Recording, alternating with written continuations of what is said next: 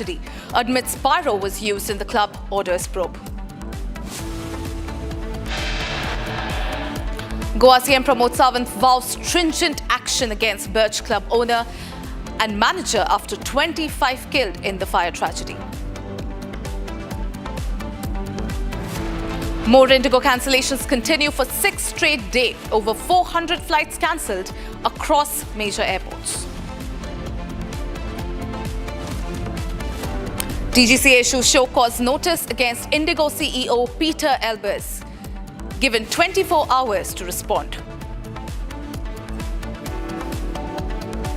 Parliament set for historic debate on the 150th anniversary of Vande Mataram. Prime Minister Modi to initiate debate in the Lok Sabha. Karnataka power tussle back in focus. DK Shivkumar drops a bombshell, says prepare for a change in the state.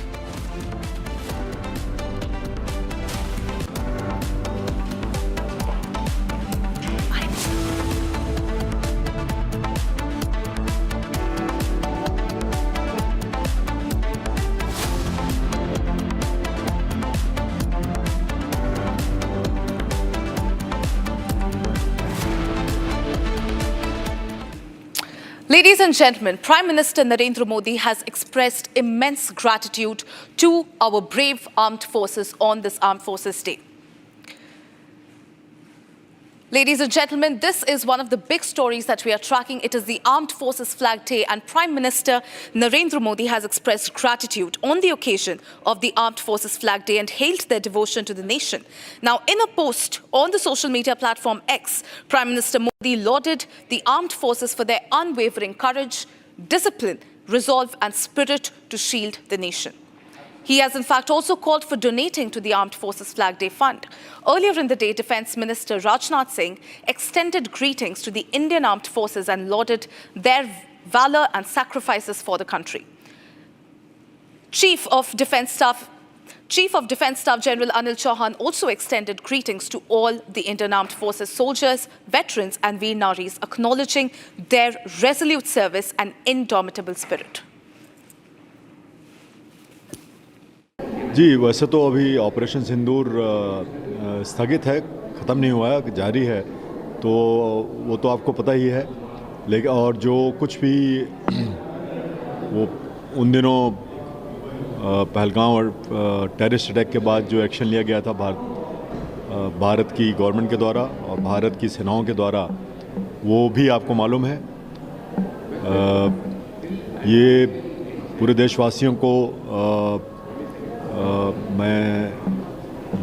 मुझे ऐसा एहसास है कि देशवासियों को हमारी सेनाओं पे गर्व है और पूरी सशक्त सेनाएं, आर्मी, नेवी, एयरफोर्स और बाकी जो CAPFs हैं वो अपनी अपनी ड्यूटी कर रही हैं और कोई भी हमारी तरफ अगर गलत नज़रों से देखेगा तो उसका बहुत करारा जवाब दिया जाएगा। ये हमने सिंदूर में भी दिखाया है और आगे भी दिखाएंगे। Ladies and gentlemen, we are tracking other stories in this bulletin as well.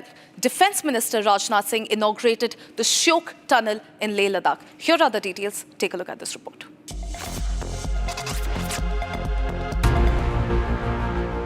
Defence Minister Rajnath Singh inaugurated the Shyok Tunnel in Leh Ladakh. Addressing the personnel of Border Roads Organisation, Rajnath Singh referred to Operation Sindoor's success, saying the world witnessed India's strength in response to the terror attack in Pahalgam. मैं operation सिंदूर की चर्चा यहां पर जरूर करना चाहूंगा। अभी कुछ ही महीने पहले हमने देखा जब पहलगाम के दुर्दांत आतंकी हमले का जवाब देते हुए हमारी आर्म्ड फोर्सेस ने ऑपरेशन सिंदूर को प्रभावी तरीके से अंजाम दिया, तो आतंकियों का क्या हश्र किया ये दुनिया जानती है। वैसे करने को तो हम बहुत कुछ कर सकते थे, लेकिन हमारी सेनाओं ने पराक्रम के साथ साथ धैर्य का भी परिचय देते हुए उतना ही किया जितना कि आवश्यक था। इतना बड़ा ऑपरेशन इसलिए संभव हो पाया क्योंकि हमारी कनेक्टिविटी स्ट्रांग थी। Rajnath Singh also paid tribute to the soldiers who sacrificed their lives in the line of duty and thanked the people of Ladakh for their continued support to the armed forces. Now, ladies and gentlemen, a fire at a Goa nightclub post-midnight on Sunday killed at least 25 people, including 14 staff members and some tourists as well. The incident occurred at the Birch by Romeo Lane nightclub in the Arpora village, North Goa. This is one of the biggest stories that we are tracking, ladies and gentlemen. In fact, Goa CM Dr. Pramod Sawant has also spoken exclusively to Republic, and he has also said that he has ordered a magisterial inquiry into the incident, as well as has promised and vowed stringent action against the club owners. As per the reports that are coming in, the club owners are currently on a run while FIR has been registered against them. It is a deadly fire, ladies and gentlemen, that broke out a little after the midnight, where 25 people were killed and 7 were injured. कितने साल से काम कर रहे थे? अभी लिसलनी गांव से आया, नवंबर 27 तारीख को आया। अभी 3 दिन 4 दिन हुआ काम पर करके उसका। 3 दिन से काम? हाँ, 3 दिन। बर्च नाइट क्लब में काम कर रहा था? हाँ, काम कर रहा था, हाउसकीपिंग जॉब कर रहा था। हाउसकीपिंग?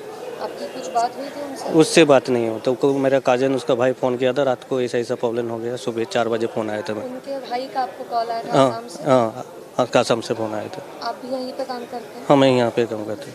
आप अभी अंदर जाके आए हैं? हाँ, देख के आया उसका।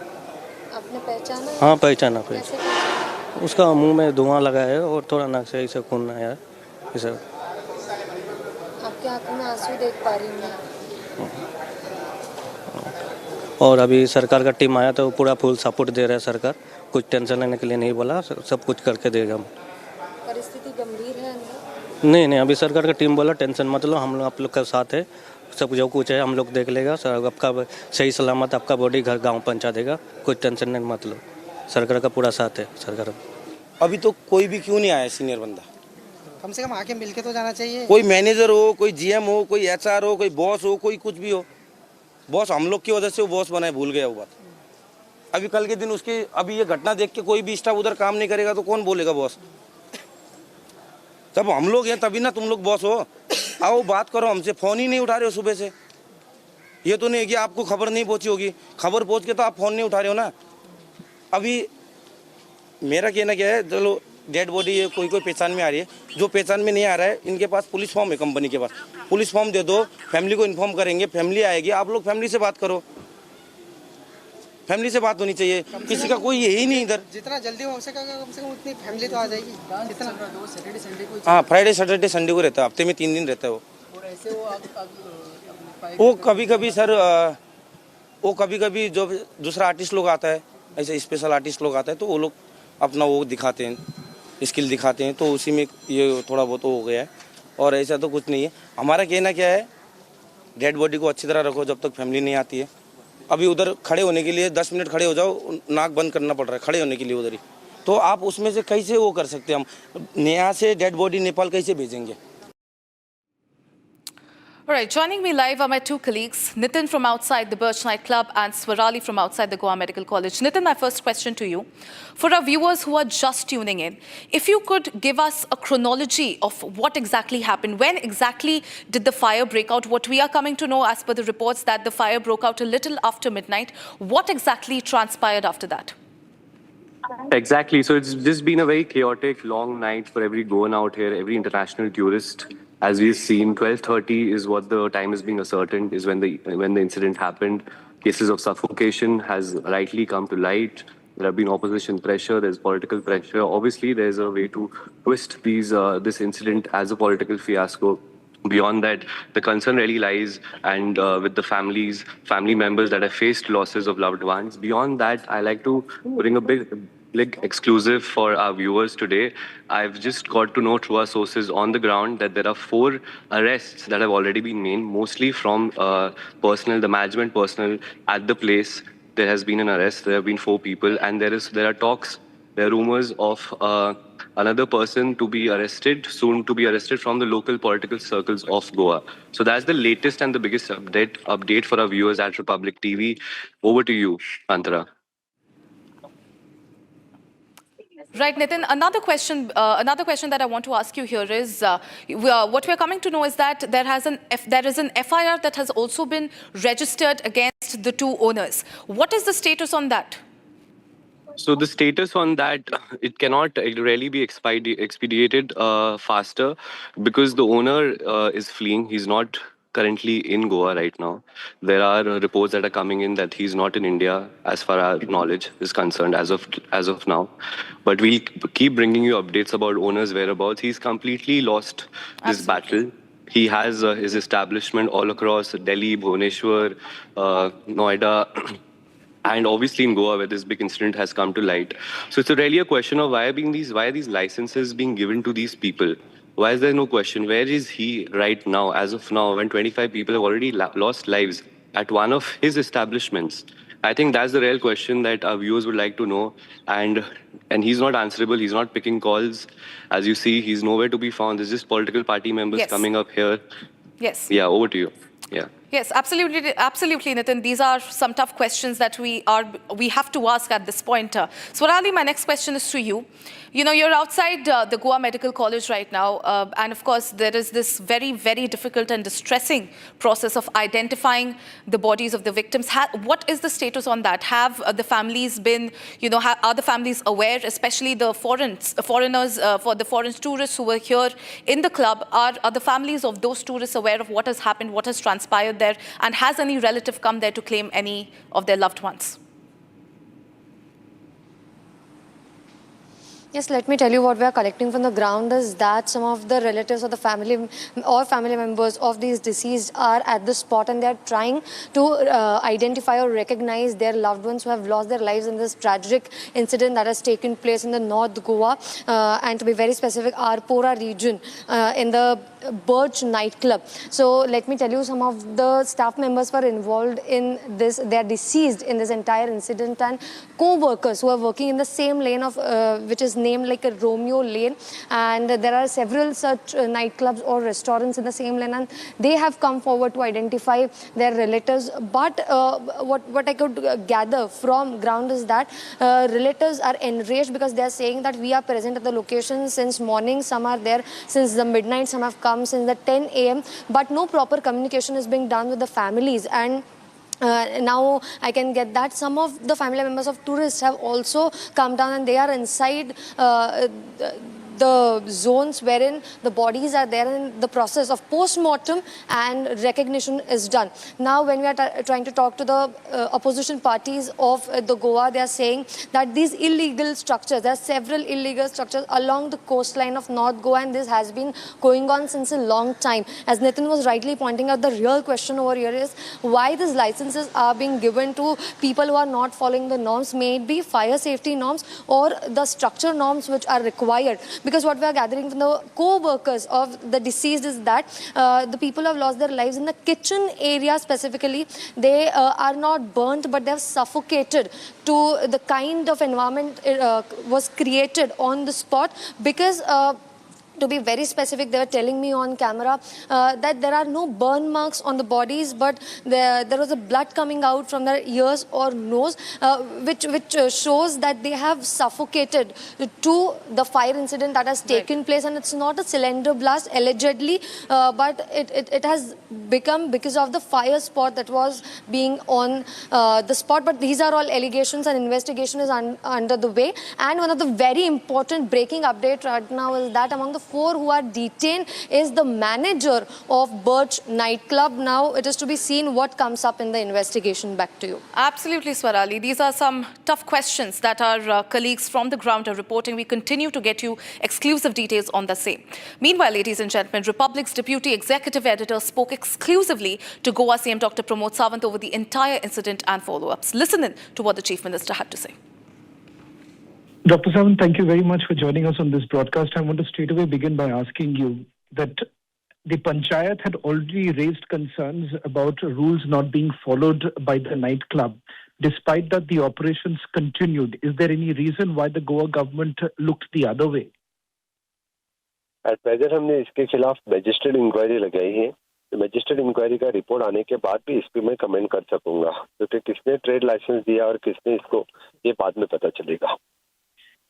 डॉक्टर सावंत, प्रिलिमिनरी जो इन्फॉर्मेशन आपके पास आई है उससे आपको क्या जानकारी मिल रही है कि आखिरकार ये क्या कारण हो सकता है? क्योंकि कुछ लोग ये कह रहे थे कि कुछ पायरोज विजुअल्स हो रहे थे, कुछ प्रोग्राम चल रही थी उस वक्त आग लगी? जी हाँ, आपके पास इस सही कहा, आपने सही कहा। इस कुछ तो पैरोल्स कुछ तो वहां पे लगे थे, तो क्लब के ऊपर वाले हॉल में आग लगी और वहां से लोग बाहर एक ही दरवाजे से जो निकलना था, वो ज्यादा लोग बाहर निकल आए, लेकिन जो लोग उनके ग्राउंड फ्लोर में चले गए, वो सफोकेशन के वजह से उनकी डेथ हो गई है।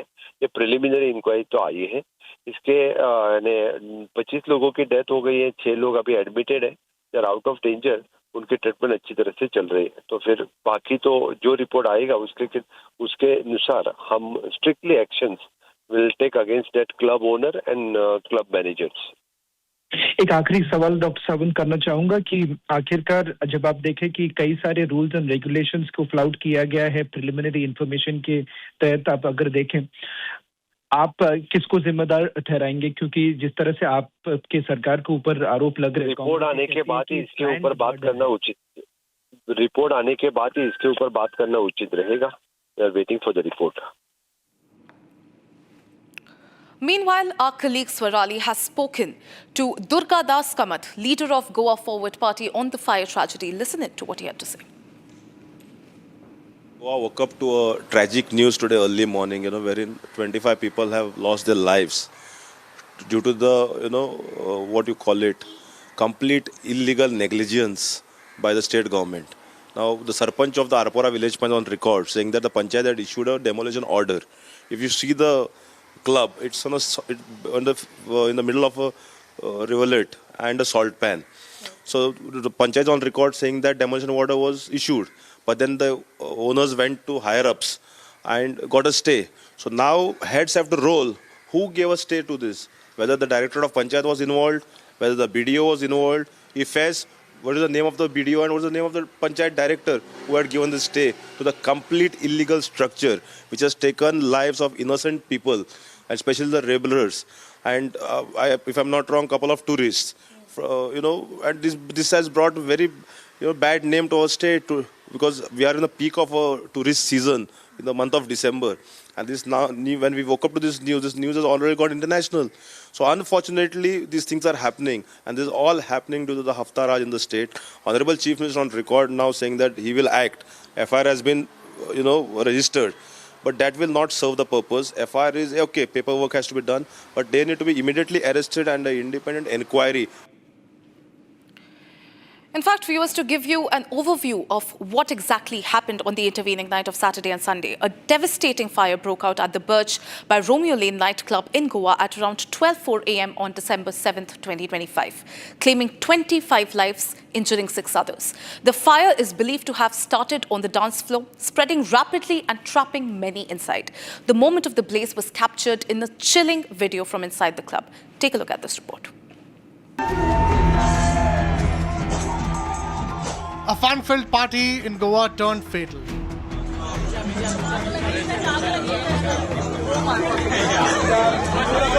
Goa's popular nightclub, Birch by Romeo Lane, has been completely gutted by a huge fire. At least 25 people have died, including 4 tourists and 19 staff members, in the deadly fire. These are the final moments inside the Goa nightclub just before the deadly fire erupted.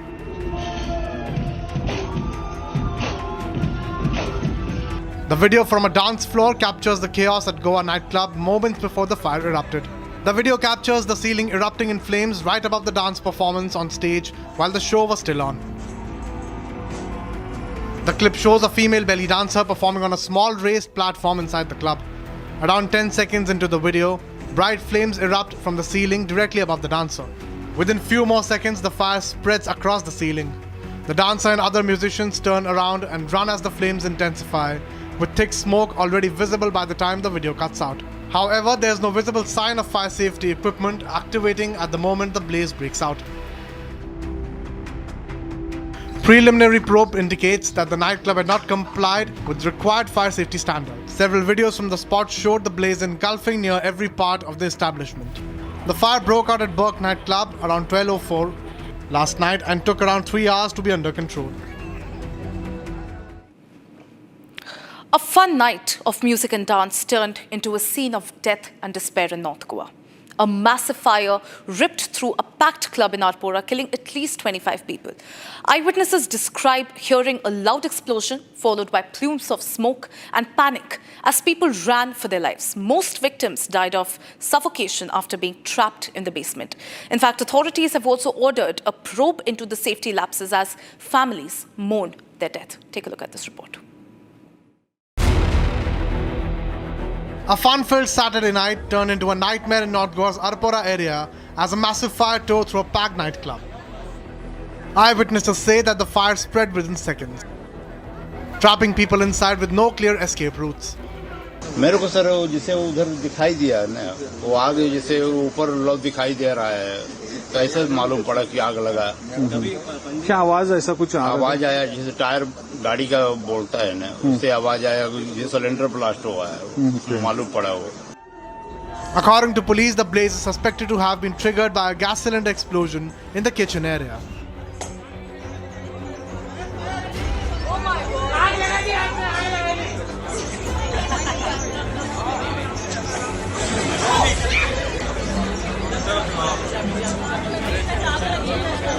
The fire quickly engulfed the entire premises as panic set in among hundreds who were inside or nearby.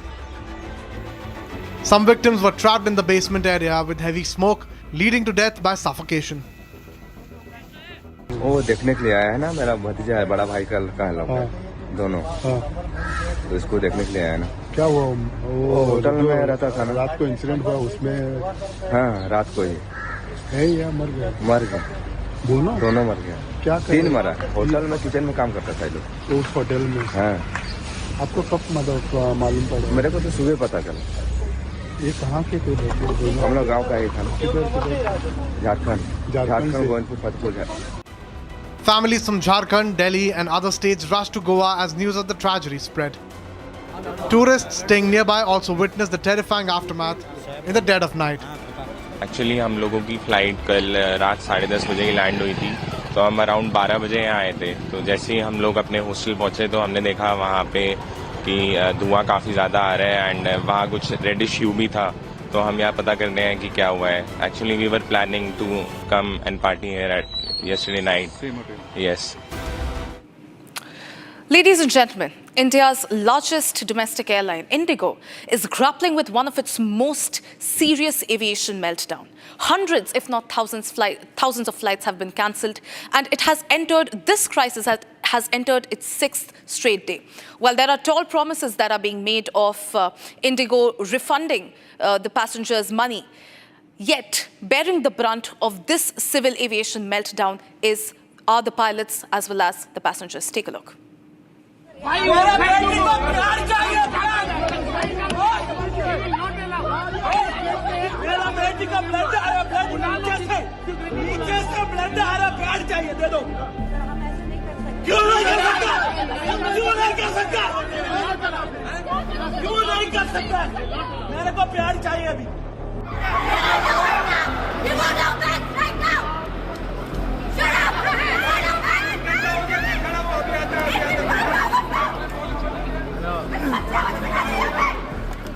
That we have experienced severe operational disruptions for the past few days. Since then, the crisis continued to aggravate, with today, December 5th, being the most severely impacted day, with the number of cancellations well over 1,000, or more than half of our number of daily flights.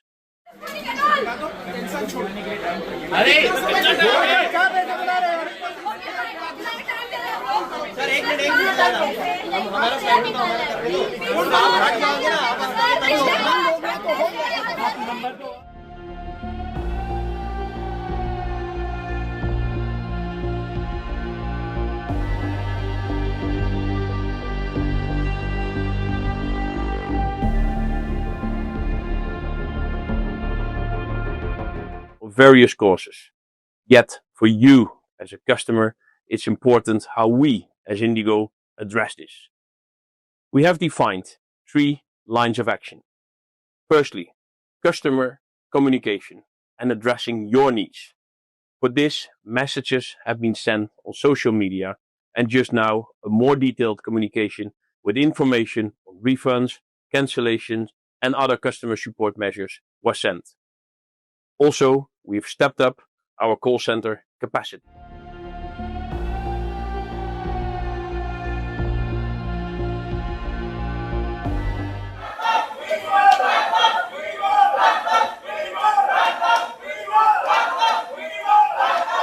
See, in order to make air travel more safe and secure, the pilots were demanding extra rest hours as per international norms. So, DGCA, on the directive of the courts, also declared the new norms for rest of 6 hours was increased to 8 hours. Similarly, the night flying hours were reduced, and directives were given more than 1 year back to all the airlines to recruit more pilots and staff and get ready for the new norms. All the airlines like Akasa, SpiceJet, Air India Express, they all adhered to the norms. But Indigo not only did not adhere to the norms, they also expanded their international route network and, increased their domestic flights without increasing the crew and the pilots. The result was, when government wanted to enforce the policy deadline, which was in November, till November end, Indigo, rather than cutting down some of their flights, grounded most of their flights. They took up a lot of the bays. So on those bays, SpiceJet and Air India also could not land in certain airports. The result was there was complete chaos. And people who had to go to see dying relatives or for other things, they had to, either take charter flights or, buy tickets at exorbitant rates. So this was also exploitation by other airlines.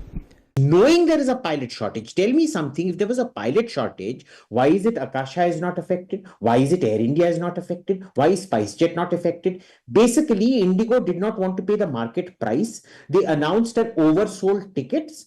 And mind you, what planes are running, even those they are not willing to operate. Now, if there is a pilot shortage, is there a ground staff shortage? You have checked in passenger luggage, cancelled their flights, and they're taking 3-4 hours just to get their luggage back. This is the worst kind of strong arm tactic. It is criminal. It is outright criminal. The entire management of Indigo needs to be arrested. But clearly our minister has some kind of an understanding with him, or he has no understanding of the business. The question still hangs in the air, sharp and unanswered. When will this aviation nightmare finally end?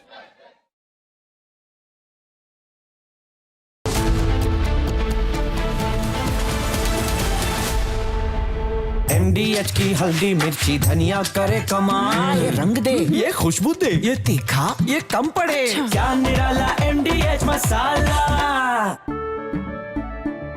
केसरिया से मन जोगी हुआ रे, दिल झूमे देखो मतवारा हुआ रे, केसरिया से मन जोगी हुआ। हर पल मनाओ केसरी त्योहार। विमल, बोलो जुबान केसरी। आर प्योर सूजी पास्ता उबालो मिलाओ और खाओ, 8 मिनट में तैयार। क्या टेस्ट है सबका राजा आर प्योर मसाला।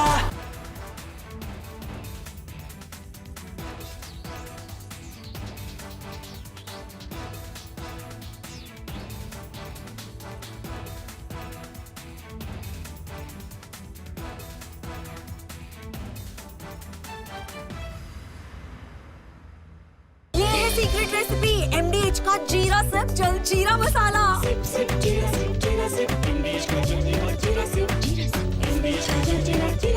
भाई मेरा बेटी को प्यार चाहिए, मेरा बेटी का ब्लड आ रहा, ब्लड नीचे से ब्लड आ रहा, प्यार चाहिए, दे दो। क्यों नहीं कर सकता, क्यों नहीं कर सकता? क्यों नहीं कर सकता? मेरे को प्यार चाहिए अभी।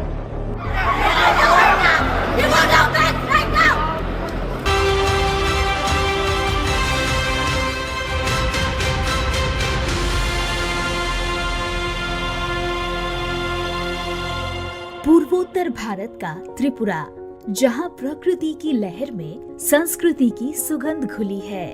ये धरती परंपरा, विविधता और नई संभावनाओं का सुंदर संगम है।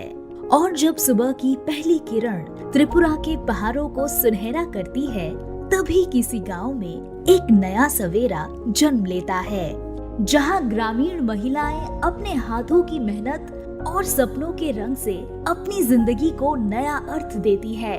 ये कहानी है बदलाव की, जिसने उन्हें हिम्मत दी, राह दिखाई और आत्मनिर्भर बनाया।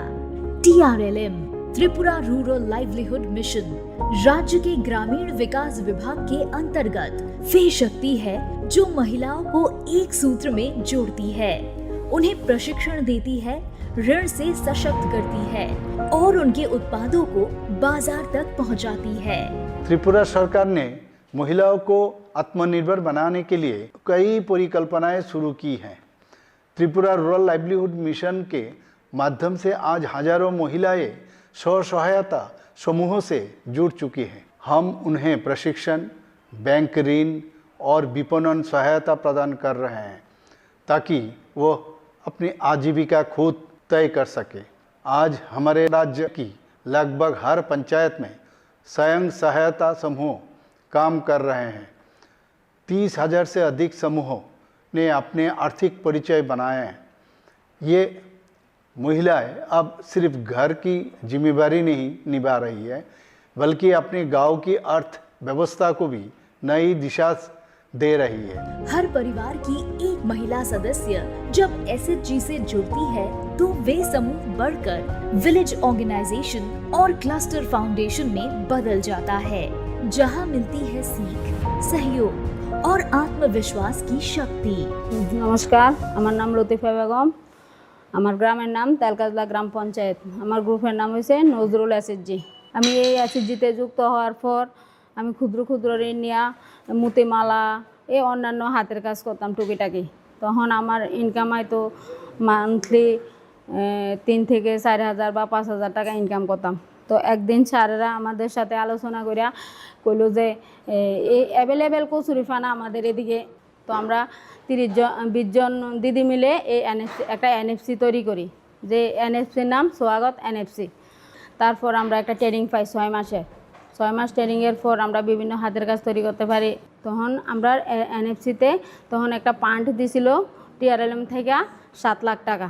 তারপরে যখন আমরা আস্তে আস্তে বিজনেসটা একটু উপরের দিকে যাইতেছে, তখন আবার TRLM আমরা 15 লাখ টাকা ইনভেস্ট করছে, আমরা যাতে কিভাবে এই প্রজেক্টটারে বাড়াইতে পারি। ইনকাম আগে তো আমার ক্ষুদ্র একটা ব্যবসা ছিল, যে কারণে আমি এত একটা কিছু করতে পারতাম না। এখন এই NFCতে আওয়ার পরে বা এই কাজের সাথে যুক্ত হওয়ার পরে আমার মান্থলি এখন 10 থেকে 12,000 টাকা পরে, যেটা দিয়ে আমার সংসারও আমিও আমার হাজব্যান্ডকে সাপোর্ট করতে পারি। যে কারণে আমরা TRLM प्लस त्रिपुरा सरकार के असंख्य धन्यवाद। इन्हीं समूहों से निकलती है वे महिलाएं जो आज कृषि, पशुपालन, हस्तशिल्प और खाद्य प्रसंस्करण में अपनी अलग पहचान बना रही है। साल 2022-23 में 63,000 से अधिक ग्रामीण महिलाएं TRLM से जुड़ी और 120 करोड़ से अधिक के बैंक ऋण से उनके सपनों को उड़ान दी। लखपति दीदी और समृद्धि अभियान जैसी पहलों ने महिलाओं को केवल आर्थिक नहीं, सामाजिक रूप से भी सशक्त किया है। नमस्कार, আমার নাম রূপালী সরকার। আমি বিবেকানন্দ SHG গ্রুপের একজন গ্রুপ প্রেসিডেন্ট। আমার ভিউর নাম জনকল্যাণ ভিউ দক্ষিণ চরিলাম। আমি এই সেলফ হেল্প গ্রুপ করার উদ্দেশ্য, আমি নিজের পায়ে নিজে কীভাবে দাঁড়াবো, আমি নিজে স্বাবলম্বী হব। আমার আর্থিক অবস্থা আগে খুবই দুর্বল ছিল। এখন আমি এই SHG গ্রুপ করে TRLM-এর তাদের সহযোগিতায় অনেক ট্রেনিং আমি পেয়েছি। আচারের ট্রেনিং নিয়েছি, বেম্বু জুয়েলারি ট্রেনিং নিয়েছি, তারপরে সফটওয়্যার পুতুলের ট্রেনিং নিয়েছি। সবকটা ট্রেনিং করে আমি সব কিছু প্রোডাক্ট বানিয়ে যেখানে যেখানে সরকারি মেলা হয় ওইখানে আমাকে পাঠায় এবং টিআরএলেমের সহযোগিতা আমি আজকে আমার পরিবার নিয়ে আমি খেয়ে দিয়ে ভালো আছি। আমার আর্থিক অবস্থা আগে খুবই অচল ছিল, 2 মুঠো ভাত খাওয়ার ব্যবস্থা ছিল না। আমাকে ব্যাংক লোন সহযোগিতা করেছে, উদ্যম আধার দিয়ে আমি 2 লাখ টাকার লোন স্যাংশন করে দিয়েছে টিআরএলএম অফিস। ওই লোন নিয়ে আমি এখন বেম্বু জুয়েলারি ব্যবসা শুরু করি। এখন আমি বেম্বু জুয়েলারি সারা ত্রিপুরাতে আমি বিক্রি করছি, ভালোই আছি। আমি সম্পূর্ণ কৃতজ্ঞ। টিআরএলএম অফিস আমাকে সর্বদিকে সর্বক্ষণ আমাকে এগিয়ে নিয়ে যাওয়ার জন্য তারা নানান প্রচেষ্টা চালিয়ে যাচ্ছে। मेरे प्यारे देशवासियों, हमारे लिए खुशी की बात है कि एक तरफ मेरे सीईओ दुनिया भर में नाम कमा रहे हैं भारत का, तो दूसरी तरफ विमेन सेल्फ हेल्प ग्रुप से 1 करोड़ मेरी सामान्य परिवार की माताएं बहनें लखपति दीदी बनती है। आज त्रिपुरा की 1,14,630 लखपति दीदियां गर्व के साथ अपना कारोबार चला रही हैं। आज त्रिपुरा की महिलाएं सीमाओं से आगे बढ़ चुकी हैं। वे नेतृत्व कर रही हैं, उत्पादन कर रही हैं और डिजिटल युग में अपनी जगह बना रही हैं। ये सिर्फ आजीविका ही नहीं बल्कि आत्मसम्मान और परिवर्तन की मिसाल है। मुझे गर्व है कि आज त्रिपुरा में 1,14,630 लखपति दीदियाँ जो अपने व्यवसाय और परिवार दोनों को सफलता से बढ़ा रही है। टीआरएलएम महिला को उद्यमिता, वित्तीय साक्षरता, डिजिटल कौशल और उत्पादन आधारित प्रशिक्षण देता है। हमने तृप्ति प्रोजेक्ट जैसी पहल शुरू की हैं जो विशेष रूप से हमारे पहाड़ी और दूर दराज क्षेत्रों की महिलाओं को आजीविका के नई अवसर दे रही हैं। महिलाओं के उत्पादों का बाजार से जोड़ने के लिए हमने ट्राइफेड, रूरल मार्ट और त्रिपुरा एम्पोरियम जैसे मंच तैयार किए हैं। साथ ही ई-कॉमर्स प्लेटफॉर्म के माध्यम से हम उनके उत्पादों को देश भर तक पहुंचाने का प्रयास कर रहे हैं। महिलाओं की शिक्षा और स्वावलंबन की दिशा में भी राज्य सरकार निरंतर कदम उठा रही है। मुख्यमंत्री कन्या आत्मनिर्भर योजना के अंतर्गत राज्य की मेधावी छात्रों को मुफ्त स्कूटी प्रदान की जा रही है ताकि वह शिक्षा और रोजगार के राह में आत्मनिर्भर बन सके। साथ ही त्रिपुरा के विविध स्थानों पर बालिकाओं के लिए छात्रावासों का निर्माण किया जा रहा है जिससे दूर दराज के बेटियां सुरक्षित और सुविधाजनक परिवेश में अपनी पढ़ाई पूरी कर सके। मुख्यमंत्री सुस्थ शिशु सुस्थ शैशव अभियान के तहत बच्चों, किशोरी बालिकाओं और नई माताओं को निःशुल्क टीकाकरण की सुविधा दी जा रही है। ये पहल त्रिपुरा के आने वाले स्वस्थ और सक्षम भविष्य की नींव रख रही है। ये है त्रिपुरा की दीदियों की कहानी, लाखों सपनों की, आत्मनिर्भर त्रिपुरा की और हर उस दीदी की जिसने कहा मैं भी कर सकती हूँ। নমস্কার, আমার নাম মিতা চক্রবর্তী, আমার দলের নাম সমাজ কল্যাণ মহিলা দল আর আমি টিজিবি মতাই ব্রাঞ্চে ব্যাংক সখী হিসেবে কাজ করছি 2019 সাল থেকে। আমি 2019 সাল থেকে ব্যাংক সখী হিসেবে কাজ করার পর এখন অবধি প্রায় 300-র উপরে এসএসজিকে লোন করিয়েছি যার মূল্য প্রায় 11 কোটি টাকার মতো। এই লোনগুলো করার পাশাপাশি আমি যখন দলে যাই দেখি দিদিদের মধ্যে আরও ডিমান্ড থাকে, আরও লোনের চাহিদা আছে, তখন আমি তাদেরকে एसएचजी इंडिविजुअल कराई। रिसेंटली আমি একটা মুদ্রা লোনও করিয়েছি যেটা 7.5 লক্ষ টাকা। जब राज्य की हर महिला अपने फैसले खुद ले, अपने परिवार को सशक्त करे, अपने समाज को प्रेरित करे, तो तय है कि ये राज्य, ये देश और ये दुनिया एक बेहतर दिशा में आगे बढ़ रही है। सशक्तिकरण केवल योजनाओं से नहीं, अवसर से आता है। इसी सोच के साथ राज्य सरकार ने सरकारी नौकरियों में महिलाओं के लिए 33% आरक्षण सुनिश्चित किया है। अब त्रिपुरा की महिलाएं प्रशासन, शिक्षा, स्वास्थ्य और विकास हर क्षेत्र में अपनी निर्णायक भूमिका निभा रही है। आज त्रिपुरा की महिलाएं लाभार्थी नहीं बल्कि निर्माता बन चुके हैं। उन्होंने अपने आत्मविश्वास और परिश्रम से समाज में नई परिचय बनाए हैं। वह अब आर्थिक रूप से मजबूत है और निर्णय लेने की प्रक्रिया में अग्रणी भूमिका निभा रही है। यही असली सशक्तिकरण है। हर ग्रामीण परिवार किसी न किसी आजीविका मिशन से जुड़ा हो। हम महिला को छोटे उद्योग, बागवानी, हस्तशिल्प और पर्यटन से जोड़कर वुमेन लेड डेवलपमेंट की दिशा में त्रिपुरा को देश का आदर्श राज्य बनाना चाहते हैं। इसके अलावा मुख्यमंत्री कन्या आत्मनिर्भर योजना के तहत त्रिपुरा सरकार ने बेटियों को आत्मनिर्भरता की नई उड़ान दी है। राज्य भर में मेधावी छात्राओं को मुफ्त स्कूटी प्रदान की जा रही है ताकि वे न केवल शिक्षा बल्कि अपने सपनों की राह भी खुद तय कर सकें। राज्य के विभिन्न हिस्सों में बालिकाओं के लिए छात्रावासों का निर्माण किया जा रहा है। इन हॉस्टलों ने दूर दराज क्षेत्रों की बेटियों के लिए शिक्षा के द्वार खोल दिए हैं, जहां वे सुरक्षित माहौल में रहकर पढ़ाई कर सके। मुख्यमंत्री सुष्ट शिशु सुष्ट शैशव अभियान के अंतर्गत बच्चों, किशोरी बालिकाओं और नई माताओं को निशुल्क टीकाकरण की सुविधा दी जा रही है। ये पहल त्रिपुरा के आने वाले भविष्य यानी हमारे बच्चों के स्वास्थ्य की मजबूत नींव रख रही है। सशक्तिकरण केवल योजनाओं से नहीं, अवसरों से आता है। इसी सोच के साथ सरकारी नौकरियों में महिलाओं के लिए 33% आरक्षण सुनिश्चित किया गया है। अब त्रिपुरा की महिलाएं प्रशासन, शिक्षा, स्वास्थ्य और विकास हर क्षेत्र में अपनी निर्णायक भूमिका निभा रही है। ये है नए त्रिपुरा की तस्वीर, जहां बेटी को समान अवसर, सुरक्षा और सम्मान के साथ आगे बढ़ने का पूरा अधिकार मिला है। एक ऐसा त्रिपुरा जहां सशक्त नारी ही सशक्त राज्य की पहचान है।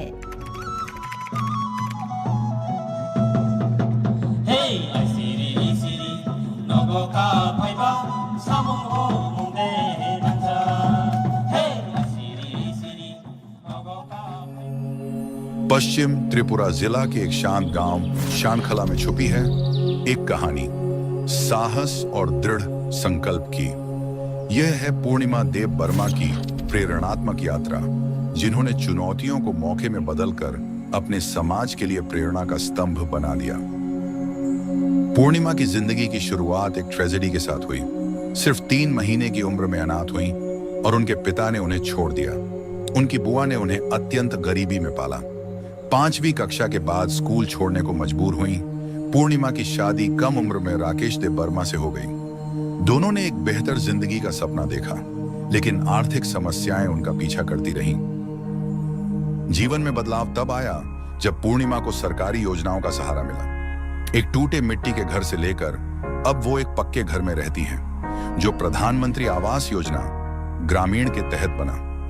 बिजली, पानी की पाइपलाइन और शौचालय जैसी सुविधाओं ने उनके परिवार के जीवन को सुविधा और गरिमा दी। আগে আমরা পাকা ঘরে থাকার কথা ভাবতেও পারতাম না, কিন্তু এখন সরকারি প্রকল্পের সাহায্যে একটি পাকা ঘরে আমরা নিরাপদভাবে বসবাস করছি। जिंदगी और भी सुविधाजनक बन गई जब प्रधानमंत्री उज्ज्वला योजना के तहत उन्हें एलपीजी कनेक्शन मिला। अब वो सुरक्षित और स्वस्थ वातावरण में खाना बनाती हैं। उनके बच्चे जो पहले मोमबत्ती की रोशनी में पढ़ते थे, अब प्रधानमंत्री उजाला योजना के तहत बेहतर लाइटिंग में पढ़ाई करते हैं। पूर्णिमा ने अपने परिवार को उठान देने के लिए नए मौकों की तलाश की। मनरेगा के तहत उन्हें एक बकरी शेल्टर मिला और उन्होंने पशुपालन शुरू किया। महात्मा गांधी राष्ट्रीय ग्रामीण रोजगार गारंटी अधिनियम मनरेगा और एक सेल्फ एम्प्लॉयमेंट लोन की मदद से उन्होंने अपनी आय के स्रोतों को बढ़ाया, कपड़े और पशु उत्पाद बेचकर। उनका सफर यहीं खत्म नहीं हुआ। त्रिपुरा ग्रामीण आजीविका मिशन के सहारे उन्होंने आधुनिक चप्पल बनाने की ट्रेनिंग ली। वित्तीय सहायता का उपयोग करके उन्होंने मशीन खरीदी और एक सफल व्यवसाय शुरू किया। आज वो सिर्फ अपने लिए स्थिर आय नहीं कमा रही हैं, बल्कि अपने समुदाय की अन्य महिलाओं को प्रशिक्षण देकर सशक्त कर रही हैं। আমাদেরকে দেখিয়েছে কিভাবে সরকারি সুবিধা পেয়ে আমাদের জীবন আমরা পরিবর্তন করতে পারি। By Purnima, Dr. Bagre, Kaisa, Polukmari, Bonologu, Sinparanize, Beba, Bororo, Serena Nago, Samurina Bagre, नाथाय निजिनो सागबाय थाउ बसाना बागै पूर्णिमा देव वर्मा की कहानी सिर्फ एक व्यक्तिगत सफलता की कहानी नहीं है। यह दिखाती है कि जब सरकारी योजनाएं और दृढ़ संकल्प मिलते हैं तो जिंदगी और समाज दोनों को बदला जा सकता है। उन्होंने साबित किया है कि कोई भी रुकावट इतनी बड़ी नहीं होती जब साहस और मौका एक साथ मिलते हैं।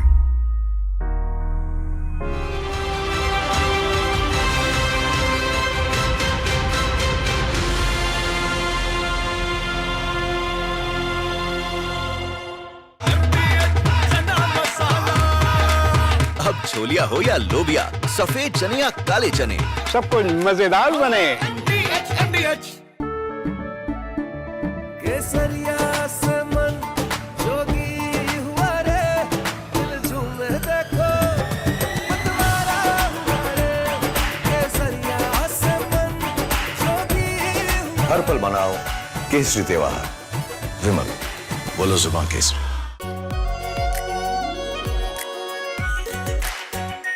Are pure shahi paneer masala, delicious, healthy everyday.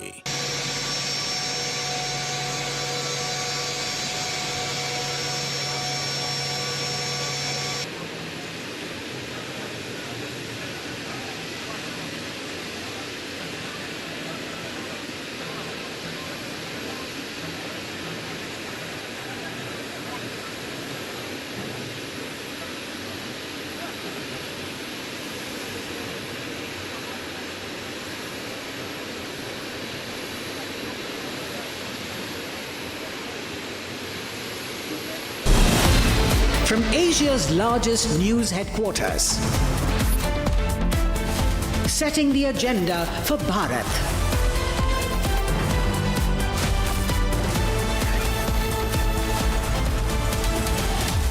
You're watching Republic.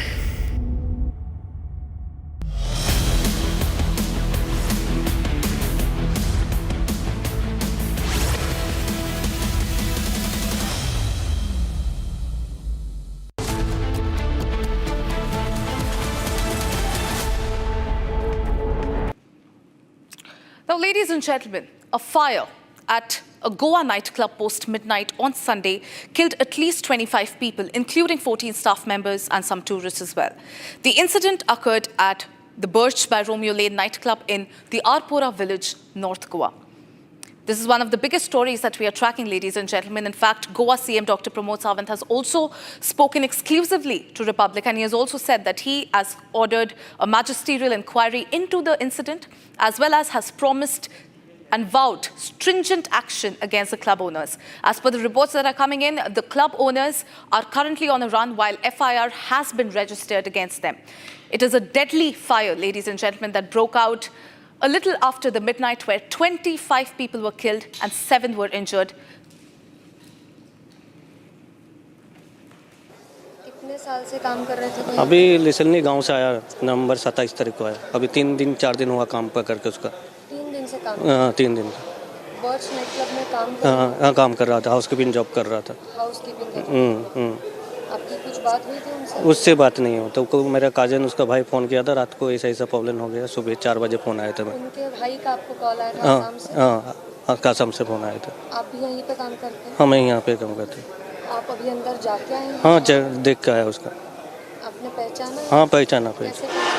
उसका मुँह में धुआं लगा है और थोड़ा नाक से ऐसा खून आया है। आपकी आंखों में आंसू देख पा रही हूँ मैं। और अभी सरकार का टीम आया तो पूरा फुल सपोर्ट दे रहा है सरकार। कुछ टेंशन लेने के लिए नहीं बोला, सब कुछ करके देगा। परिस्थिति गंभीर है अंदर? नहीं, अभी सरकार का टीम बोला टेंशन मत लो, हम लोग आप लोग के साथ है, सब जो कुछ है हम लोग देख लेगा। आपका सही सलामत आपका बॉडी घर गाँव पहुँचा देगा, कुछ टेंशन नहीं मत लो, सरकार का पूरा साथ है। सरकार अभी तो कोई भी क्यों नहीं आया सीनियर बंदा? कम से कम आके मिलके तो जाना चाहिए। कोई मैनेजर हो, कोई GM हो, कोई HR हो, कोई बॉस हो, कोई कुछ भी हो। बॉस हम लोग की वजह से वो बॉस बनाए, भूल गया वो बात।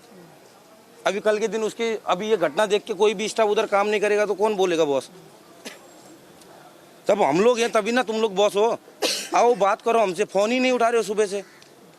ये तो नहीं है कि आपको खबर नहीं पहुंची होगी, खबर पहुंच के तो आप फ़ोन नहीं उठा रहे हो ना।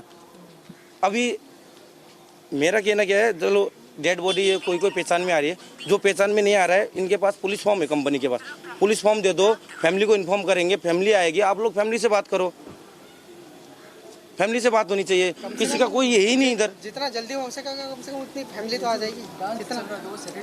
हाँ, फ्राइडे सैटरडे संडे को रहता है, हफ्ते में 3 दिन रहता है वो।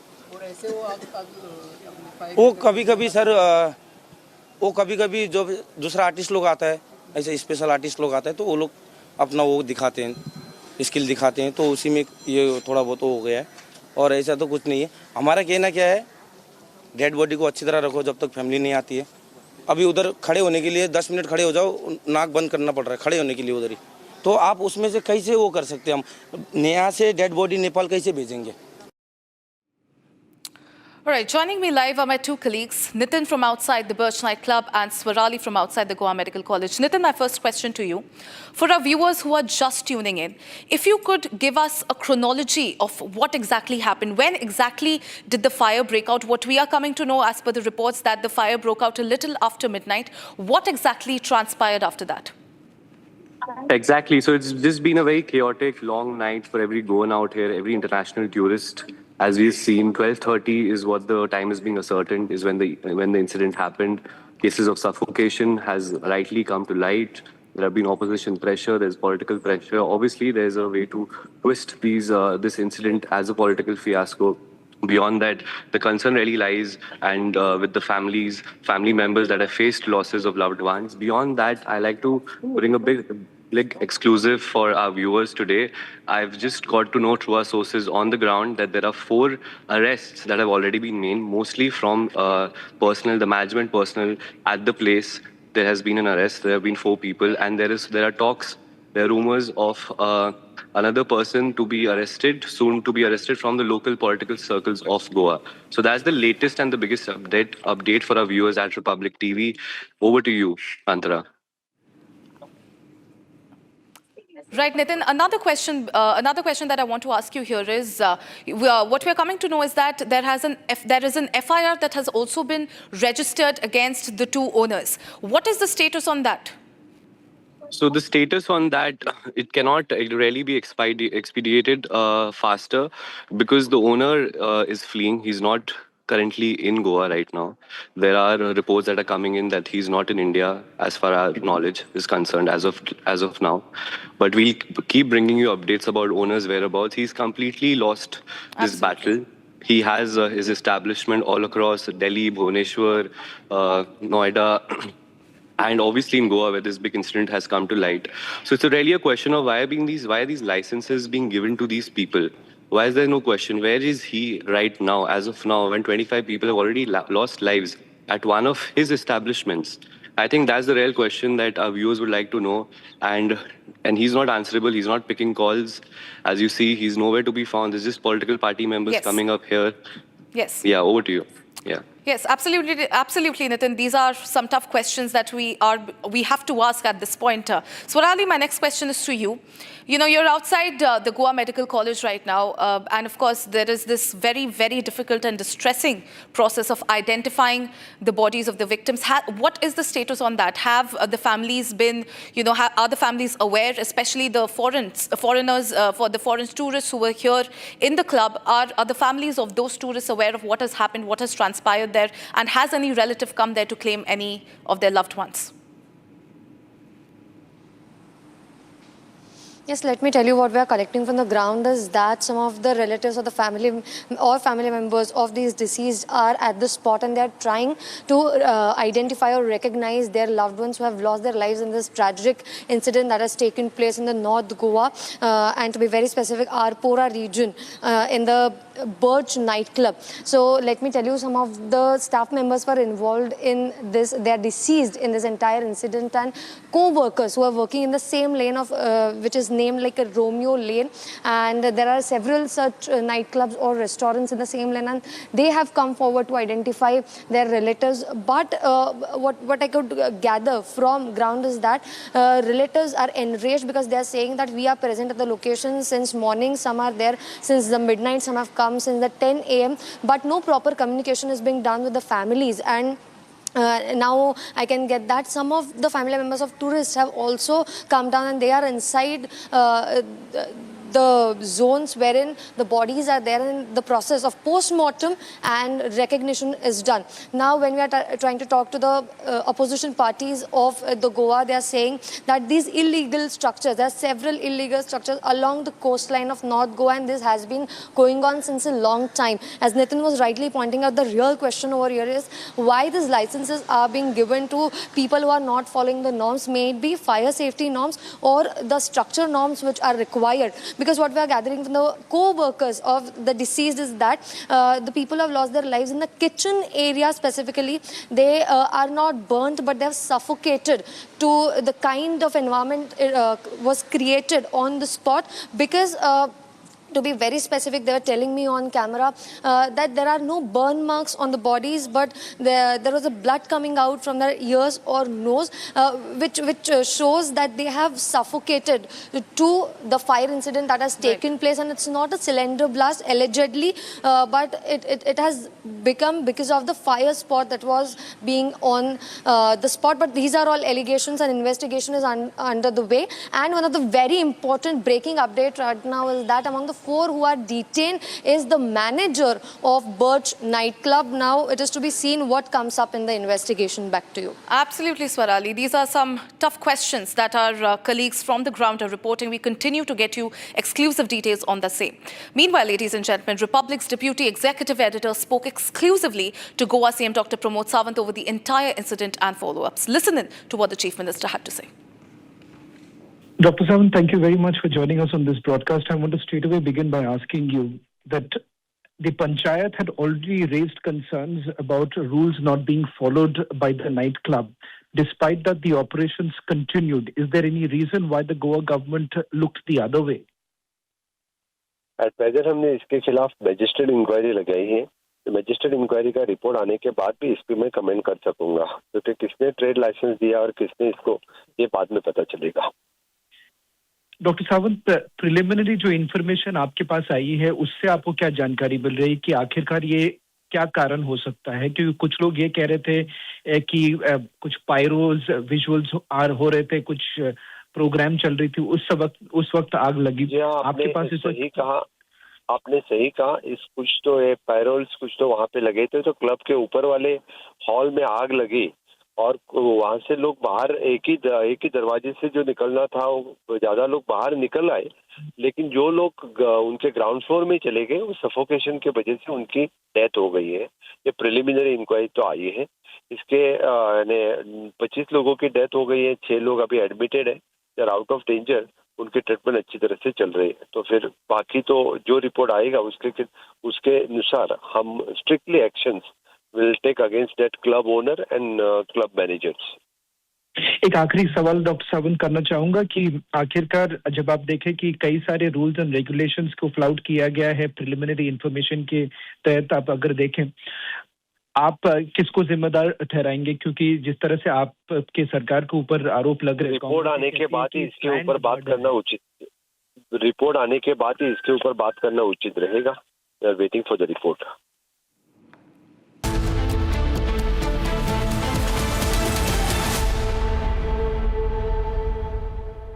थोड़े में ज्यादा स्वाद, यही तो है इसकी खास बात. वाओ मामा, क्या स्वाद है. अरे मेरे राजा, राजा और मसाला, केसरिया से मन जोगी हुआ रे, दिल झूमे देखो मतवारा हुआ रे, केसरिया से मन जोगी हुआ. हर पल मनाओ केसरी त्योहार. विमल, बोलो जुबान केसरी. MDH की देगी मिर्च, देगी मिर्च का तड़का, अंग अंग फड़का. MDH की देगी मिर्च.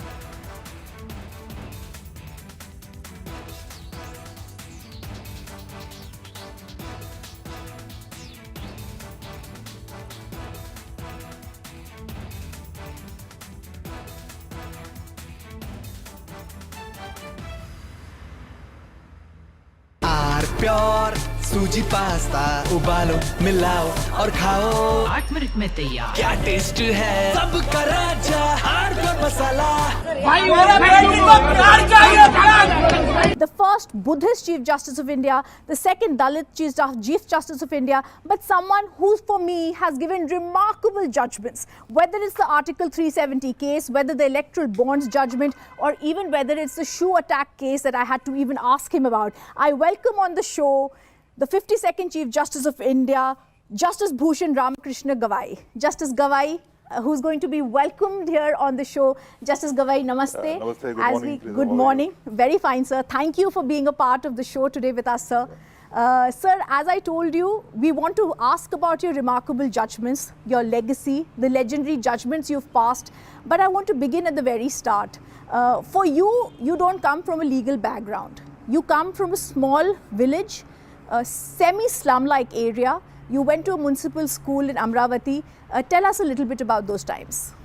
I was born in Amravati, and my father had plunged into social and political activities right from his student days. So the things were not that easy that time. So I started my schooling in a municipal school in almost a semi-slum area where we were required to sit on the floor on daris. And thereafter, after some time, my father became MLC in 64. Then 68 he became deputy chairman of the council, and thereafter we shifted to Mumbai. Yes. Initially in Mumbai I had my schoolings in Marathi medium, that's Chikitsak Samo. Later on I shifted to holy name after 8th. Yes. So I did my matriculation from there. Then I studied in HR College of Commerce. Yes. And then I did law partly from the Government Law College of Mumbai, and the Punjab Deshmukh Law College Amravati. Justice Gawai, good colleges these, but nowhere have you got a sense of any nepotism or lawyers in the family. Yes, there was a sense of social activism. 1985, you were enrolled into the bar, you practiced in Nagpur, you were an assistant public prosecutor, then a public prosecutor. What were those early years like of struggle? No, see, I initially started practice in Mumbai. Okay. Yeah, in 1985. Right. So I was in Mumbai till 1990, and then I shifted to Nagpur in 1990. Yes. So I had got a good senior in Mumbai by Mr. Raja Bhosle. So I got a good opinion. I had a good practice at Mumbai also, but then I was advised by the former Advocate General, so Mr. A.S. Bobde and Mr. V.R. Manor, who were, Mr. Manor is still here. Yes. So they are the great lawyers from Nagpur, yes, and one of the best in the country. So they advised me to shift to Nagpur, yes, because I belong to Amravati. They said that if you practice in your own area, yes, you will grow up earlier there, and I think the advice proved to be correct. yes, And after shifting to Nagpur in 1990 at the instance of Mr. Manor, yes, I became AGP, Assistant Government Leader, for 1 year. So I worked as that for a period of 1992 to 1993. right. Then within 1 year I resigned and started and developed my own practice. Yes. And I built up a good private practice. Then in 2000, Mr. Bobde, the former Chief Justice of India, Yes, yes. he advised me that I should accept the office of the Government Leader Nagpur. Okay. Because I was clear from very beginning that if I get to become a judge of the High Court at an early age, Right. I would accept that. Right. And he said that if you become a government leader, the channel would be different and you would get a chance to become a High Court judge at an early age. Right. So Mr. Vilasrao Deshmukh was the Chief Minister, so he had also offered me. Yes. I accepted it on the condition that out of the total number of assistant government leaders, half would be appointed by me on merits and half on, of course, the political consideration. Yes. And I'm happy to share that out of the 12 young lawyers that I appointed, Yes, sir. 4 or 5 are on the bench now. Oh, lovely. One of them a senior judge Okay. of the High Court. Okay, of the Bombay High Court. He is presently at Delhi now. Okay, who is he, sir? Justice Sambre. Oh, lovely, lovely. That's amazing. So you did administrative and constitutional cases. As a judge of the Supreme Court and High Court, they helped you deeply. What was your initial years like that impacted you and drove you towards the judiciary and becoming a judge? As a lawyer, there are limitations. You can earn a lot of money, and in addition to that, my father was also of the view that initially he was also inclined, I was also inclined that I should go in politics, but I think then I was not cut out for it. So he said that if you continue in practice, you'll only earn money, but if you become a judge, you can contribute in fulfillment of Dr. Ambedkar's dream of social and economic justice. Right. So that was one of the motivating factors, and I got an opportunity at relatively young age. Right. As a matter of fact, I was offered much earlier by Justice B.P. Singh, who was the Chief Justice. Right. But then at that time, I was not yet 40. Okay. I had to wait for 2-3 more years. Yes. Today, when you go to Maharashtra, you're fondly called Bhushan Bhau. Do you think you have a future in social activism, in politics in Maharashtra? Not yet thought about anything because, I just not even a week that I have retired. And so I just want to have some cooling period. But I do intend to do some social service, particularly for the tribals in Amravati district. Because whenever I used to go for election campaigns of my father, before my elevation, the Melghat area where there is where the tribals reside, that they are very close to my heart. Yes, and you've seen he was the governor in Kerala, in Bihar. In Bihar, and for a short time he was having an additional charge of Sikkim. Sikkim also. So you've seen these areas closely. Not Sikkim, I've seen Bihar and Kerala. Yeah. So when you were growing up, what was the discourse that you had at the dining table like? So my father, he was a devotee of Dr. Ambedkar. He was though not a lawyer, he wanted to be a lawyer, but he could not become a lawyer because of his plunge in social and political activities. But whenever he had a time, because he was always on the move, so we used to talk about the problems of the society, the problems of the scheduled castes, the scheduled tribes, and he always was of the view that everybody should contribute for the upliftment of the downtrodden. Do you think in your short span of 6 months, you've been able to achieve any concrete steps that you had wished to before you became the Chief Justice, Justice Gawai? I do think that whatever I had prepared a roadmap that if I get an opportunity to be CJI for these 6 months and odd days, whatever I had planned, I think I could achieve that. Wonderful. What was the key things that you had wished to achieve, Justice Gawai? Of course, the judgments. Yes, which I'm going to come to in great detail. In fact, we can begin with that. The bulldozer judgment, which I also think is one of those judgments which is remarkable. I also think, in fact, I must mention here, I always feel pleasantly surprised when I hear Justice Gawai's words when it came to passing caution on the state agencies and ED, enforcement directorates, ways of functioning at certain times. Were you not afraid that you were going against the government when you were doing so? No. When you are a judge, you are not supposed to be afraid of anything. You are required to decide as per your own conscience, as per your own oath, and as per the law that you understand. And when you feel, or when while looking at the facts of the case, you find that a particular agency is going overboard and out of the way, then I don't think that the judge should be afraid of saying something or writing something in the judgment which would not be to the liking of anyone.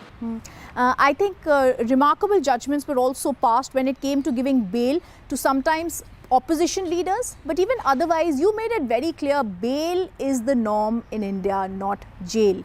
Yet we see the lower courts sometimes are not very eager to give bail. The matter goes to the High Court, then it comes to the Supreme Court. What is your recommendation for judges in lower courts? No, because I have, in one of those judgments, or many judgments which I had an occasion to deliver in a short span of period concerning the prolonged incarceration of politicians. Yes. I held that a prolonged incarceration without trial Yes. could not be permitted to be a sentence without conviction or without trial. And bail is a rule. Yes. Refusal is an exception Yes. that we have heard from the days we are students of law. Unfortunately, the trial courts are afraid they want to play. I'm not saying about everyone. And at that time, the train was also so much on the other side. And they wanted to maybe err on a safer side. But now I'm told after the series of judgments which were delivered by various benches during that period, the trend has changed. I'm told that whenever I travel to other states that the trial courts are now inclined to, even the trial courts are inclined to grant bail even in such economic offence matters. I want to just deviate from your cases, sir, and go to one very important case since you are from Maharashtra. This is a case that I have personally got documents on, the Justice Loya case. When it came to the Supreme Court and the judgment was passed, I saw wonderful testimonies which clearly showed that there was no wrongdoing in the case, and Justice Loya, in fact, there were no motives in this case, but a certain lobby tried to attribute motives. You're from Maharashtra, you had said at that time you had met him. How do you look at this motivated lobby and always the way it tries to persecute in each case?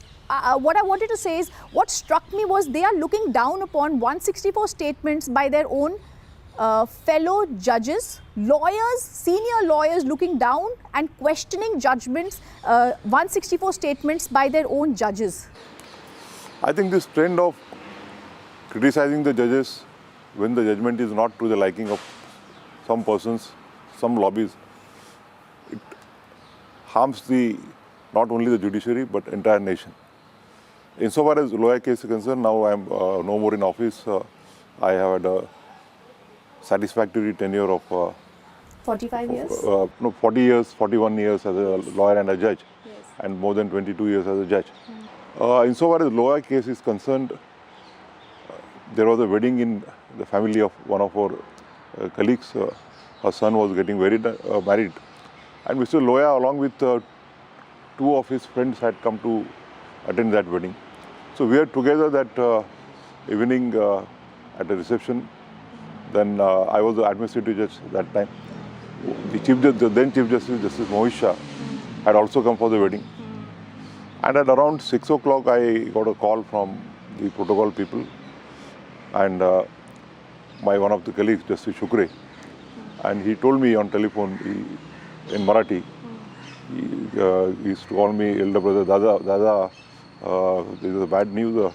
Mr. Loya, who had come for the wedding, he suffered from a heart attack and now he's hospitalized. So, and I requested him because he was to come down, because to wait for a driver would have again wasted some time. So he came within 5 minutes. We drove to the hospital, and we took to the doctors, spoke to the doctors, and all of them said it was a massive cardiac. So then I inquired with the two of his colleagues who were with him in the same room. All three of them were sleeping in the same room. Yes. And two of them subsequently became judges of the High Court. One of them has retired, one of them is still sitting. And they said, sir, after the function we had come back, we also went to have a pan. And then while chit-chatting in the night, he suddenly started showing signs of panic. We took him to the hospital, which was nearest hospital, Dande Hospital. But he was advised to be taken to the hospital where cardiac facilities were available. And after he was brought to the hospital, the doctors tried their best, but they could not save him. And then there were two views that time as to whether the PM should be done or not, because according to doctors, it was a death due to cardiac attack. Yes. But then it was, in the meantime, Justice Mohisha was the Chief Justice. He also arrived, the other colleagues arrived. All of them were there. We spoke to his family, which was at Bombay, and they requested that his body should be sent to his native place. Yes. It was, I think, Latur in Marathwada. So we arranged for, first the PM was done. After that, we arranged his body to be sent to his native place. Along with, we sent our 2 judicial officers, the police escort party. And I don't know why, because whatever allegations are there, they are for the political purposes. And this was also examined on a judicial side by the Supreme Court. Yes, very much. Yeah, in a judgment authored by the then Justice Chandrachud, he has also referred to all these allegations. All these, and I remember even before it came forward, we had those. And he had clearly stated that this was an attempt only to malign the High Court as an institution and some judges in particular. There were certain judges who were questioning the judges themselves. Why do you think those judges were questioning their own brother judges at that time? In fact, Justice Mohit Shah came on the scene much later there. Right. Yeah, I was there much prior to Justice Mohit Shah coming in the hospital. Right. And I think all those allegations against Justice Mohit Shah were totally unwarranted. Yes. And because of those allegations, he also underwent quite a, not a happy time, I can say. Unfortunately. A very good judge, a very good Chief Justice. Unfortunately, he couldn't come here, though he richly deserved to be here. Justice Loya was looking at the Sohrabuddin case. I've worked on that closely, but only because he was on that case, this lobby tried to malign his reputation, link his death to that case, make it about certain members of the political dispensation. I've also seen in the Ayodhya case the same lobby, the same members, and I have no qualms in mentioning them, whether it's Mr. Prashant Bhushan, whether it's Mr. Rajiv Dhawan, senior advocate, whether it's now not practicing Dushyant Dave. I've seen them personally. I've spoken with them several times. It is the way they function, sir. Isn't there something that can be done? I also know that you had done once upon a time a case for 1 rupee against Mr. Prashant Bhushan in some contempt case. Today you believe the majesty of law is forgiveness. No, there also we did not send him to a prison even for a day. So that's also again a majesty of law. But I think it's becoming so dangerous that international rag magazines, because I don't think Washington Times and New York Times, who pick up any case, whether it's the Umar Khalid case hearings in India, and start talking about it, these rag magazines have an agenda to try and besmirch our judiciary. And these people go and speak there. Some action needs to be taken against this social media army. I have been consistently saying that this social media, they publish anything out of context. Yes. Whatever you say in a quote, even in a lighter manner, is given totally different color. Yes. And sometimes even the images are morphed. Yes, yes. So I've been saying that something needs to be done by the executive, by the parliament to curb on misuse of social media. Definitely. And insofar as the individual names which you are referred to, I won't like to comment anything. No, I don't mean to comment on just them. I mean, they are just some of them. I'm not talking about just them. There are so many more activists, NGOs. Some of them you've given bail to, whether it's Teesta Setalwad, who I have no particular liking for. But of course, the judges can't decide on the basis of their liking. I agree. Yeah. We thought that, and we rightly thought that she deserved to be granted bail, and we granted bail at 10:30 in the night. Yes, I'm aware. With your 2 brother judges, you sat and it happened. But there has been fraud by these people, whether it was cases that have been done or not. Those are different matters. I won't like to comment on that. So I don't, in fact, it's not even a question I was thinking about, sir. Coming to your cases, the bulldozer case, fantastic judgment, again, very righteous. Tell us a little bit about it. Bulldozer judgment, we had noticed, it was brought to our notice that in certain states, the executive was resorting to bulldozing the houses of the persons who were accused in certain crimes. So we held that by such an action, not only you are penalizing that particular person and entire family, the parents, the children, the brother, sister who are residing in their house, they are all being penalized. And the law is very clear that the person is presumed to be innocent unless he is convicted. And even after conviction, you can't demolish his house. After conviction, he may be sentenced to, say, life imprisonment, he may be sentenced to death also. But how can you demolish somebody's house without following procedures prescribed by law? And we held that right to shelter was a fundamental right. I started the judgment with the poem of poet Pradeep. Yes. Yeah. And we laid down various guidelines as to what the procedure should be followed by the executives, authorities while resorting to demolition. The principles of natural justice, hearing, then an appeal. And we also held that if any officer violates it, he will be guilty for committing contempt of the court. And apart from that, the state would be bound to reconstruct the house and recover the same from the hearing officers. But there's a contempt by several states. Yes, I have been asked why there is contempt and the contempt is not decided. I have replied that with a limited time that I had, I could decide whatever cases as per the priorities mentioned by the lawyers. And but as has already been said by me on the bench also, that the better course would be to go to the High Court, because the High Courts are better equipped. They can call the officers there. Even the Waqf case, what do you think? You were a part of the bench that has decided that only certain differences are there in the Waqf law. For the interest of society, they need to be looked at. But the larger picture in the Waqf Act, which is now the law of the land, was for something that you're very fond of, the common people. Still people, political parties keep coming to the court on the Waqf Act, not realizing it's actually in favor of the larger section of society. Aren't you seeing this growing trend of political patronage to a lot of petitions that are being filed, whether it's Article 370 or the Waqf case? No, I don't want to comment on that. But should politicians keep coming to the court? We have decided the matter with regard to grant of interim relief. We have found certain provisions of the statute to be violative of the prima facie violative of the Constitution and state their operation.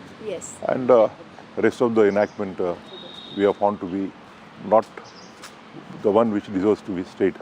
The electoral bonds case, three-judge bench including you had spoken on that to bring more transparency in politics. This is something that's going to draw better good, because the anonymous funds that were being given to different political parties was being questioned by everyone and was leading to a lot of corruption in the entire system. No, we were of the view that the voters have a right to information. They have a right to knowledge, and therefore they have a right to know as to which political party gets the funds from which business house or which individuals. Remarkable judgment. We're also now going to ask Justice Gawai to take us to the front lawns in his lovely place of residence. Which I will get to stay for some more months. Which is lovely. Yes, we shall. Let's go there now. Justice Gawai, of course, a question to every judge. How good is the collegium system? You have made over 100 judges, I think. 107 in the High Court and 12 Chief Justices. And 5 in the Supreme Court. That's a great number, sir. But one of the judges of the collegium in August this year had an issue, Justice Nagaratna, with one judge's name that was given. At one time, we also saw that there was a certain judge who was elevated on request of the government. How opaque is the system and how far can it go ahead now? No, which is the judge who was elevated at the request of the government? Justice Sridharan was, there was a... No, that's with regard to transfer. Transfer, yes, that was, not elevation, but the transfer was at the request of the government. So two different things, but there is certainly a growing trend of opaqueness in the collegium which is being questioned. And even transfer of judges is happening at a rapid pace. No, so see, I'll take the first the issue with regard to dissent by one of the learned judges in the collegium with regard to elevation of one candidate. The collegium, takes into consideration various aspects of the matter. The inputs of various consulting judges, then the Chief Justice with regard to transfer are also taken. Insofar as the name which was considered for the Supreme Court is concerned, one of the collegium judges did have certain concerns about the name of that candidate. But then we had also consulted the consulting judges who had an occasion to see the functioning of the candidate while he was functioning in Gujarat High Court. Then from the judge, from the consultant judge who was in the Supreme Court, from Bihar State, who had an occasion to see the functioning of him as a judge in the Patna High Court. Okay. And we had also taken into consideration various other inputs. We had made our own inquiry. Right. And after consideration of everything, all the 4 judges found that he deserved to be elevated. And the judgment of the Supreme Court, the Constitution Bench, in a precedential reference says that if the recommendation is made by 1 to 4, it's a valid recommendation. Had there been an opposition by 2, then it would have been a different matter. But all 4 were on the same page that he deserved to be recommended, and he is now working as a judge. Insofar as transfer is concerned, initially the judge concerned, we had proposed him to be transferred to Chhattisgarh High Court. But later on, no doubt that the government also expressed concern, and we also unanimously found that he is a senior judge, his services would be better utilized in a bigger high court rather than a smaller high court. So all this Allahullah is, I think, without any substance. But do you think the collegium system will continue? They say India is the only place that has the collegium. We should have a system where there is more consultation with the government. Here also there is consultation. It is not as if that only 3 or 5 of us sit in a chamber and take an arbitrary decision. After Justice Sanjeev Khanna became the Chief Justice, we have also started interacting with the candidates. So we get to know the candidates, at least we interact with them for any time between 15 minutes to half an hour. And then inputs are taken from the consulting judges, the High Court judges also, while recommending them, take into consideration various factors. The inputs of the executive, like the IB, the Law and Justice Department, the Chief Minister, the Governor, all are taken into consideration, and thereafter we take a final decision. And according to me, in order to maintain the independence of judiciary, the collegium system is the best suited in the present period. Okay, you've often said there should be judicial activism but not judicial terrorism. What does that mean, Justice Gawai? See, from 1980s or 1970s, even the postcards were entertained as the suo motu petitions. The Supreme Court said that though normally the rule of locus has to be followed, but in certain cases when marginalized sections of the society on account of their socio-economic backwardness are not in a position to approach the court, in such an event the locus would be diluted, and some person on their behalf can bring their cause to the court. So whenever in such cases the court acts, I think the judicial activism is to be there, because like the Bandhuwa Mukti Morcha case, where the bonded laborers were made to live a life worse than the animals. Or there are many other cases wherein we are required to even take suo motu cognizance also. You see the work done by the Supreme Court in TN Godavaranam for protecting the environment, the forest, the wildlife, the work done in the series of MC Mehta's, at least because of the orders passed in MC Mehta, your AQA is severe or very poor. If the court would not have intervened, just imagine what would have been the situation. But Delhi, sir, if I can take a detour, is pitiable, with the AQI. We're all worried for our children. What do we do? We are worried for ourselves also. Ourselves, yes. I read in today's newspaper, the present Chief Justice of India saying that he went for a walk in the morning and then he was feeling somewhat not. What do we do for this air pollution? Please guide us. The case keeps coming in the Supreme Court year by year. We have been trying to do our best. In last of my orders, I found that one of the reasons was that the controlling, like the pollution control boards, were not equipped with the manpower. There were a large number of vacancies. So I have issued directions. Not only that, I have taken undertakings from the state governments, from the central government, that all those vacancies will be filled in a time-bound manner. So at least to some extent the problem can be addressed. But there has to be a unified approach, a unified resolution wherein all the stakeholders should be brought together and some solution has to be found, because the court itself can't do everything. That's true, that's true. A few days ago, the court... If you know what happens in these matters, everybody gets up only during Diwali period. Absolutely. So now I have passed an order that all the stakeholders will meet regularly and they will report to the court every month. So rather than getting up at the last moment, we can start some precautionary measures throughout the year. Yes, yes.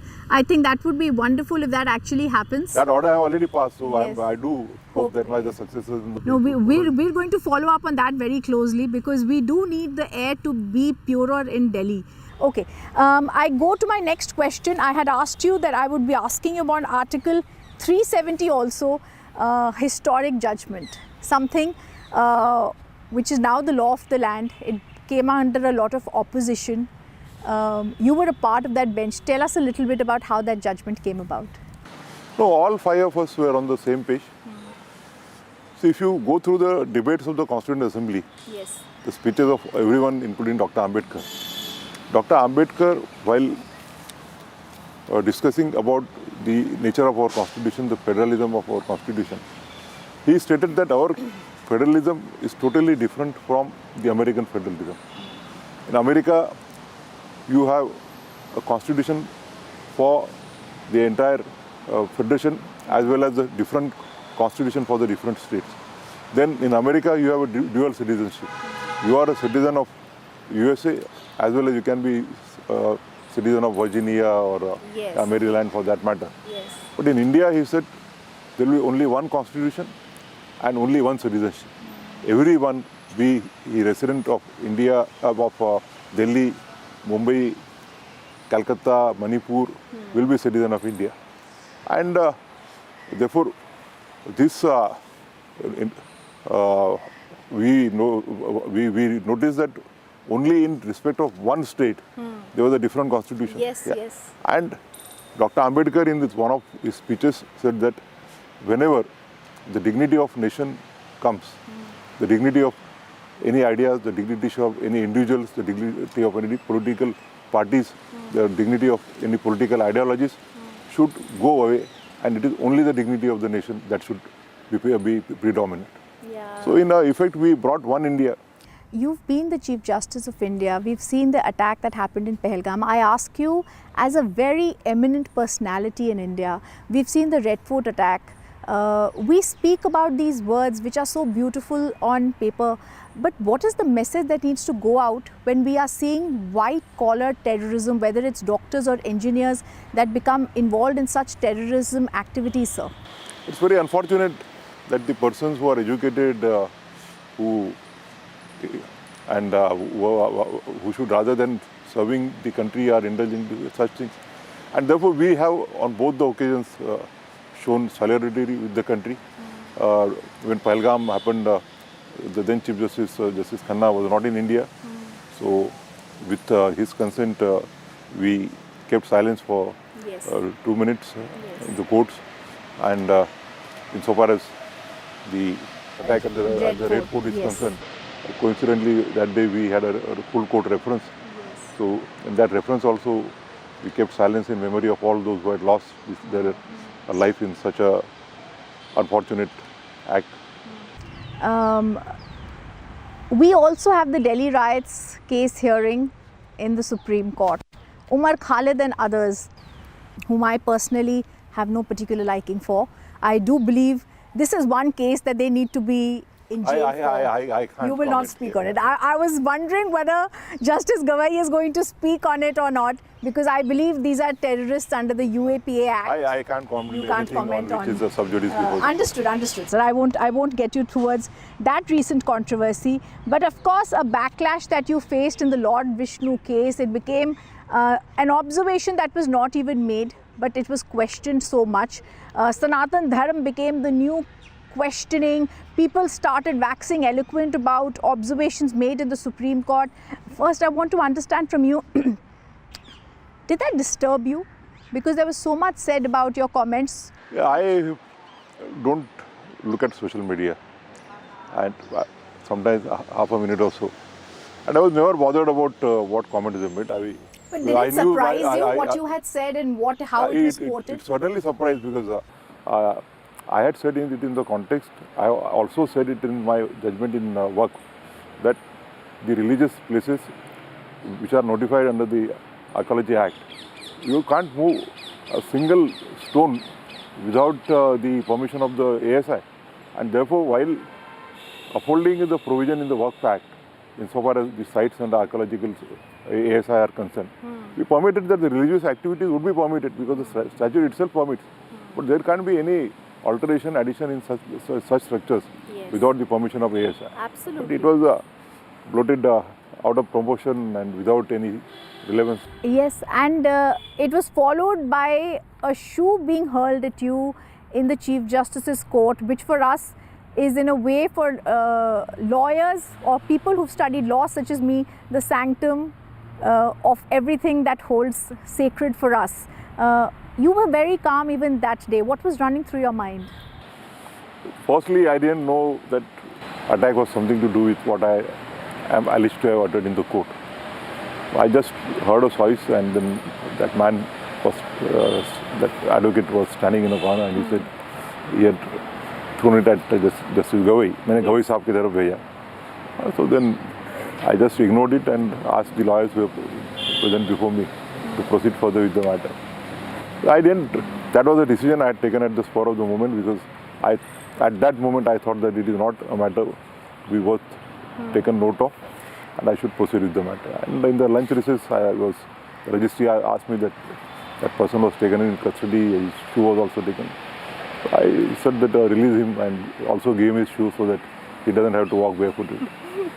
That's a little bit of humor. Shoe was given back to him, though I think he got his moment in the maybe, yeah. If you are happy with that, let him be happy. No, I think, do you believe there needs to be a stronger law? Can there be a law to prevent social media from speaking the dangerous things that it does by picking up things out of context? No, some time back only I said that it is for the legislature to take into consideration and stop this menace of. Can they control the social media? Will they be able to? The technology is a boon. Yes. Yeah. But this technology, if it is being misused, the government certainly, if legislature is brought into place, it can be controlled. It can be. All right. So that's a good warning for everyone who is actually at the bearing the brunt. I think one very interesting thing you mentioned is morphing of videos. I'm seeing there's a new trend in the Delhi High Court of all the actors coming before the Delhi High Court for relief, whether it's Karan Johar, Ajay Devgan, Kajol, because they're getting relief because their pictures are being morphed, Aishwarya Rai Bachchan, and they are put forward. Now there are these judgments from the Delhi High Court that this trend should stop. I wonder why they don't go to their own court in Bombay High Court, but that's another story. What are your days now going to look like, Justice Gawai? At the moment, I'm just relaxing. How are you relaxing, Justice Gawai? What do you like doing in your pastime other than law? Now, for last 2-3 days, I have no time because all of you are. Yeah, we've swarmed here. And then we've been attending dinners, the official dinners, and fortunately there were foreign delegates, so I knew all of them, so I spent time with them also. Spending time with my law clerks and juniors. We'll take a call after some time as to. What do you enjoy doing in your time, some time that you'll get? What are the hobbies that you like? I like traveling. Yes, I like traveling wonderful. to hills as well as to the beaches. Wonderful. To the forest. Wonderful, okay.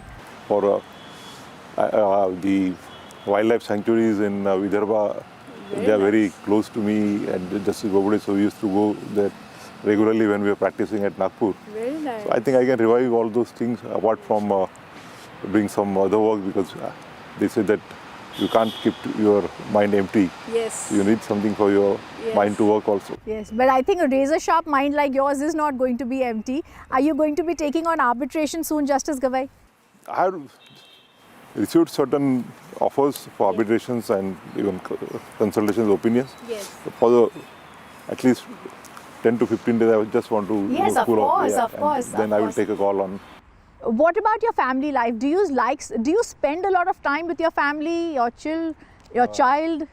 No, unfortunately, after becoming a Supreme Court judge and after becoming a judge in the Collegium also, I've hardly been in a position to spend my time with my daughter or my son. Yes. But I look forward now. Yes, yes. And your children, are they keen to be in the profession or are they keen to follow their grandfather? My daughter, she's trained in law. She has done LLB, LLM and PhD also. Oh, amazing. She is teaching in the National Law University. Okay, very nice. And son is too young to take a call. Yeah.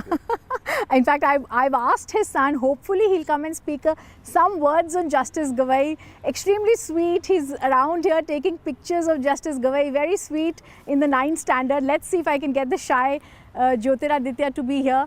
Even as I'm speaking, the other unit is walking in. Justice Gawai extremely busy, but I'm not going to let him go till I ask him some more questions on what lies ahead. What is on your bucket list, Justice Gawai? I said I would like to travel. Yes. Yeah. Are I have also told I would like to spend some time with the tribals in my own district in the Melghat area. Try to do some work for them. And rest I will decide as the time comes. Yeah. What is the legacy that you want to be remembered for in your tenure as a judge of the Supreme Court and Chief Justice? I think the work that I have done in last 3 years on environment, I have delivered about 18 judgments, 18 main judgments, full-fledged judgments on environmental issues. And 300 judgments authored by Justice Gawai. 300 as a judge of the Supreme Court and yes. around 35 to 40 as his Chief Justice. So around 340. My God, 340 judgments, amazing. So, I could substantially contribute to the environmental law. Apart from 18 judgments, I might have passed hundreds of orders over the last 3 years. And then the judgments which I have passed insofar as reforms in the judiciary are concerned. Yes. Yeah, I have passed various judgments insofar as the recruitment as judicial magistrate, insofar as recruitment to the post of district judge. Yes. Then the experience required on so many various issues. Then regularization of the service of the court managers. Yes. Then about the pension to be payable to the High Court judges. I was surprised that some of the High Court judges after retirement were getting pension of 8,000, 15,000. Which I wanted to ask you, how much are judges paid? Is it enough? You can live a decent life, but if you start comparing yourself with lawyers, then you are unnecessarily... Absolutely. So that's why maybe there is a discouraged, there's not, people are not very encouraged to join the judiciary. Those who are, doing extremely well financially, there's a reluctance on their part, at least in the cities like Bombay. Yes. But fortunately, I could get some of very good lawyers recently to be appointed who, though had a very, very good practice, they decided to sacrifice and join the judiciary. Like you said, it's a sacrifice. Because you never know, especially with the... I personally feel it's extremely unfortunate, this growing trend of besmirching the judiciary. It started, I remember, in 2017 wholeheartedly when unfortunately there was a press conference of certain judges with the Judge Loya case. In one of the bungalows. Yes, in one of the bungalows. I think since then I have also seen a particular trend of trying to threaten the Chief Justice, intimidate the Chief Justice. Whether it was, I remember Justice Deepak Mishra, the same names I mentioned, he was actually told by Mr. Sibal, this case cannot be heard, the Ayodhya case, before the elections. It was in 2018 December he'd said this. So there's a very commanding, intimidating tone that is also used now with the judges. That respect, that honor, that should be there somewhere by these senior advocates and others seems to be missing, Justice Gawai. I do agree with you, but I have not faced any such problem in last 6.5 years. Okay, I'm glad to hear that. I'm very glad to hear that. And my last question is going to be, like I asked you just before this, what is the one thing, the environment cases you want to be remembered for? What is the one thing that you hope should happen in the future that you're looking for in the judiciary? Environment is a subject dear to me. So I'm sure that you're talking about the air quality in Delhi. Yeah. So let us hope for some good orders in the future, yes. which will make Delhi a livable city. Will you? Do you plan to continue living in Delhi? At the moment. At the moment. But does Bhushan Bhau want to go back to Maharashtra? No, I will be going back to Maharashtra. Yes. On and off. On and off. All right. So we have Justice Gawai with us very much in Delhi for some more time. Justice Gawai, the viewers of Republic TV, thank you for your time. Thank you. And it's been a pleasure to interview you, to understand from you what led to your judgments. And like you said, the majesty of law always needs to be upheld. We go with that sentiment on this show, leaving you with that. Thank you for watching this show.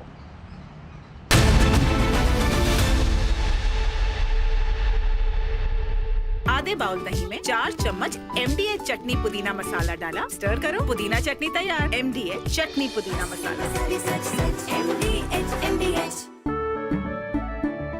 केसरिया से मन जोगी हुआ रे, दिल झूमे देखो मतवारा हुआ रे, केसरिया से मन जोगी हुआ। हर पल मनाओ केसरी त्योहार। विमल, बोलो जुबान केसरी। थोड़े में ज्यादा स्वाद, यही तो है इसकी खास बात। वाओ मामा, क्या स्वाद है। अरे मेरे राजा, राजा और pure masala.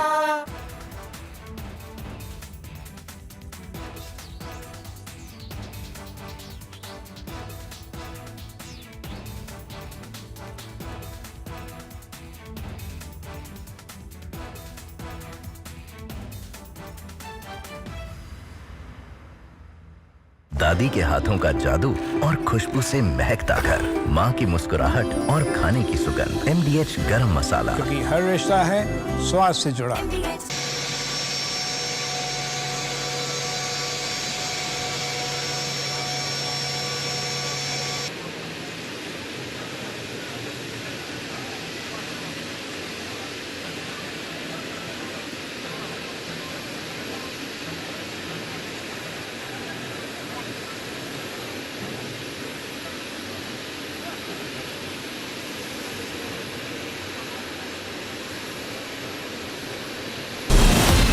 From Asia's largest news headquarters,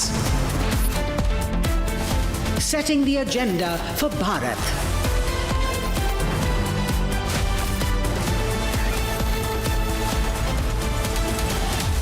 You're watching Republic.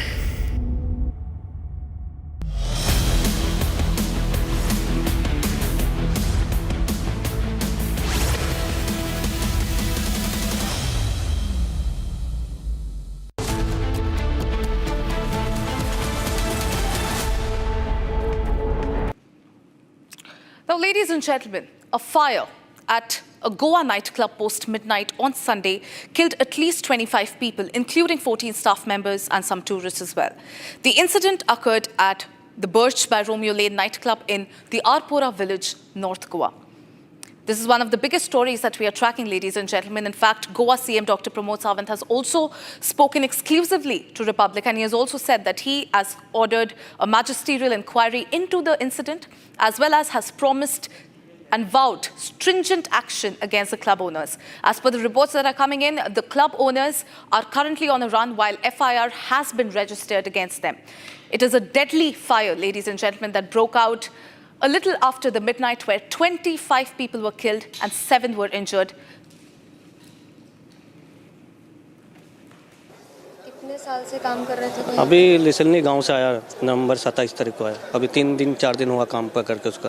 3 दिन से काम? हाँ, 3 दिन। बर्च नाइटक्लब में काम कर रहा था? हाँ, काम कर रहा था, हाउसकीपिंग जॉब कर रहा था। हाउसकीपिंग कर रहा था। आपकी कुछ बात हुई थी उनसे? उससे बात नहीं हो तो को मेरा काजन उसका भाई फ़ोन किया था रात को, ऐसा प्रॉब्लम हो गया। सुबह 4 बजे फ़ोन आया था। उनके भाई का आपको कॉल आया था आसाम से? हाँ, आसाम से फ़ोन आया था। आप भी यहीं पे काम करते हैं? हाँ, मैं यहाँ पे काम करती हूँ। आप अभी अंदर जाके आए हैं? हाँ, देख के आया उसका। आपने पहचाना? हाँ, पहचाना। उसका मुंह में धुआं लगा है और थोड़ा नाक से ऐसा खून आया है। आपके आंखों में आंसू देख पा रही हूँ मैं। और अभी सरकार का टीम आया तो पूरा फुल सपोर्ट दे रहा है सरकार।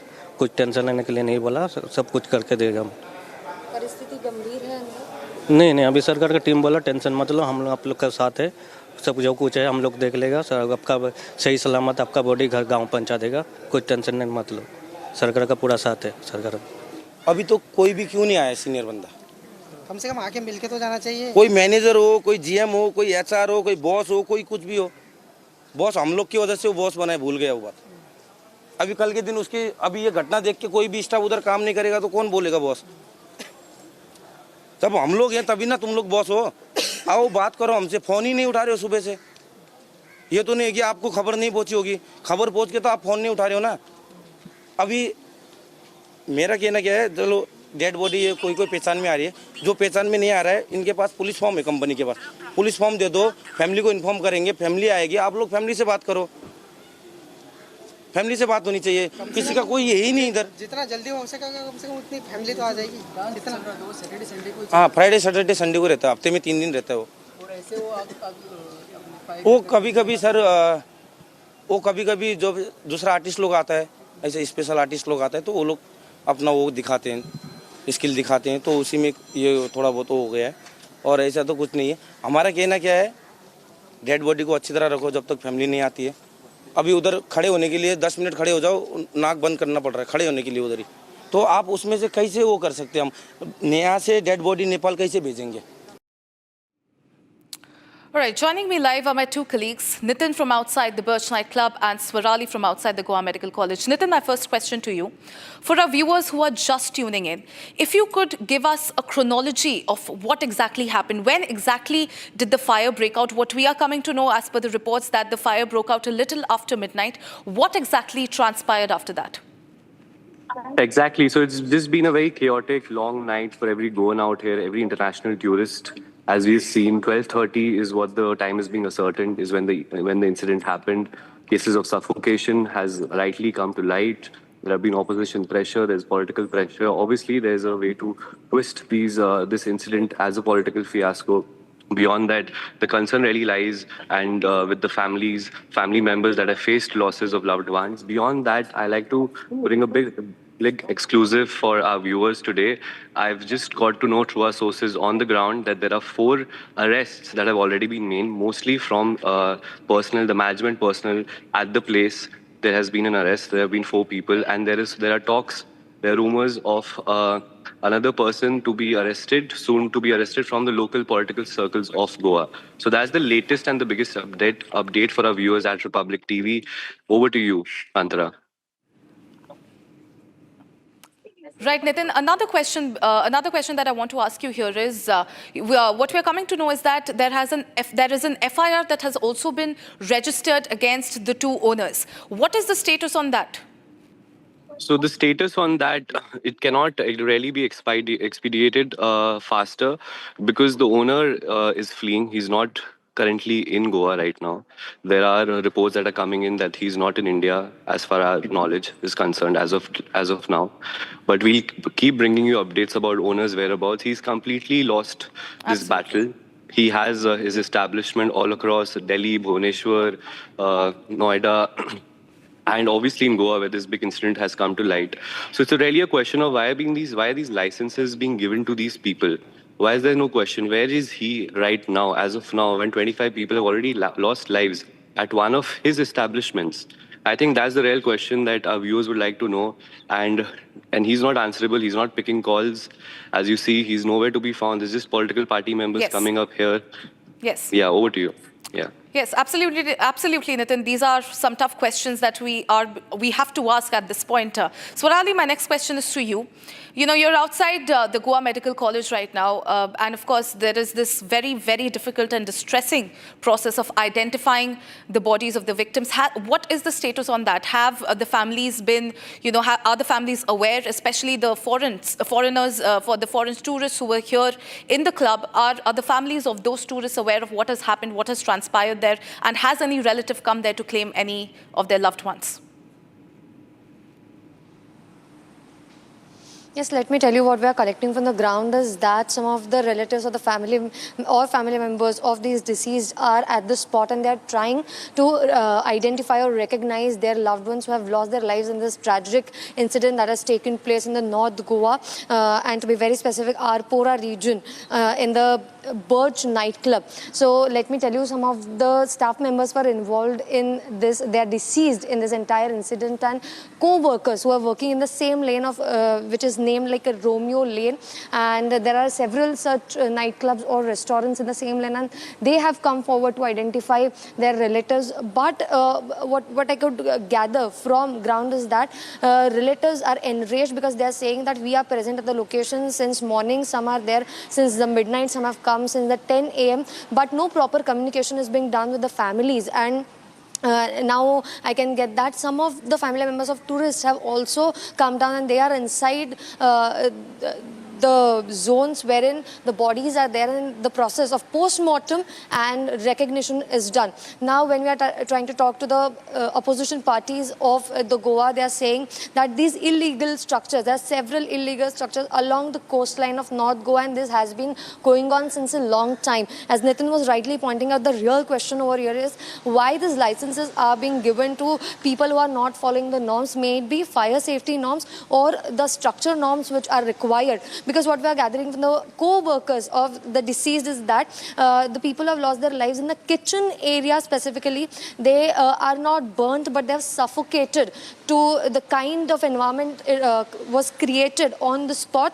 Because to be very specific, they were telling me on camera that there are no burn marks on the bodies, but there was a blood coming out from their ears or nose, which shows that they have suffocated to the fire incident that has taken place. And it's not a cylinder blast allegedly, but it has become because of the fire spot that was being on the spot. But these are all allegations, and investigation is under the way. And one of the very important breaking update right now is that among the 4 who are detained is the manager of Birch Nightclub. Now it is to be seen what comes up in the investigation. Back to you. Absolutely, Swarali. These are some tough questions that our colleagues from the ground are reporting. We continue to get you exclusive details on the same.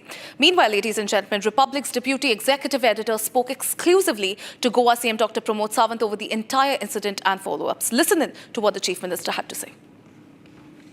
Dr. Sawant, thank you very much for joining us on this broadcast. I want to straight away begin by asking you that the Panchayat had already raised concerns about rules not being followed by the nightclub. Despite that, the operations continued. Is there any reason why the Goa government looked the other way? At present, हमने इसके खिलाफ magistrate inquiry लगाई है. Magistrate inquiry का report आने के बाद भी इस पे मैं कमेंट कर सकूंगा, क्योंकि किसने ट्रेड लाइसेंस दिया और किसने इसको, ये बाद में पता चलेगा. डॉक्टर सावंत, प्रिलिमिनरी जो इन्फॉर्मेशन आपके पास आई है उससे आपको क्या जानकारी मिल रही है कि आखिरकार ये क्या कारण हो सकता है? क्योंकि कुछ लोग ये कह रहे थे कि कुछ पायरोज विजुअल्स हो रहे थे, कुछ प्रोग्राम चल रही थी, उस वक्त आग लगी. आपके पास सही कहा, आपने सही कहा. इस कुछ तो पायरोल्स कुछ तो वहाँ पे लगे थे, तो क्लब के ऊपर वाले हॉल में आग लगी और वहां से लोग बाहर एक ही दरवाजे से जो निकलना था, ज्यादा लोग बाहर निकल आए, लेकिन जो लोग उनके ग्राउंड फ्लोर में चले गए वो सफोकेशन के वजह से उनकी डेथ हो गई है. ये प्रिलिमिनरी इंक्वायरी तो आई है. इसके 25 लोगों की डेथ हो गई है, 6 लोग अभी एडमिटेड है, they are out of danger, उनके ट्रीटमेंट अच्छी तरह से चल रही है. तो फिर बाकी तो जो रिपोर्ट आएगा उसके अनुसार हम strictly actions will take against that club owner and club managers. एक आखिरी सवाल डॉक्टर सावंत करना चाहूंगा कि आखिरकार जब आप देखें कि कई सारे रूल्स एंड रेगुलेशंस को फ्लाउट किया गया है प्रिलिमिनरी इंफॉर्मेशन के तहत, आप अगर देखें, आप किसको जिम्मेदार ठहराएंगे? क्योंकि जिस तरह से आपके सरकार के ऊपर आरोप लग रहे हैं, रिपोर्ट आने के बाद ही इसके ऊपर बात करना उचित, रिपोर्ट आने के बाद ही इसके ऊपर बात करना उचित रहेगा. We are waiting for the report.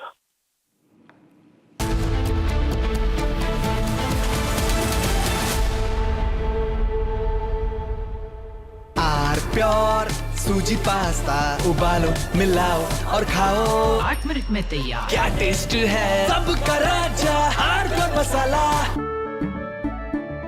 केसरिया से मन जोगी हुआ रे, दिल झूमे देखो मतवारा हुआ रे. केसरिया से मन जोगी. हर पल मनाओ केसरी त्योहार. विमल, बोलो जुबान केसरी. अब छोलिया हो या लोबिया, सफेद चने या काले चने, सब कुछ मजेदार बने.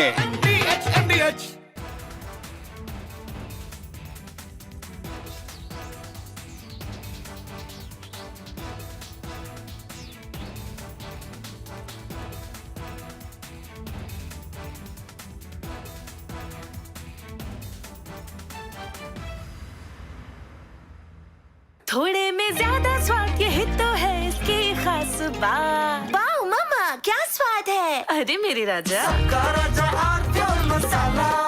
भाई मेरा बेटी को प्यार चाहिए, मेरा बेटी का ब्लड आ रहा, ब्लड नीचे से ब्लड आ रहा, प्यार चाहिए, दे दो। क्यों नहीं कर सकता, क्यों नहीं कर सकता, क्यों नहीं कर सकता, मेरे को प्यार चाहिए अभी।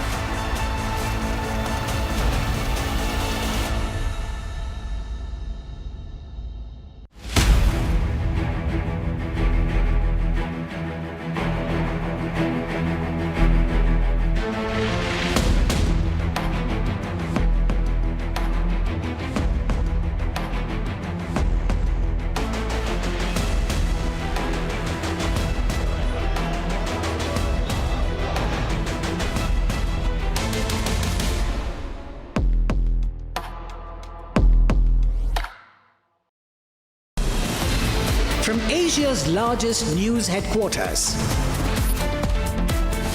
setting the agenda for Bharat.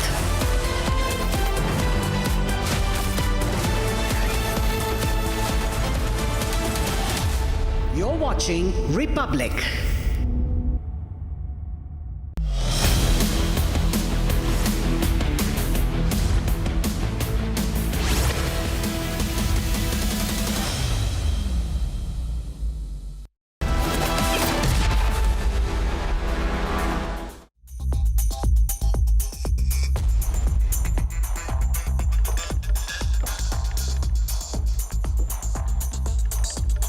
Hello and welcome, ladies and gentlemen. You're watching the Sunday edition of 6 Stories at 6.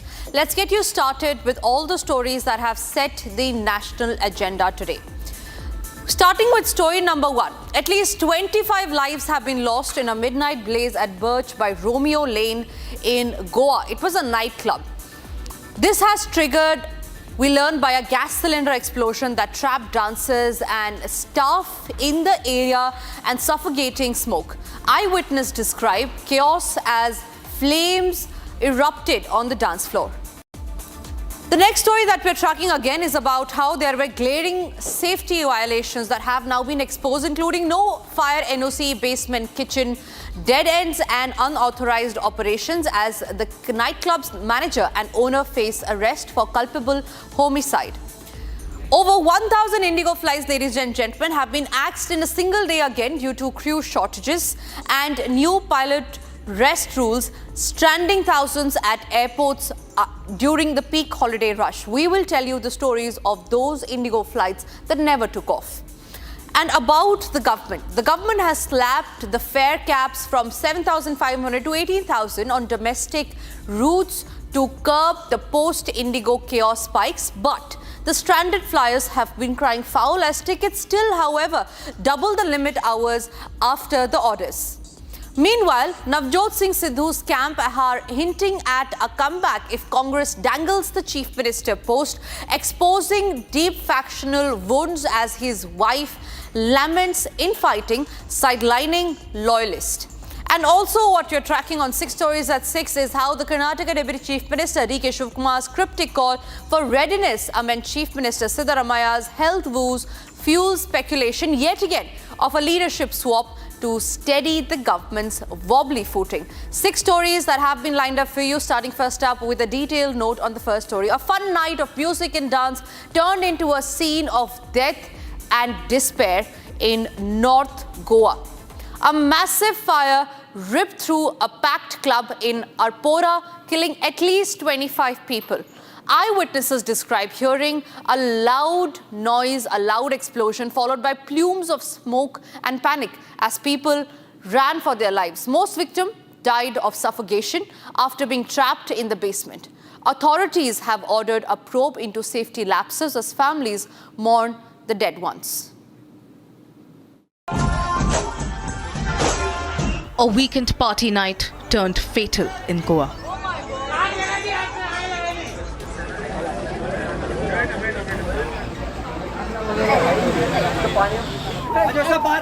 "25 lives lost as North Goa's popular nightclub, Birch by Romeo Lane, had a massive blaze, trapping those present inside. 4 of them were tourists, while 19 were staff members of the club, even as some remain yet to be identified.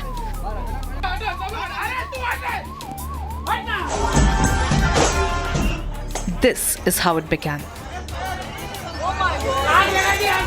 The video from a dance floor captures chaos at the nightclub moments before the fire erupted. Watch this chilling footage from inside the club, captured the moment flames erupted from the ceiling above the dancer on the stage, with thick smoke quickly filling the area. Fire broke out at around 12:04 a.m. The blaze, believed to have started on the dance floor, allegedly due to a cylinder blast, rapidly spread, trapping many inside.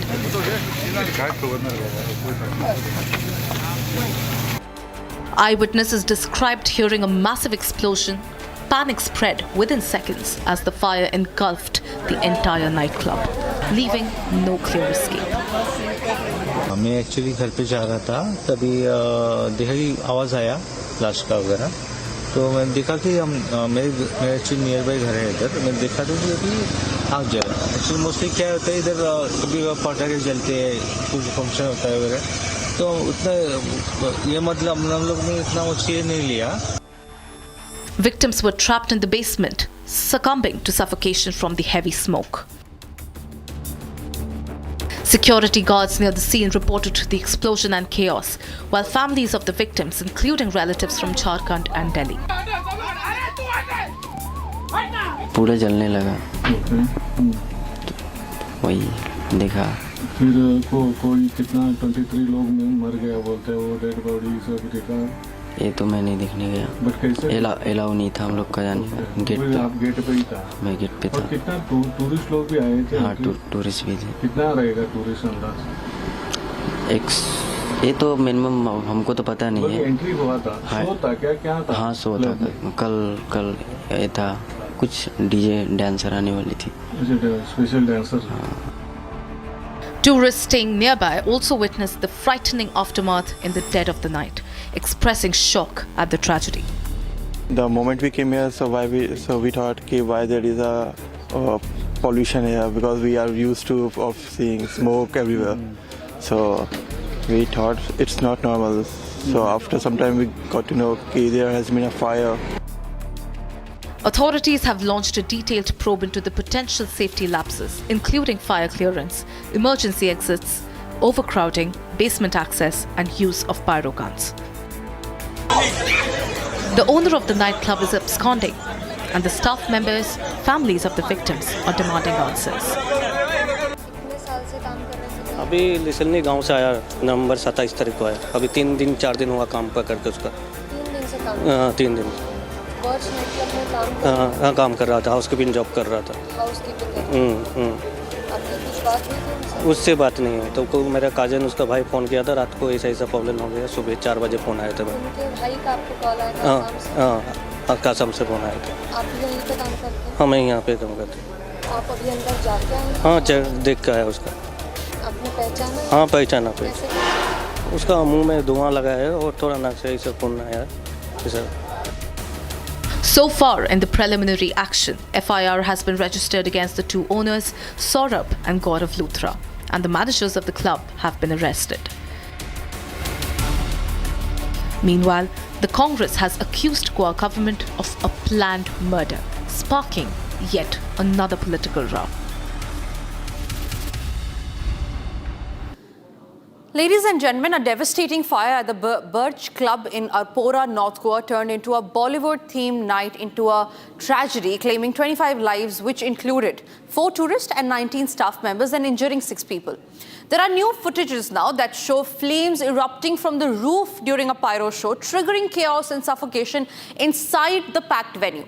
The Chief Minister of Goa, Pramod Sawant, confirmed that there are major safety lapses, saying that preliminary findings have showed how the club did not follow the norms and was operating despite the violations. But the question really, ladies and gentlemen, is then, if the government has confirmed that there were safety violations, if the government has confirmed that there were lapses, who is to be now held responsible for the death of the 25 innocent people?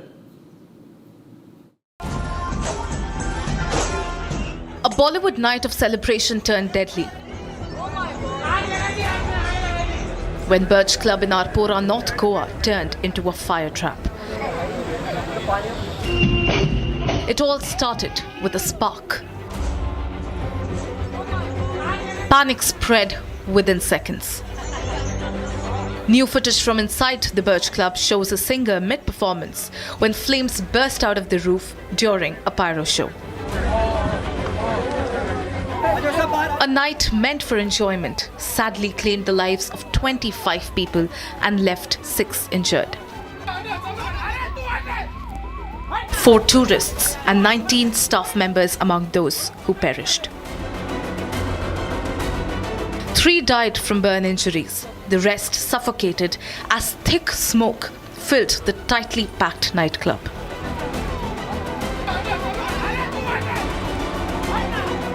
Hinting at safety lapse, Goa's Chief Minister Pramod Sawant indicated that the nightclub had not followed the safety norms. Dr. Sawant, thank you very much for joining us on this broadcast. I want to straight away begin by asking you that the Panchayat had already raised concerns about rules not being followed by the nightclub. Despite that, the operations continued. Is there any reason why the Goa government looked the other way? At present हमने इसके खिलाफ magistrate inquiry लगाई है। तो magistrate inquiry का report आने के बाद भी इस पर मैं कमेंट कर सकूंगा, क्योंकि किसने ट्रेड लाइसेंस दिया और किसने इसको, ये बाद में पता चलेगा। डॉक्टर सावंत, प्रिलिमिनरी जो इन्फॉर्मेशन आपके पास आई है उससे आपको क्या जानकारी मिल रही है कि आखिरकार ये क्या कारण हो सकता है? क्योंकि कुछ लोग ये कह रहे थे कि कुछ पायरोज विजुअल्स हो रहे थे, कुछ प्रोग्राम चल रही थी, उस वक्त आग लगी। आपके पास आपने सही कहा। इस कुछ तो पायरोल्स कुछ तो वहाँ पे लगे थे, तो क्लब के ऊपर वाले हॉल में आग लगी और वहाँ से लोग बाहर एक ही दरवाजे से जो निकलना था वो ज्यादा लोग बाहर निकल आए, लेकिन जो लोग उनके ग्राउंड फ्लोर में चले गए वो सफोकेशन के वजह से उनकी डेथ हो गई है। ये प्रिलिमिनरी इंक्वायरी तो आई है। इसके 25 लोगों की डेथ हो गई है, 6 लोग अभी एडमिटेड है, they are out of danger, उनकी ट्रीटमेंट अच्छी तरह से चल रही है। तो फिर बाकी तो जो रिपोर्ट आएगा उसके अनुसार हम strictly actions will take against that club owner and club managers. एक आखिरी सवाल डॉक्टर सावंत करना चाहूंगा कि आखिरकार जब आप देखें कि कई सारे रूल्स एंड रेगुलेशंस को फ्लाउट किया गया है प्रिलिमिनरी इंफॉर्मेशन के तहत, आप अगर देखें, आप किसको जिम्मेदार ठहराएंगे? क्योंकि जिस तरह से आपके सरकार के ऊपर आरोप लग रहे हैं, रिपोर्ट आने के बाद ही इसके ऊपर बात करना उचित, रिपोर्ट आने के बाद ही इसके ऊपर बात करना उचित रहेगा। We are waiting for the report. Thank you. A magisterial inquiry to examine fire safety compliance, building norms and alleged illegal operations has been ordered. The club's controversial history has also come to light. A demolition order was issued against Birch Club a month ago, calling the structure illegal. But the club approached high authorities and managed to stay the order.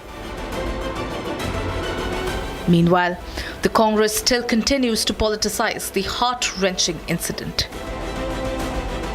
मुख्यमंत्री कल रात में हमने देखा कि on record उन्होंने बोला है कि this is a dangerous situation and people are not following the norms. इसका मतलब क्या है? इसका मतलब है कि गोवा राज्य के मुख्यमंत्री ने स्वीकार किया है कि उसकी एडमिनिस्ट्रेशन फेल हो चुकी है। We demand that the chief minister and all the ministers involved in giving the permissions to this, whether it is illegal, legal, we don't know, they have to resign immediately on moral and political grounds, because 25 innocent लोगों की जान गई है। So far, in the preliminary action, FIR has been registered against 2 owners, Saurabh and Gaurav Luthra, and others from the management. A night meant for music and celebration turned into one of Goa's darkest tourism tragedies.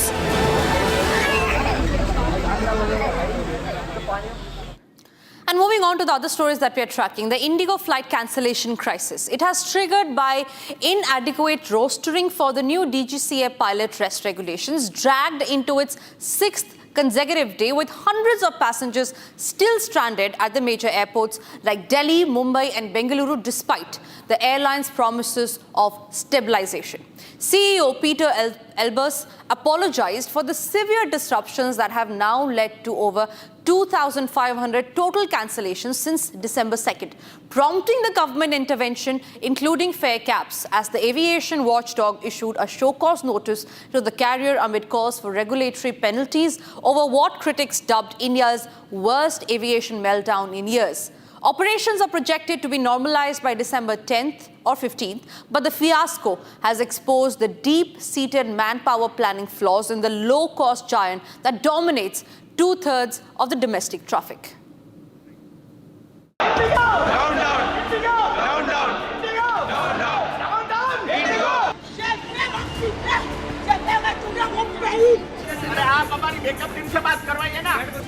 After a week of mass cancellations and travel chaos, Indigo claims that it has restored a majority of its network. The airline claims to have over 95% of its routes back, giving many stranded travelers a chance to resume their journeys. Yet, at major airports, the fallout is still visible. Long queues at check-in counters, frustrated and stranded passengers, and over 220 flights cancelled this morning at Delhi and Mumbai alone. From Delhi to Guwahati, travelers told the same story.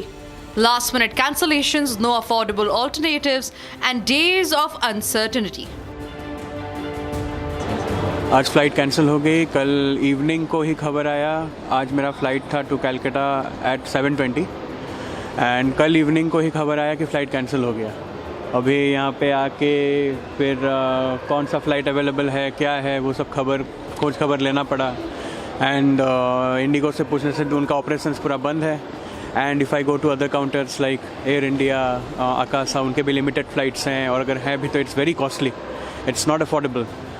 अभी जो भी मुझे मिला, कल का मिला है, बहुत मुश्किल से मिला है. फिर अभी मैं फिगर कर रहा हूँ कहाँ रहना है यहाँ पे. So it is becoming a bit tough. Office वाले हैं हम लोग, तो वहाँ पे भी हम लोग को छुट्टी लेना पड़ रहा है. With seats limited and demand spiking, other airlines have hiked their fares, forcing many. All right, we'll have to cut out of the detailed report to cut to something that's more important. Right now, the Chief Minister of Goa, Pramod Sawant, is briefing over the nightclub fiasco, the tragedy that claimed the lives of 25 people. Let's listen to what he's saying. Narendra Modi ji हांच्यानी सकाळी 6 पयलीं म्हाका phone केलो. पुरा इन्सिडंटाची त्यांनी चौकशी केली आणि हांवेनूय तांकां सगळें ब्रीफ केलें. ताज्या उपरांत रोखडेंच तांच्यांनी ह्या संदर्भात जे डेथ जाल्या तांच्या घरच्याक 2-2 लाख रुपया जाहीर केले. जे इंजर्ड जाल्ले आहा तांकां 50,000 रुपया तेंच्यांनी जाहीर केल्या. हाच्या इन्सिडंटाच्या उपरांत आमी सरकारा कडल्यान आमच्या डिजास्टर हातूंतल्यान 5 लाख रुपया तांच्या फॅमिलीक दिवपाचें थारायलां. जेंकां मेजर इंजरीज आसा तांकां 50,000 रुपया आमच्या सरकारा कडल्यान मेळटले. अशा पद्दतीचे इन्सिडंट्स हे परत जावचे न्ही. बट जाल्ल्या इन्सिडंट्साची सुद्दां मॅजिस्ट्रियल इन्क्वायरी करपा खातीर आमी डिस्ट्रिक्ट मॅजिस्ट्रेट नॉर्थ हाज्या सकयल ही कमिटी बसयल्या. तातूंतल्यान SP south, deputy collector fire and emergency, director forensics हाजी कमिटी बसयल्या आणि त्या कमिटीच्या अंतर्गत तांच्यांनी एका विकाच्या भितर हो रिपोर्ट जो आसा विदीन 1 वीक तांणी सबमीट करचो पडटलो. नेक्स्ट आमी DGPक स्ट्रिक्टली इन्स्ट्रक्शन्स दिल्या की ह्या हातूंतल्यान आमी म्हणटा की कोण कोण कल्प्रीट आशिल्ले ह्या सगळ्या गजालींनी परमिशन्स दिल्या पासून ते ऑर्गनायज करी पर्यंत ते क्लब ओनर आसतलो किंवा ऑर्गनायझर्स आसतले किंवा तांकां जेणे परमिशन्स दिल्ली आसा त्या सगळ्या जाणांक जी एक्शन्स म्हणजे सगळी सेक्शन्स विशेष करून सेक्शन 125 आणि सेक्शन 287 ह्या सेक्शनाच्या अंतर्गत तांकां बूक करतले. ॲट प्रेझेंट 4 लोकांक अरेस्ट केल्या. तांचो जनरल मॅनेजर आणि तांचे 3 जाण लोक. बाकीच्यां कडेन इन्क्वायरी सुरू आसा. त्या क्लबाचे जे ओनर्स आसा ह्या दोगांय खातीर अरेस्ट वॉरंट काडला. अरेस्ट वॉरंट आनी ताका अरेस्ट करपा खातीर आमची टीम ही दिल्ली हांगासर गेल्या. आमी जशें म्हणटा की इन फ्युचर गोंयांत अशा पद्दतीचो इन्सिडंट जावचो न्ही. एखादो इन्सिडंट जाल्या उपरांत तो आय ओपनर ठरता. म्हणून सरकारान स्ट्रिक्टली सेक्रेटरी रेव्हेन्यू हाच्या अंतर्गत एक ऑडिट करपाचें थारायलां. ऑडिट ऑफ सच क्लब्स आनी बिजनेस एस्टाब्लिशमेंट. सेक्रेटरी रेव्हेन्यू हो त्या कमिटीचो चेअरमॅन आसतलो. ताच्या अंतर्गत one from police department, one from the safety purpose PWD buildings department आणि one from the our finance department. हे सगळे व्हेरीफाय केल्या उपरांत म्हणजे पुराय ऑडिट हे केले वयतले आणि ऑडिट केल्या उपरांत ताच्या खातीर SOP फ्रेम जातली आणि ही SOP जी आसा ही त्या अनुसार सगळ्या जाणांक चलोवचें पडटलें. Government will issue the advisory. अशा स्टेट डिझास्टर मॅनेजमेंट ऑथॉरिटी हाच्या अंतर्गत एडवायजरी इश्यू करतले आणि त्या एडवायजरीच्या अनुसार सेफ्टी प्रोविजन ही सगळ्या खातीर घेतले. आमी हे सगळे करता आसतना even though the chief secretary आणि DGP हांच्यांनी कंप्लिटली जे ऑफिसर्स हातूंतल्यान इन्वॉल्व आसा अशा सगळ्या ऑफिसरांचेर डिसिप्लिनरी एक्शन्स आनी एरिंग ऑफिसर्स हांचेर कंप्लिटली थॉरो इन्वेस्टिगेशन जावन तांचेर इन्क्वायरी जावन तांचेर कडक एक्शन कितें जाता ती घेतली. So I have conveyed the urgent and high-level meeting today at the 12:15, and continuously I am discussing with all the concerned officers. So the Chief Secretary, DGP, IGP, Secretary Revenue, Collector North, SP have discussed regarding the cause of the incident, and after having the detailed discussions, I have taken the following decisions. 1. To conduct the magisterial inquiry through the committee comprising of the District Magistrate, SP South, Deputy Collector of the Deputy Director of the Fire and Emergency Services, Director Forensics regarding the procedural lapses and resulted in the mischief, and to submit the report to the government within a week. DGP has directed to take the strict punitive actions against the culprit, including the owner, managers and manager of the club and those who have issued the permissions. The committee shall be, third one, the committee shall be constituted under the chairmanship of the Secretary Revenue for conducting the audit of such clubs, business establishment, etc., which are operating without the valid permissions and wherein there is a likelihood to be gathering of the people in large number. An SOP has framed by this committee for all such establishments to ensure such incident shall not repeat it in future. The advisory to issue by SDMA for all club, restaurant and other commercial establishment wherein the likelihood of the significant footfall is there to ensure and they operate and with the valid permissions and adequate safety provisions. The ex gratia amount of the 5 lakhs rupees to the next to the kin of the deceased and the 50,000 rupees for the injured will be the sanction through the SDRF fund.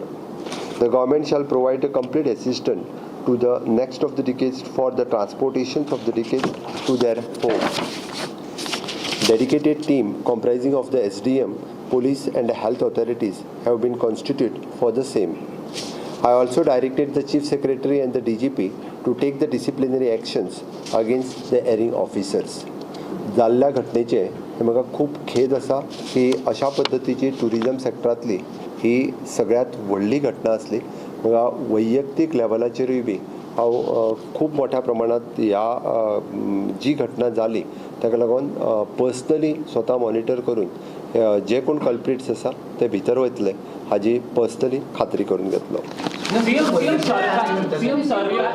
could repeat this in English, what was the incident and when it was informed and what exactly was the cause behind the fire? And was the structure legal? Did it have the requisite permission?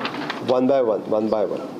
मैं पहले जो बता रहा हूँ ये incidents यानी 11:45 रात को हुआ, आरपोरा यह जगह पे हुआ है और इंसिडेंट होने के बाद तुरंत within the 45 minutes our entire police team, fire department teams was there.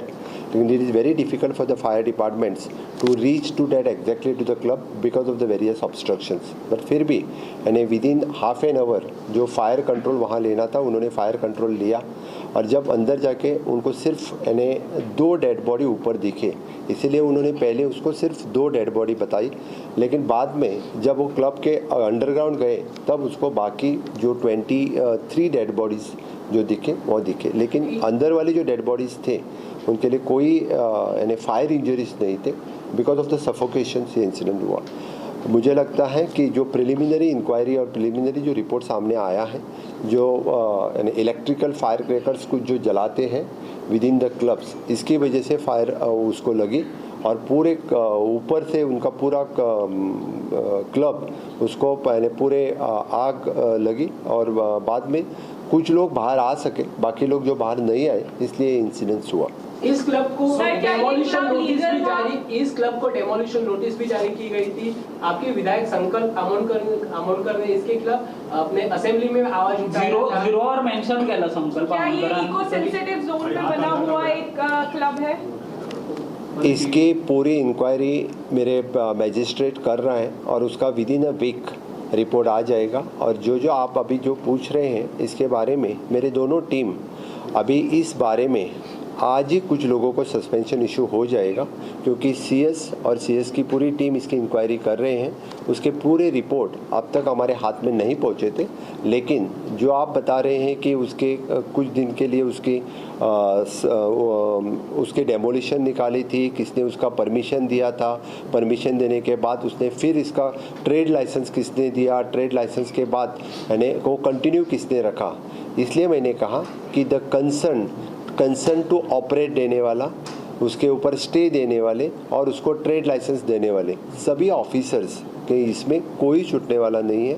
उसको सस्पेंशन भी होगा और उनके खिलाफ पुलिस इंक्वायरी जारी रहेगी। आज के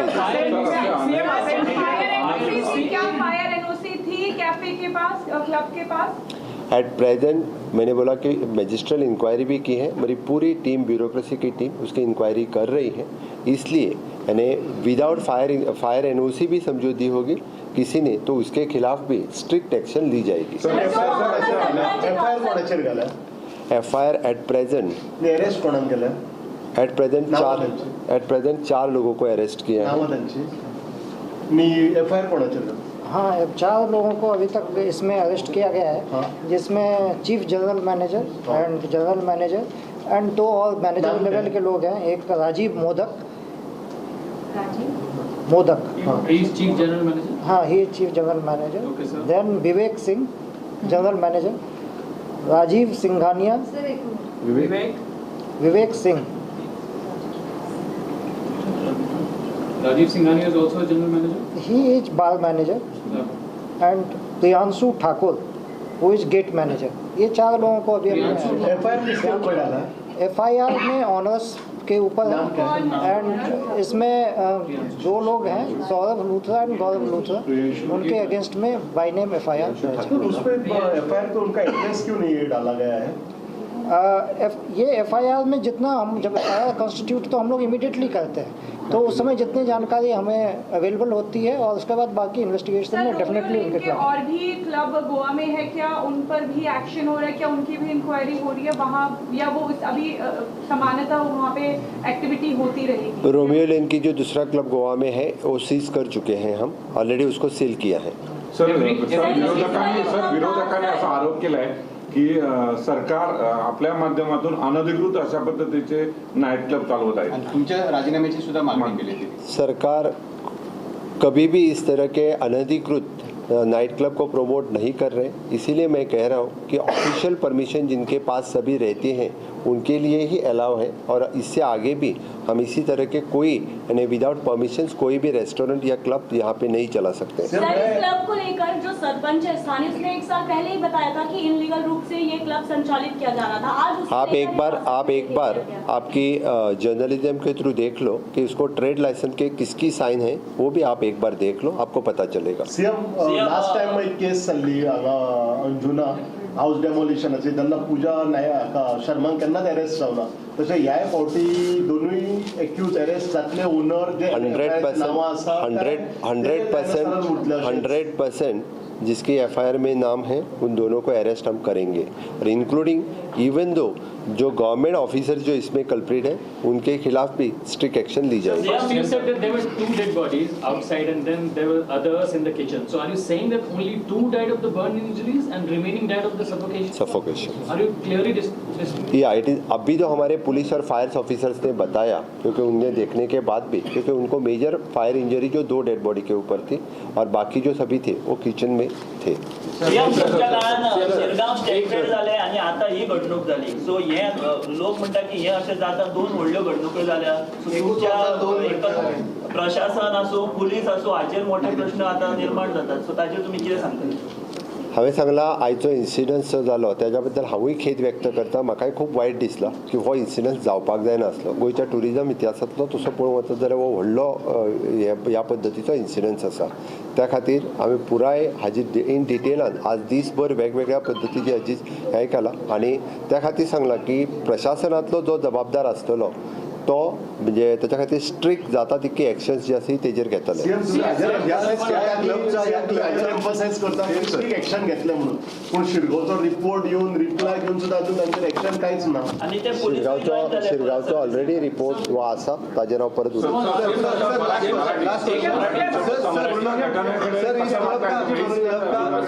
सरकार काय भूमिका घेणार आहे या घटनेवर?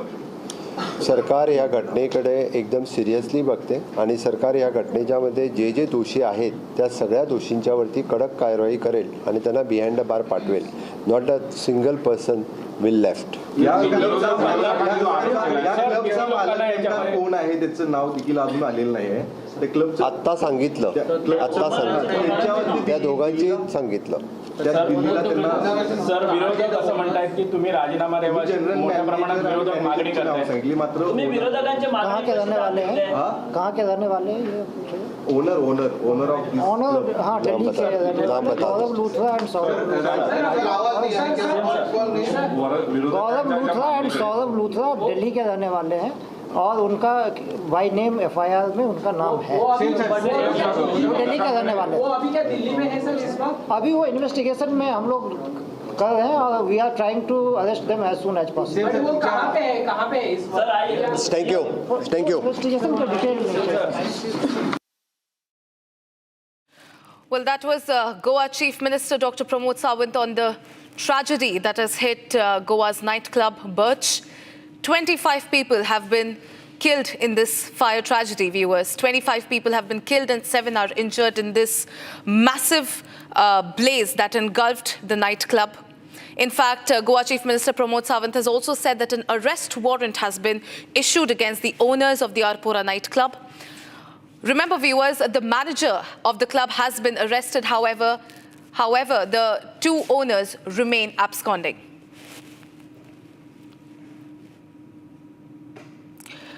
A devastating fire broke out at Birch by Romeo Lane nightclub in Goa around 12:04 a.m. on December 7th. It claimed 25 lives, it injured 6 others. The fire is believed to have started on the dance floor, spreading rapidly and trapping many inside. The moment of the blaze was captured in a chilling video from inside the club. Take a look at these visuals. A fun-filled party in Goa turned fatal.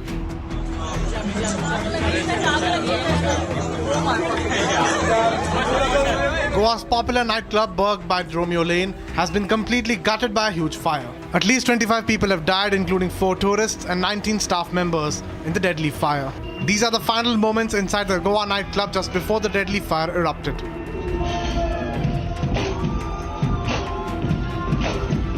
The video from a dance floor captures the chaos at Goa nightclub moments before the fire erupted. The video captures the ceiling erupting in flames right above the dance performance on stage while the show was still on. The clip shows a female belly dancer performing on a small raised platform inside the club. Around 10 seconds into the video, bright flames erupt from the ceiling directly above the dancer. Within few more seconds, the fire spreads across the ceiling. The dancer and other musicians turn around and run as the flames intensify, with thick smoke already visible by the time the video cuts out. However, there is no visible sign of fire safety equipment activating at the moment the blaze breaks out. Preliminary probe indicates that the nightclub had not complied with required fire safety standards. Several videos from the spot showed the blaze engulfing near every part of the establishment. The fire broke out at Birch nightclub around 12:04 last night and took around 3 hours to be under control. Before we move further, ladies and gentlemen, let me give you a quick recap of what Goa CM Pramod Sawant had to say on this tragedy. Take a look. इसीलिए मैं बोल रहा हूँ क्योंकि जिसके ऊपर यानी इसी क्लब और बाकी के ऊपर ही हम स्ट्रिक्टली एक्शन ले रहे हैं। सर ओनर्स के FIR हमने रजिस्टर्ड किया है, उनको हम अरेस्ट करेंगे। उसके लिए टीम्स कहाँ भेजी गई है सर? दिल्ली भेज गई है। This was Goa CM Pramod Sawant. He's saying that teams has been sent to Delhi for the arrest of owners and FIR has been registered. Apart from that, 4 others are also arrested in this case, including the chief general manager and general manager of the Birch Nightclub, wherein the massive fire incident took place. This is Swarali reporting for Republic Goa with Moin.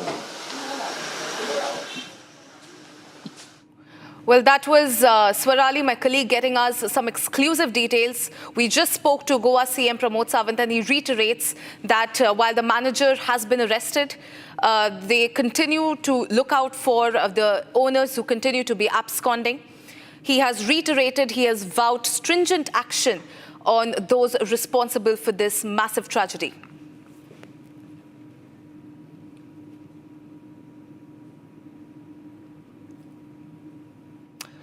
All right, joining me live is my colleague Swarali. Swarali, you just spoke to the Goa Chief Minister. Tell us what he said. He has, in fact, as per the reports that are coming in, he has reiterated, he has vowed that action will be taken. What else could you gather from the ground, Swarali? Yes, that's true. When we tried to talk to Goa CM Pramod Sawant, he has said that the team had been sent to Delhi to arrest the owners and FIR has been registered. On the other hand, 4 other people have been arrested, including Chief General Manager and General Manager of Birch Nightclub, wherein the massive fire incident had taken place. On the other hand, a magisterial inquiry will be set up, including the collector and the other dignitaries will also be included, and most importantly, the report will have to be submitted in 1 week to the government. And they are saying that whoever is included, all the officers, those are included in giving permissions to that may be the fire safety permission or trade permission to this illegal nightclub which was functioning. All the officers will be suspended soon, and strict action will be taken. On the other hand, injured will be compensated with 50,000 rupees. On the other hand, deceased family will be given rupees 2 lakh. That's what CM has informed us. Back to you.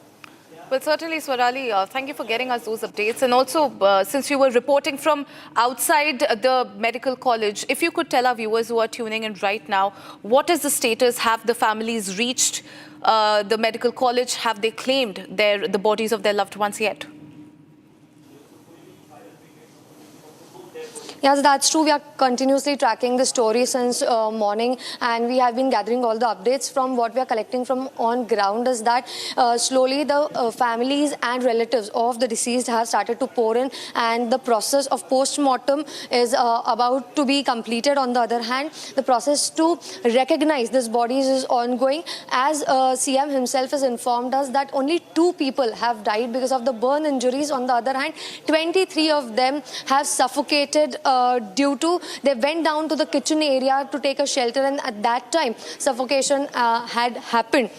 So the 4 of the tourists are from Delhi. Rest others are the staff members who are working in this hotel, and they belong to Uttarakhand, Jharkhand, Bihar, and also Nepal. So their families have started coming in. On the other hand, CM has informed us that all the arrangements to inform the family and to send the dead bodies back to respective states or even to Nepal, all the arrangements are done.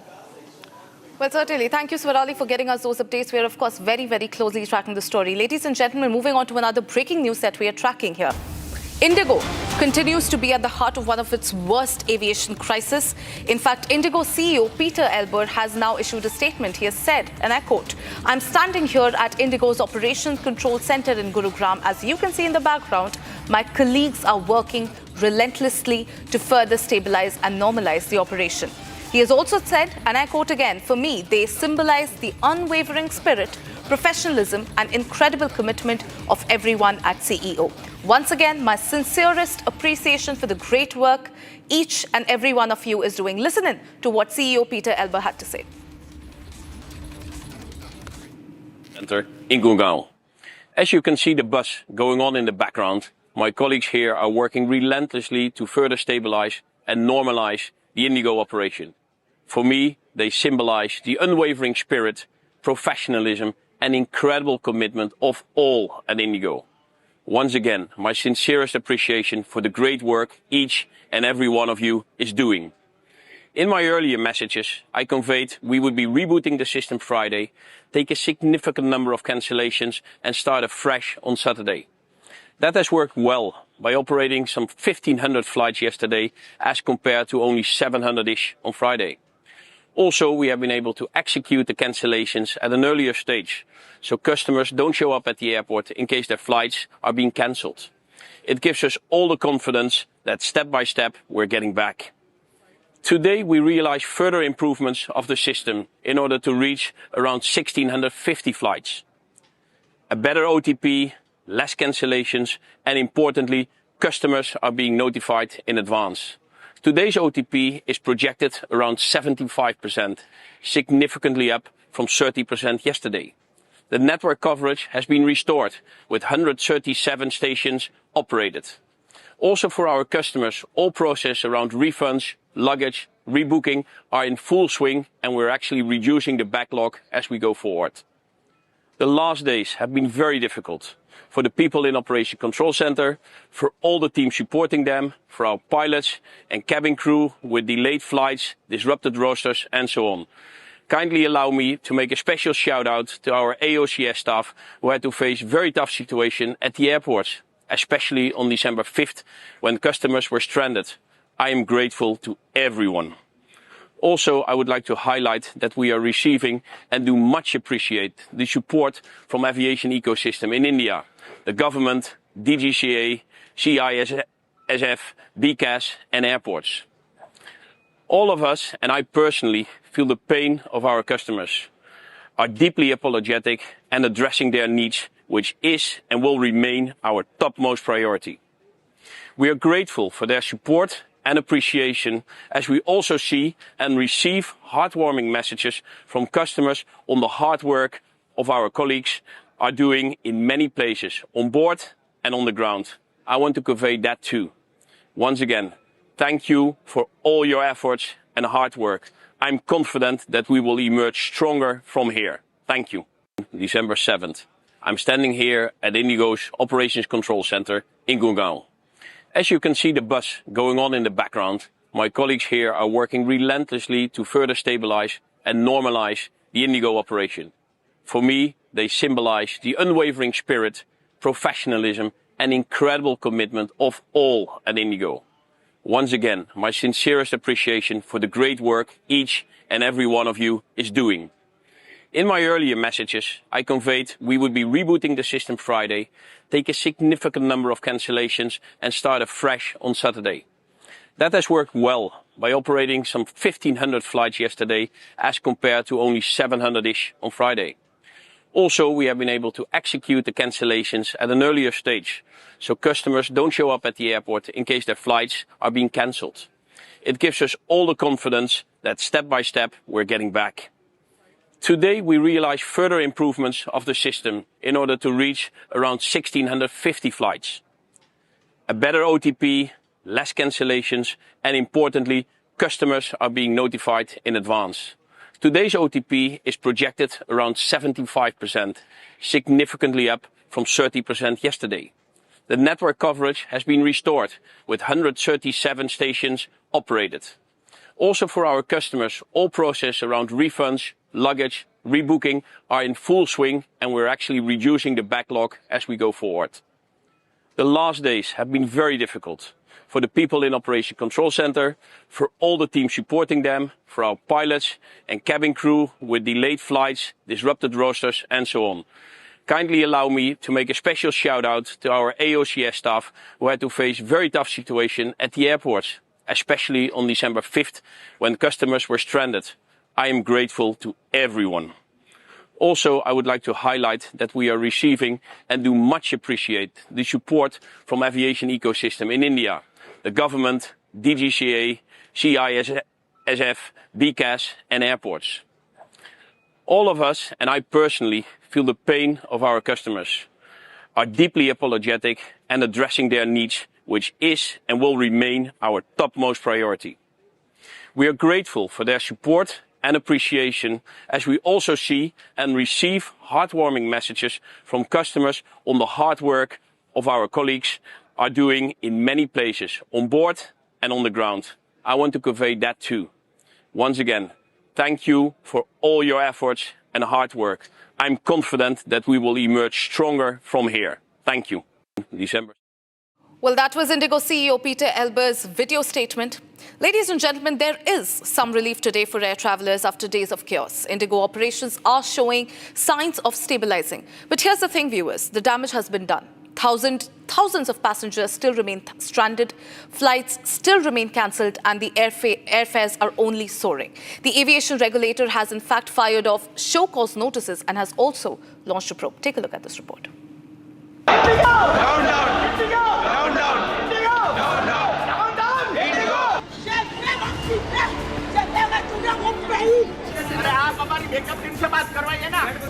After a week of mass cancellations and travel chaos, Indigo claims that it has restored a majority of its network. The airline claims to have over 95% of its routes back, giving many stranded travelers a chance to resume their journeys. Yet, at major airports, the fallout is still visible. Long queues at check-in counters, frustrated and stranded passengers, and over 220 flights cancelled this morning at Delhi and Mumbai alone. From Delhi to Guwahati, travelers told the same story. Last-minute cancellations, no affordable alternatives, and days of uncertainty. आज flight cancel हो गई। कल evening को ही खबर आया। आज मेरा flight था टू कैलकाटा एट 7:20 एंड कल इवनिंग को ही खबर आया कि फ़्लाइट कैंसिल हो गया। अभी यहाँ पे आके फिर कौन सा फ़्लाइट अवेलेबल है, क्या है, वो सब खोज खबर लेना पड़ा। एंड इंडिगो से पूछने से उनका ऑपरेशंस पूरा बंद है। And if I go to other counters like Air India, Akasa, उनके भी लिमिटेड फ़्लाइट्स हैं, और अगर हैं भी तो it's very costly, it's not affordable. अभी जो भी मुझे मिला, कल का मिला है, बहुत मुश्किल से मिला है। फिर अभी मैं फिगर कर रहा हूँ कहाँ रहना है यहाँ पे। So it is becoming a bit tough. Office वाले हैं हम लोग, तो वहाँ पे भी हम लोग को छुट्टी लेना पड़ रहा है। With seats limited and demand spiking, other airlines have hiked their fares, forcing many to either pay steep premiums or scrap travel plans altogether. Recognizing the scale of disruption, the DGCA issued show cause notices to Indigo's top leadership, including CEO Peter Elbers and the accountable manager, asking them to explain the massive operational failures within 24 hours. और आज हमने देखा कि 4 दिन पहले जो situation create हुई देश में, जो कियोस हुआ, उसकी वजह यही थी कि इंडिगो ने, उनके मैनेजमेंट ने ये सीरियसली नहीं लिया। तो तुरंत उसके बाद मिनिस्ट्री हो या डीजीसीआई के माध्यम से हमने इमीडिएटली एक्शन ली है। सबसे पहले तो 4 लोगों की एक जांच समिति हमने अपॉइंट करी है। उसके बाद 24/7 एक कंट्रोल रूम तैयार किया गया है। ये सब पहले जैसी सेवा शुरू हो, इसलिए FTDL का जो आदेश था उसको फरवरी 2026 तक हमने स्थगित कर दिया है। डीजीसीए ने इंडिगो के CEO को कल ही शोकॉज नोटिस दिया है, 24 आवर्स में उसका आंसर देना, इसलिए उनको बोला है, उनको नोटिस भी इशू किया है। ऐसे बहुत सारे निर्णय हमने इमीडिएटली ले लिए हैं। इस बारे में सरकार बिल्कुल गंभीरता से विचार कर रही है। जो जांच कमेटी अपॉइंट किए, उसका रिपोर्ट आने के बाद बिल्कुल उस पर कार्रवाई भी होगी। The crisis stems largely from last-minute crew roster, chaos triggered by recently enforced pilot rest and duty time rules the airlines failed to factor in early enough. To prevent profiteering, the government imposed airfare caps on key routes. Rammohan Naidu ji खड़े होकर के जवाब दिया और बताया कि ये तकनीकी दिक्कत है और इसको हम जल्दी दूर कर देंगे। उसके बाद आपने देखा होगा शनिवार को भी इम्प्रूवमेंट नजर आया, रविवार को भी इम्प्रूवमेंट नजर आया। आज मैं इसको देख रहा हूँ, मैंने आज भी मॉनिटरिंग की। तो अब धीरे धीरे इस परिस्थितियाँ सुधर रही है और जल्दी ही, और एक कंट्रोल भी किया है। आपने देखा होगा कि कुछ ऐसे एयरलाइंस थे जिन्होंने मनमाने तरीके से वो किराया बढ़ा दिया। उसको भी उन्होंने कहा इतने किलोमीटर पे इतनी राशि, इतने किलोमीटर पे इतनी राशि। इसका मतलब सरकार ने इस विषय को संवेदनशीलता के साथ यात्री परेशान नहीं हो और जो तकनीकी खराबी आई है वो जल्दी ठीक हो, इस दिशा में कदम उठाएं। Meanwhile, Indigo tweeted that all pending refunds and compensation claims for cancelled or postponed travellers will be processed without any delay, and full waiver will be given for cancellations and rescheduled requests for bookings. Indigo says it is working to normalize operations, but with show cause notices issued, regulators and government watching closely and passengers demanding justice, this crisis may reshape how airlines manage crew, safety and customer rights. The fallout is still being tailed.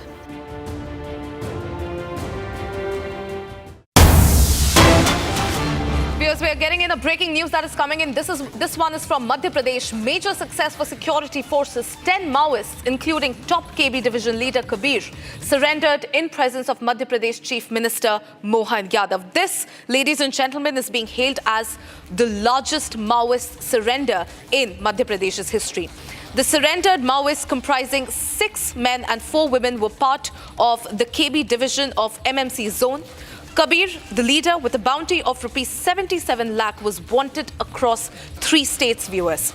Now, the surrender is being seen as a significant step towards ending red terror, ending Maoism in Balaghat, which has endured red terrorism for nearly 35 years. This is a big win, viewers, a big win for security forces. In fact, listen in to what Madhya Pradesh Chief Minister Mohan Yadav had to say.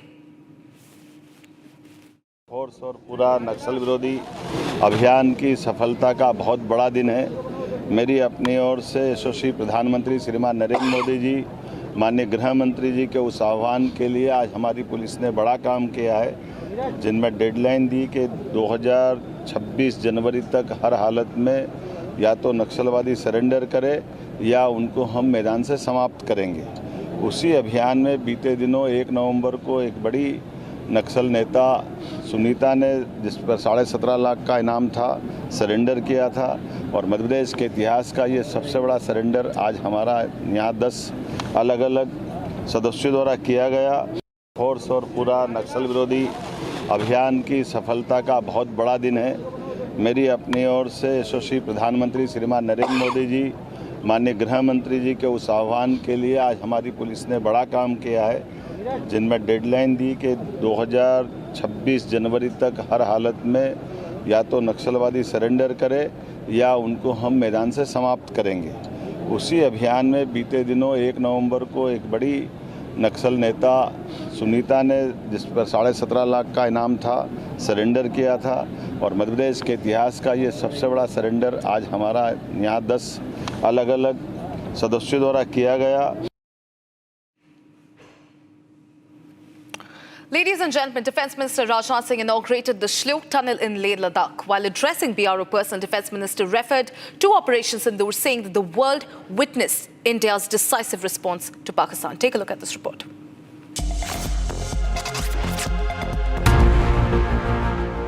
Defence Minister Rajnath Singh inaugurated the Shlok Tunnel in Leh Ladakh. Addressing the personnel of Border Roads Organisation, Rajnath Singh referred to Operation Sindoor's success, saying the world witnessed India's strength in response to the terror attack in Pahalgam.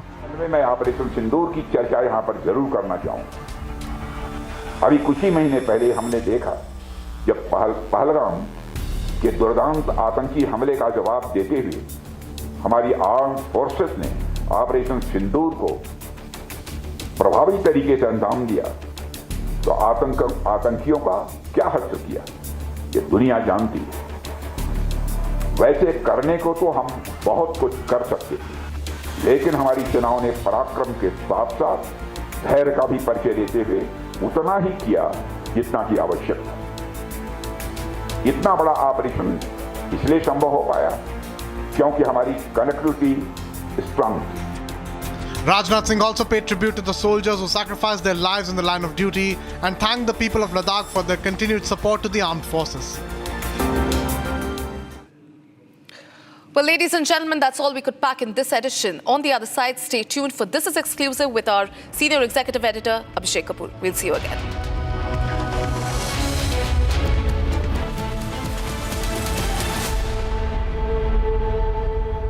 थोड़े में ज्यादा स्वाद यही तो है इसकी खास बात। वाओ मामा, क्या स्वाद है? अरे मेरे राजा, Amity has been ranked among the top universities globally for producing the most employable graduates by the Times Higher Education UK. Yet another testimony to Amity's excellent placement record. आधे बाउल दही में 4 चम्मच MDH चटनी पुदीना मसाला डाला, stir करो, पुदीना चटनी तैयार। MDH चटनी पुदीना मसाला। MDH।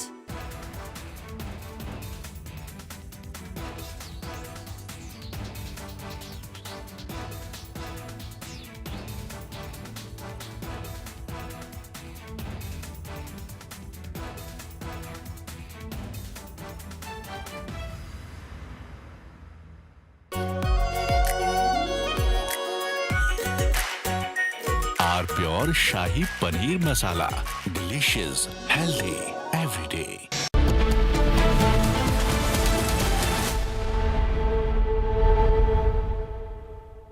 MDH की हल्दी मिर्ची धनिया करे कमाल, ये रंग दे, ये खुशबू दे, ये तीखा, ये कम पड़े, क्या निराला MDH मसाला। इसको घर पे लगाओगे तो शादी का तो पता नहीं, पर घर पक्का नहीं टूटेगा। रुंगटा नहीं तो घर स्ट्रॉन्ग नहीं। रुंगटा स्टील TMT बार एकदम सॉलिड। पहाड़ों में एक हाइकिंग स्टिक भी बन सकती है। आर प्योर सूजी पास्ता, उबालो, मिलाओ और खाओ, 8 मिनट में तैयार। क्या टेस्ट है, सबका राजा आर प्योर मसाला। केसरिया से मन जोगी हुआ रे, दिल झूमे देखो।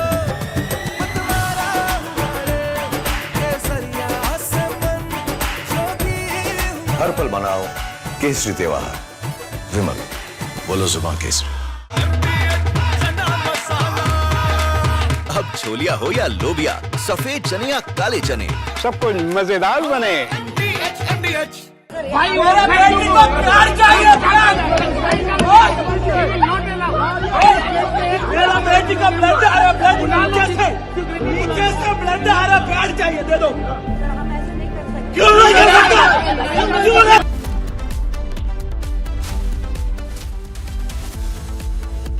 थोड़े में ज्यादा स्वाद यही तो है इसकी खास बात। वाओ मामा, क्या स्वाद है? अरे मेरे राजा,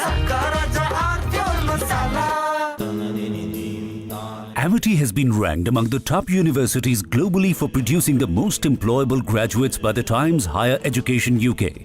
Yet another testimony to Amity's excellent placement record.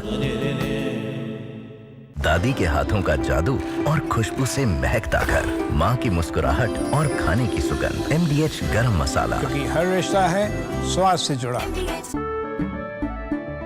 केसरिया से मन जोगी हुआ रे, दिल झूमे देखो। मतवारा हुआ रे, केसरिया से मन जोगी हुआ। हर पल बनाओ केसरी त्योहार। विमल, बोलो जुबान केसरी। आर प्योर सूजी पास्ता, उबालो, मिलाओ और खाओ, 8 मिनट में तैयार। क्या टेस्ट है, सबका राजा R pure masala.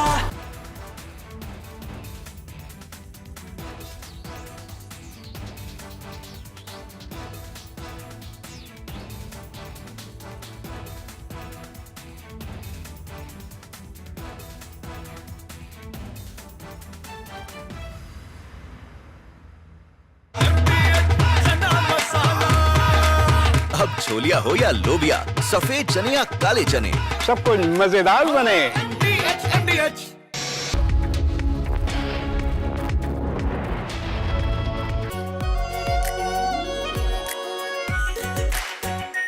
Are pure shahi paneer masala, delicious, healthy, everyday. केसरिया से मन जोगी हुआ रे, दिल झूमे देखो।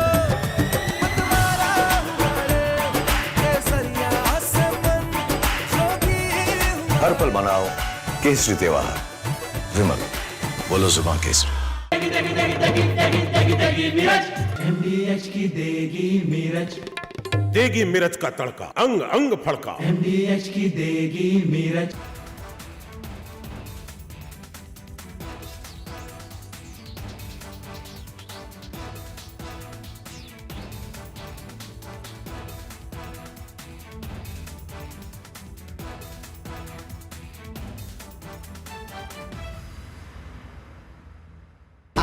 प्योर सूजी पास्ता उबालो मिलाओ और खाओ 8 मिनट में तैयार। क्या टेस्ट है सबका राजा hardcore masala. From Asia's largest news headquarters, setting the agenda for Bharat.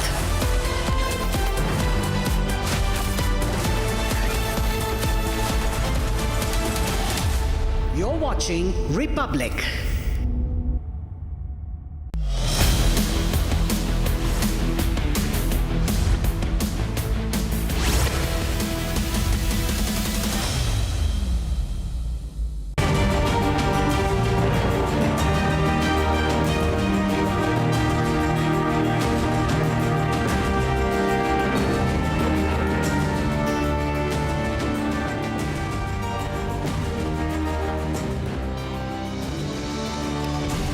Hi there, good evening. Welcome to the Sunday edition of This Is Exclusive. A man-made disaster panned out at a nightclub in Goa as illegalities built into the system led to an inferno which claimed 25 lives. That's the tragedy under focus. We're going to bring to you some exclusive elements of how this disaster panned out, what happened which should not have happened in terms of those illegalities being allowed, and what next. Let's begin with the headlines.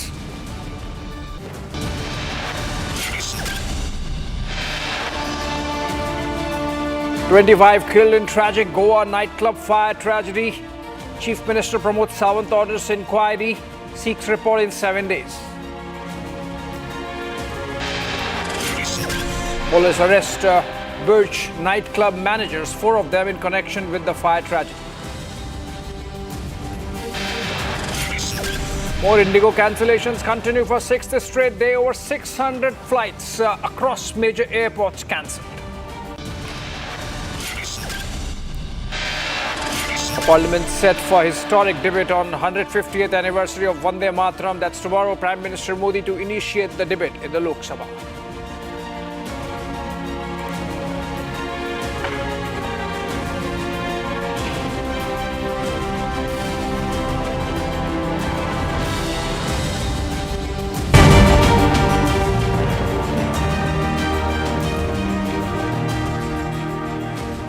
Well, friend, 25 people, including 4 tourists and 14 staff members of the establishment, were killed in a fire at a nightclub, the Birch by Romeo Lane in Goa.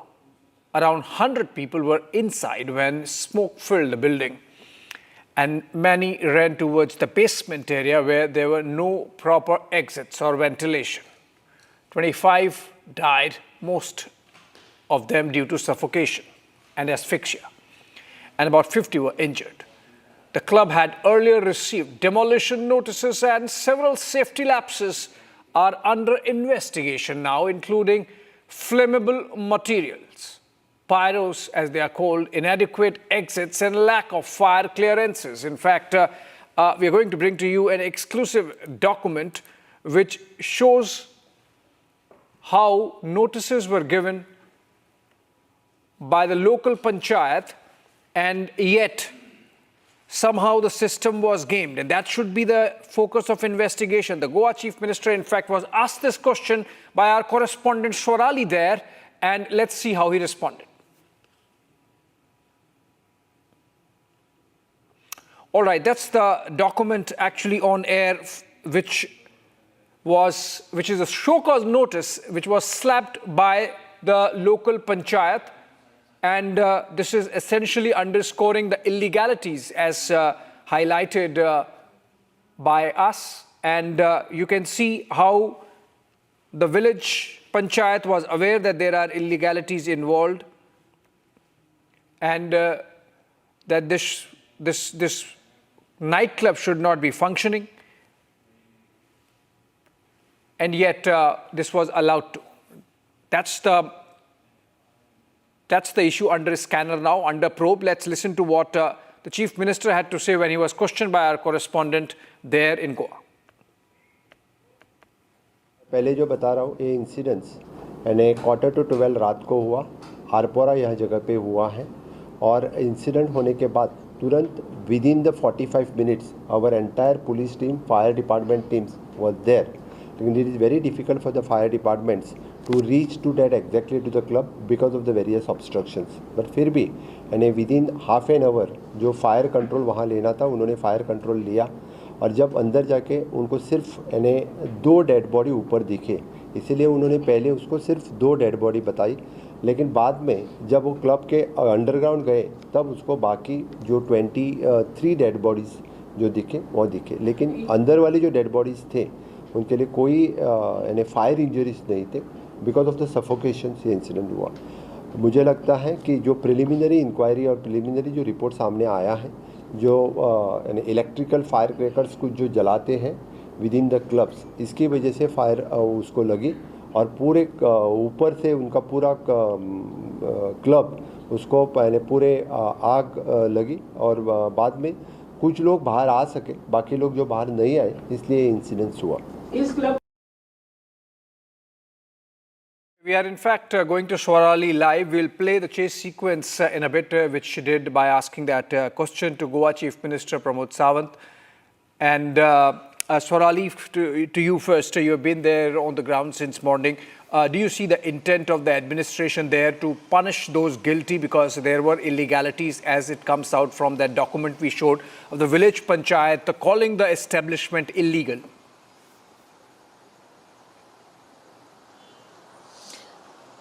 Right. So let me tell you what we have fetched from the current press conference that has been held by the Goa Chief Minister. Let me tell you, a magisterial probe has been ordered and all the illegal constructions or such nightclubs will be audited and a list of SOP will be generated for the further advisory. On the other hand, when we tried to talk and interact with the CM, he has said that a team has been sent to Delhi to arrest the owners of this Birch nightclub, and FIR has been registered as well. On the other hand, 4 people are arrested, including chief manager and manager level dignitaries of this Birch nightclub.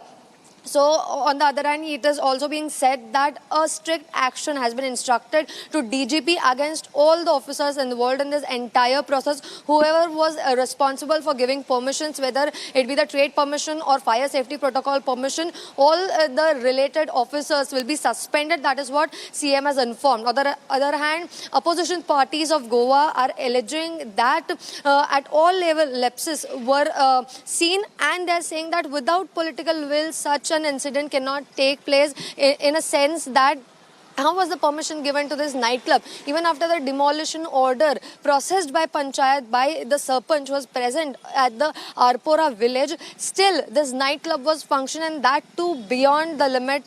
It was functioning after 12 AM because this incident has happened midnight. So questions are still lingering. On the one hand, where the government is saying that strict action will be taken, but it is a fair investigation is demanded by opposition, and it really matters how could this happen and how the entire lobby is working without licenses is a question. Yeah, absolutely. In fact, Swarali, stay with us. You earlier did a question, threw a question at the Chief Minister of Goa after the press conference. Let's listen to that and hear that chase sequence. And then I come back to you, Swarali. Stay with us. आपकी जो opposition party है तो ये कह रहे हैं कि political support के बिना पूरे कोस्टल लाइन पर इलीगल कंस्ट्रक्शन नहीं चल सकता है. यहाँ पे कोई इलीगल कंस्ट्रक्शन नहीं चल रहा है, इसीलिए मैं बोल रहा हूँ क्योंकि जिसके ऊपर यानी इसी क्लब और बाकी के ऊपर ही हम स्ट्रिक्टली एक्शन ले रहे हैं. सर ओनर्स के FIR हमने रजिस्टर्ड किया है, उनको हम अरेस्ट करेंगे. उसके लिए टीम्स कहाँ भेजी गई है सर? दिल्ली भेज गई है. आपकी जो अपोजिशन पार्टी है तो ये कह रहे हैं कि पॉलिटिकल सपोर्ट के बिना पूरे कोस्टल लाइन पर इलीगल कंस्ट्रक्शन नहीं चल सकता है. यहाँ पे कोई इलीगल कंस्ट्रक्शन नहीं चल रहा है, इसीलिए मैं बोल रहा हूँ, क्योंकि जिसके ऊपर यानी इसी क्लब और बाकी के ऊपर ही हम स्ट्रिक्टली एक्शन ले रहे हैं। सर ओनर्स के एफआईआर हमने रजिस्टर्ड किया है, उनको हम अरेस्ट करेंगे। Thank you. टीम्स कहाँ भेजी गई है सर? दिल्ली भेज गई है। All right, Sorali, it's surprising that the Chief Minister said that there is no illegal construction, because we have the show cause notice which we accessed of the Arpora village panchayat, which clearly says that this is absolutely illegal, and that the records show that the structure in which you are running business activity, for which this office has already issued demolition order, it was illegal, and even a demolition order was issued by the village panchayat. How is the Chief Minister saying it's surprising that there is no illegal activity going on? I mean, the FIR says so. Exactly. So that's the question which is lingering for the locals and people who are deceased, and the families are asking question that at multiple level lapses was seen, and on the other hand locals are also informing us that there are several such nightclubs, and opposition parties is claiming it's allegedly that several such nightclubs, restaurants are can be seen on the entire coastline of North Goa, and specifically in the Arpora village several such businesses are being run. On the other hand, we have an official document saying from the village itself calling for the demolition and asking an answer within a week. So the question arises how the investigation will take us forward on one hand, wherein the proofs are going against the administration and lapses at several level.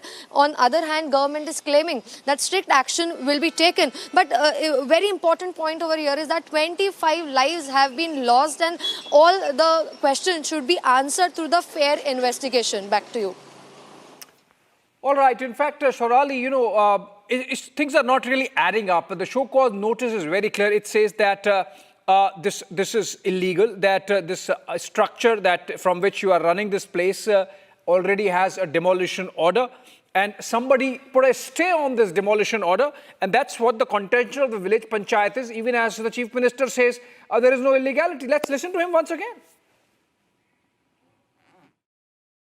आपकी जो opposition party है तो ये कह रहे हैं कि political support के बिना पूरे कोस्टल लाइन पर इलीगल कंस्ट्रक्शन नहीं चल सकता है। यहाँ पे कोई इलीगल कंस्ट्रक्शन नहीं चल रहा है, इसीलिए मैं बोल रहा हूँ, क्योंकि जिसके ऊपर यानी इसी क्लब और बाकी के ऊपर ही हम स्ट्रिक्टली एक्शन ले रहे हैं। और सर ओनर्स के एफआईआर हमने रजिस्टर्ड किया है, उनको हम अरेस्ट करेंगे। Thank you. टीम्स कहाँ भेजी गई है सर? दिल्ली भेज गई है।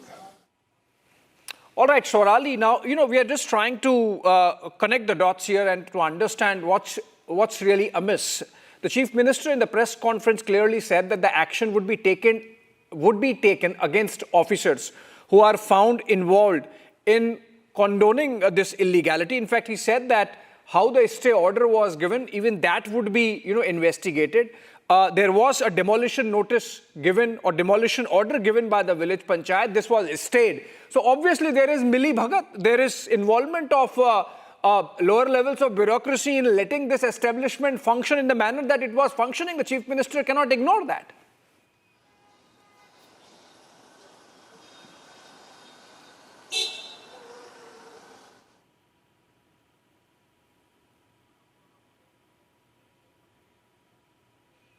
I think we lost the line there with Sorali. We are connecting again. This is a show cause notice, which is of March 2025, which is of March this year, 24th of March to be precise.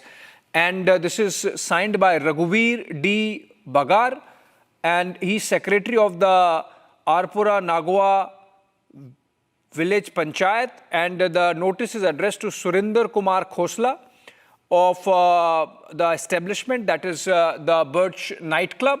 And it says, whereas it is observed that you are running illegal business of nightclub in the property bearing number so-and-so, situated at Sankwadi, Arpora, Bandes, Goa, and also causing noise pollution by playing loud music beyond the permissible limits. And it is also observed that you are running illegal business in the name and style of Birch, which is not registered. So multiple level of illegalities there in the village panchayat show cause notice, Swarali. it was not registered. It was not registered in the name with which it was running. It was creating noise pollution beyond the permissible limits. And the place itself is said to be illegal, and that is why it's sought to be destroyed, demolished, so far as the show cause notice of the village panchayat is concerned. In the press conference, Swarali, which you attended, the Chief Minister said that action would be taken against those officers who stayed this order. So obviously there is an element of milibhagat at the lower levels of bureaucracy insofar as this establishment is concerned.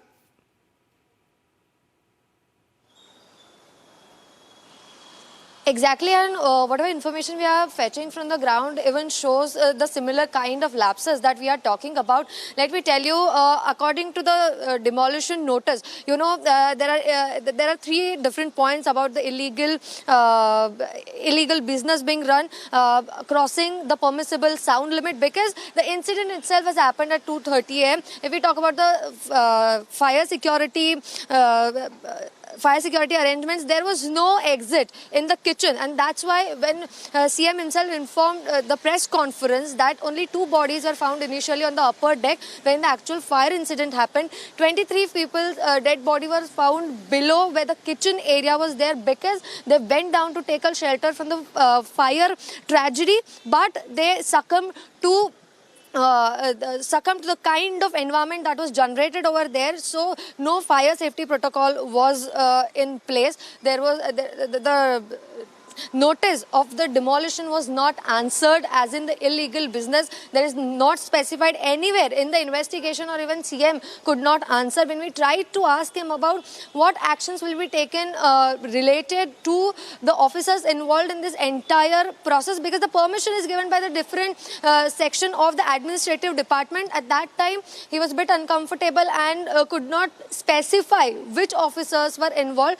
but we were only informed that a magisterial inquiry will take place. On the other hand, they have informed us that the all the nightclubs or other properties owned by the owners of the Birch, that is Saurabh and Rishabh, all those properties across Goa are sealed. That's what they have informed. But the question still remains the same, that if the permissions were given and such nightclubs are functional across the state, where is the administration? And it's a huge level of failure. Absolutely. Huge failure there, leading to loss of life, a tragic loss of life of 25 individuals, and unfortunately 14 of them, in fact, workers at the same establishment, 4 of them tourists.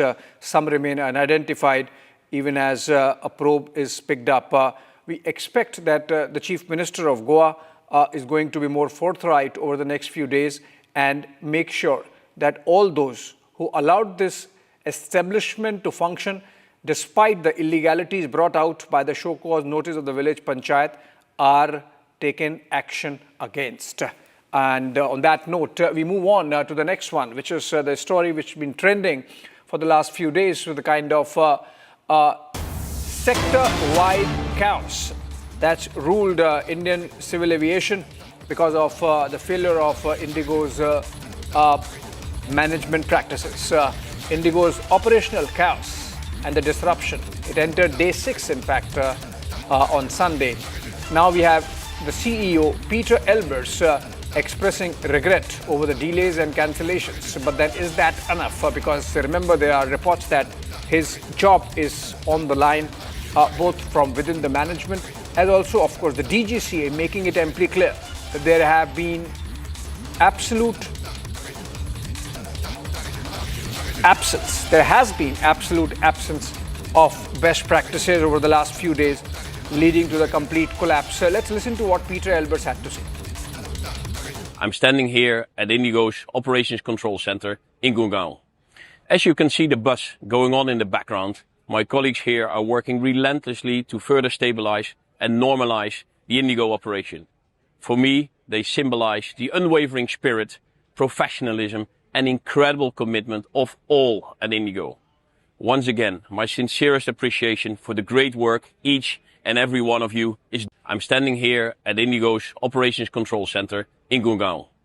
As you can see the bus going on in the background, my colleagues here are working relentlessly to further stabilize and normalize the Indigo operation. For me, they symbolize the unwavering spirit, professionalism and incredible commitment of all at Indigo. Once again, my sincerest appreciation for the great work each and every one of you is doing. All right, so that's sort of an apology by the CEO of the Indigo Airlines, but what does it really mean? Because the kind of disruptions we have seen over the last 5 days, the kind of inconveniences, chaos, and absolute mayhem there insofar as the passengers, the people, those flying for their basic needs, professional work, personal travel, all are concerned. We have aviation expert J. Venkateshwara Rao joining us. Mr. Rao, if you heard the Indigo CEO, do you sense even an iota of sincerity in that apology? Because remember, this is coming amidst reports that even the DGCA might seek action against the CEO from Indigo. To be very honest, this is a little too late in the day. The very fact that they did not adhere to the FDTL regulations speaks volumes. Today, whatever the staff are putting in, kudos to them. But they have been brought to this stage thanks to the inefficient management, including the CEO. I mean, DGCA wants to take action against the CEO. That's very good. But what action will be taken against DGCA, who has been sleeping on this for the last 2 years? They should have monitored whether Indigo had recruited the required number of crew, pilots and cabin crew. They have failed miserably. The government, the Civil Aviation Ministry has also failed. This fiasco, again, like I have always maintained, this has been created. Indigo thought it will get away with blue murder, but unfortunately the uproar in the country, the uproar by channels like you, have forced them to backtrack. Otherwise, you would see in one day, they thought that they'll tell the DGCA we won't be able to operate, and they say, okay, sorry, continue. No, their plan failed. This is nothing but blackmail. Absolutely. It was nothing but blackmail on the part of Indigo. And Mr. Rao, since you are putting the onus on the DGCA also, what needs to be done at that end? Because ultimately... Heads need to roll, sir. It's as simple as that. You first of all, sir, to be very honest with you, we all are discussing these FDTL violations. None of us realize that the DGCA did not have the powers to give those dispensations in the first place. We have forgotten that there's an amendment to the aircraft rule, and section 133A has been read down by the Delhi High Court. Yeah. And which said that DGCA the Director General has no powers to give dispensation. And how did they give dispensation for 2 years? That is a fundamental question. And I'm making this statement with full responsibility. It is a quid pro quo. You see, when I read the press statement given out by the Ministry of Civil Aviation, it's laughable.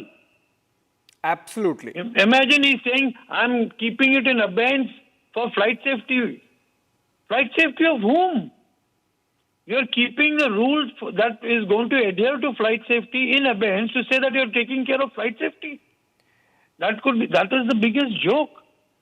And then Mr. Rao, also the fact of the matter is that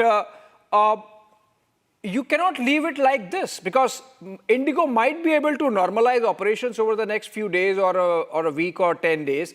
But the fact of the matter is, if this duopoly is allowed to function, if Indigo continues to remain almost a monopoly with 65% market share, I mean, then obviously you are at their mercy.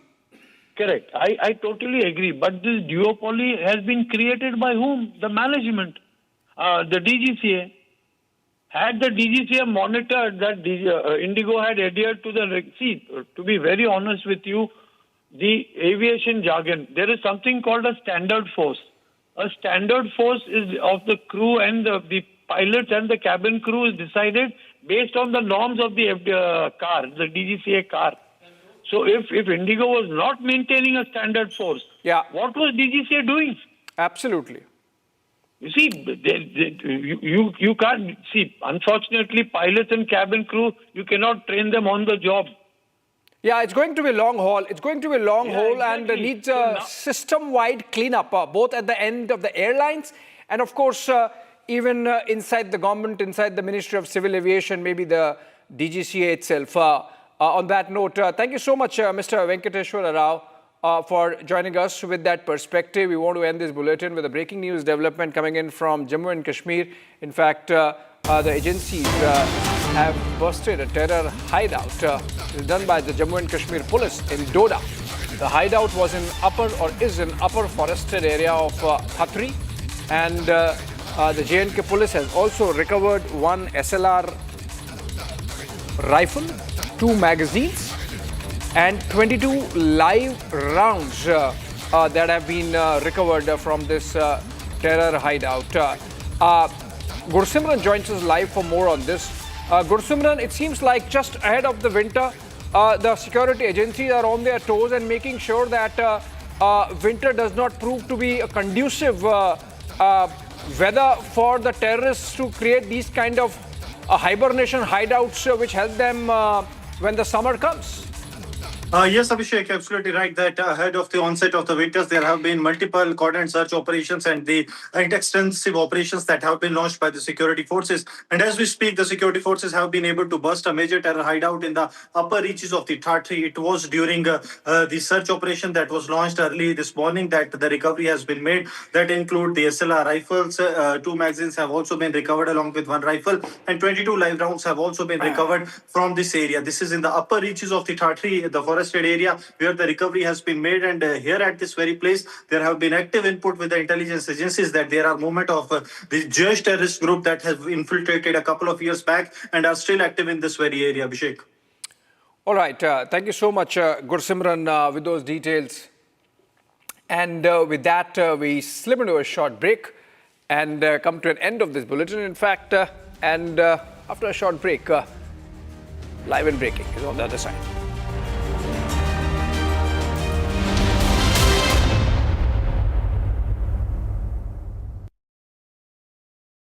दादी के हाथों का जादू और खुशबू से महकता घर, माँ की मुस्कुराहट और खाने की सुगंध। MDH गरम मसाला, क्योंकि हर रिश्ता है स्वाद से जुड़ा।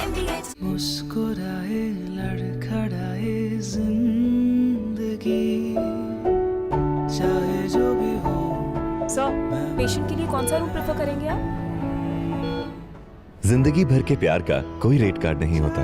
Tata AIG health insurance, with you like family, with you always. थोड़े में ज्यादा स्वाद, यही तो है इसकी खास बात। वाओ मामा, क्या स्वाद है? अरे मेरे राजा, राजा और pure masala.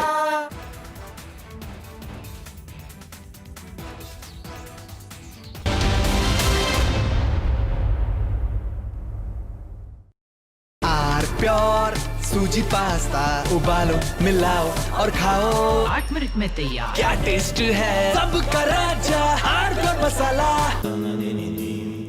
Amity has been ranked among the top universities globally for producing the most employable graduates by the Times Higher Education UK. Yet another testimony to Amity's excellent placement record.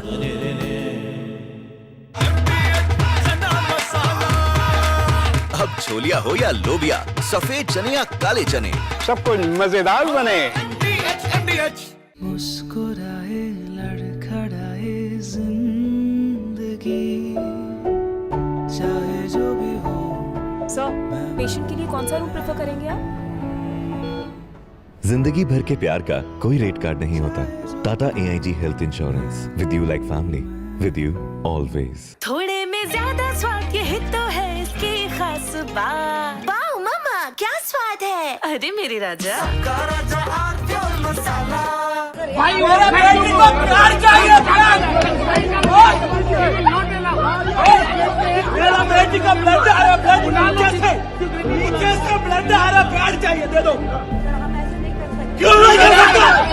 क्यों नहीं कर सकता? क्यों नहीं कर सकता? मेरे को प्यार चाहिए अभी।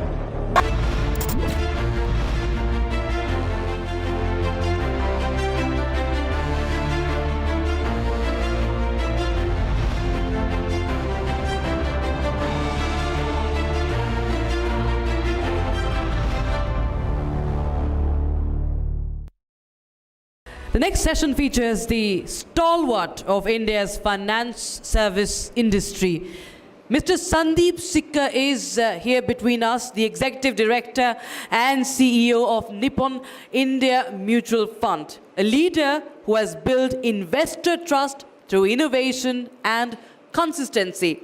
He represents the spirit of India's growing financial inclusion. Mr. Sikka, it's lovely to have you here with us. We were just listening to the minister, and he just made a very important statement that India is on the move, and every Indian, through his or her own pocket, is betting big on the India story through mutual funds. So I have the right man in front of me. He is one of the driving forces, not just behind Nippon, but even AMFI, that's the Mutual Fund Association. So the right man to ask questions on all our mutual fund investment related matters. Mr. Sikka, I want to get started. The whole SIP revolution that we've seen over the past about a decade or so, right now we're standing at about 75 lakh crore assets under management in mutual fund and over 5 crore investors. What do you think is the driving factor behind the confidence that the Indian investor is showing in mutual funds? So Pranav, Arnab and Republic TV, thanks for having me here. I think I remember last time also being here, but I think one thing, first I should say thanks for the lovely video that you showed about me. And one thing that I realized was the growth of the mutual fund industry, AUM, and my hairline are going in the inverse direction. So that's that's on the lighter side. But I think let me start by highlighting the fact that it's today a very interesting point. It's a great moment to be. It's a time where every proud Indian is basically, looking at the bright future of the country. And as you saw in the morning, Mr. Amitabh Kant, and earlier before this, the minister talking about, we're at a time where I think India, we are moving from a fragile 5 to the top 5. And today what is happening is the most interesting time where I think every average Indian is through mutual funds, through SIPs, investing in India growth story. This had never happened before. So what is happening is, let me again go back to, I think a lot of us discussed about starting from 2014. Way back in 2014, at that point of time, mutual fund industry size was about 11 lakh crores. And today we are about 80 lakh crores. At that point of time, SIPs were less than 2,000 crores. Today we are 30,000 crores. So what is happening is, I think there are two things happening at the same time. First, I think what we should say, the growth that is happening, why it is happening. Average investor is always very smart. He will only invest if he has confidence in something. For decades after decades, after independence, they had confidence in bank deposit, they had invested confidence in gold, and they invested in that. Today, this is changing India. Average Indian is having confidence in the India growth story, and that's why they are investing in mutual funds, investing through SIPs. But what is also very important to understand, it's mutual fund industry cannot do anything in isolation. The India growth story is all about, as a lot of initiatives that were discussed, in the morning, the first video which mentioned about Prime Minister talking about from being the 10th largest to being the third, moving towards the third largest. I think what is critical, a lot of foundation has been created in the last 10-15 years. So let me give you an example. The Jan Dhan that was talked by the minister before this, that got the formalization of the economy where we saw 50 to 60 crore new bank accounts getting opened. Then after that, we had basically the Aadhaar, we had the digital. All these things have actually helped the mutual fund industry grow. But the biggest thing that is happening, which we need to, each of us is proud of is today, I think investment behavior happens over generations. And today, Indians are investing in capital markets, and from a data point of view, what was basically less than 1% of household savings were coming into capital markets. Today, it's about 7%. So it's a big change, but it's all about, not only about as mutual fund industry, we can take, a lot of, pat on the back we have done, but it's a function of country doing well, the economy doing well, Indians having confidence in the Indian economy, Indian capital markets, and a lot of rules that have been redefined by Jan Dhan and digital. Yes. We have a lot of youngsters here. One of the most crucial debates at home is why invest in mutual funds? Wo to risky hai. FDs are better. What do you think is better? If there is one advice you would have to give to everybody who wants to invest here, is what is better, FD or mutual fund, and what is good for India? So let me, you said why mutual fund? I say why not mutual fund? My question is the other way around. Today, for years and years, we've been investing in real estate, gold, bank deposit. All these things everything has a particular part that should be part of the asset allocation. But from a long-term point of view, what you have to see is FD has its own limitation, and I'm not here to de-sell anything or try to propose anything. But what you have to understand is from a FD point of view, I think you will be getting whatever 6, 7, 8% return, the fixed return. But you cannot contribute to the India growth story. If you have to contribute to the India growth story, you have to participate in and get the upside from it. That will come through the equity capital markets. And if you have to come to equity capital markets, all youngsters here and all of us have a day job. I think all of us cannot do those investments ourselves. And that's where mutual fund industry plays a very big role. So for me, it's a time where we have to say, why not mutual fund? And it's the whole environment is changing where it used to say mutual fund is subject to market risk. The environment is now changing to mutual funds are here. But what happens when the marketing department, so to say, oversell mutual funds promising higher returns? I really want to ask you, are the days of superlative returns in mutual funds really over? Will we still see double-digit returns in mutual funds? What is the way forward? What is the kind of expectation that every new investor should have when he enters the mutual fund or the wealth route via mutual funds? No, I do not. The superlative is relative. I think if somebody has seen last 5 years, he may see it differently. Someone who invested 1 year back, we may see differently. But let's step back a little. You had the minister and before the economist who talked about India, we are expecting the GDP today 7%. Can we touch 10% also? Today, all this is a function of how India grows. If India is growing at 7, 8%, 9%, nominal GDP will grow at 12, 15, 16%. There is no reason why investors should not expect double-digit returns. But superlative, returns, again, this, like I said, we have to all understand one thing. Anything where you have extraordinary returns, you are also taking extraordinary risk. So from a mutual funds point of view, and specifically mutual funds are not only about equity. Mutual funds are also about fixed income, gold and other things. So from our point of view, as long as India grows at 6, 7, 8%, you will continue getting double-digit returns. One of the terms that has been doing the rounds of internet for a long time is FIRE, that is financial independence, retire early. Would you advocate for mutual funds as that one instrument of retiring early or getting the financial independence? How should people go about looking at that and about investing in mutual funds from that aim? Well, but it's a very interesting question. I think even if we leave aside the FIRE part, I think let's look at the other way around. Today in India, the average longevity is increasing. I think with the better medical facilities, I think we heard the minister talk about the medical facilities, better facilities for everybody. With that, what happens is if after independence, our average expected age was 55, 60, it was still 10 years back, it was 65, 70, today it will move over to 80. People in Japan, I represent a Japanese company where the highest number of people who live above the age of 100. Now look at this, it's not just about retirement. There's a period when you earn. So all of us will earn till a particular age, 55, 60, 65. Earlier what was happening, you were earning till a particular age and after that how much you live would be just 10, 12 years. Now you'll be non-productive years when you will not be earning. That could be 25, 30, 40 years. Now, what that does is basically India also has one of the lowest, people working in the organized sector who are covered. They're not covered in the organized pension schemes. So mutual funds helps you secure your long-term future through, it is not only about retirement, but anything else, anything to do with long-term goals. Retirement is one of them.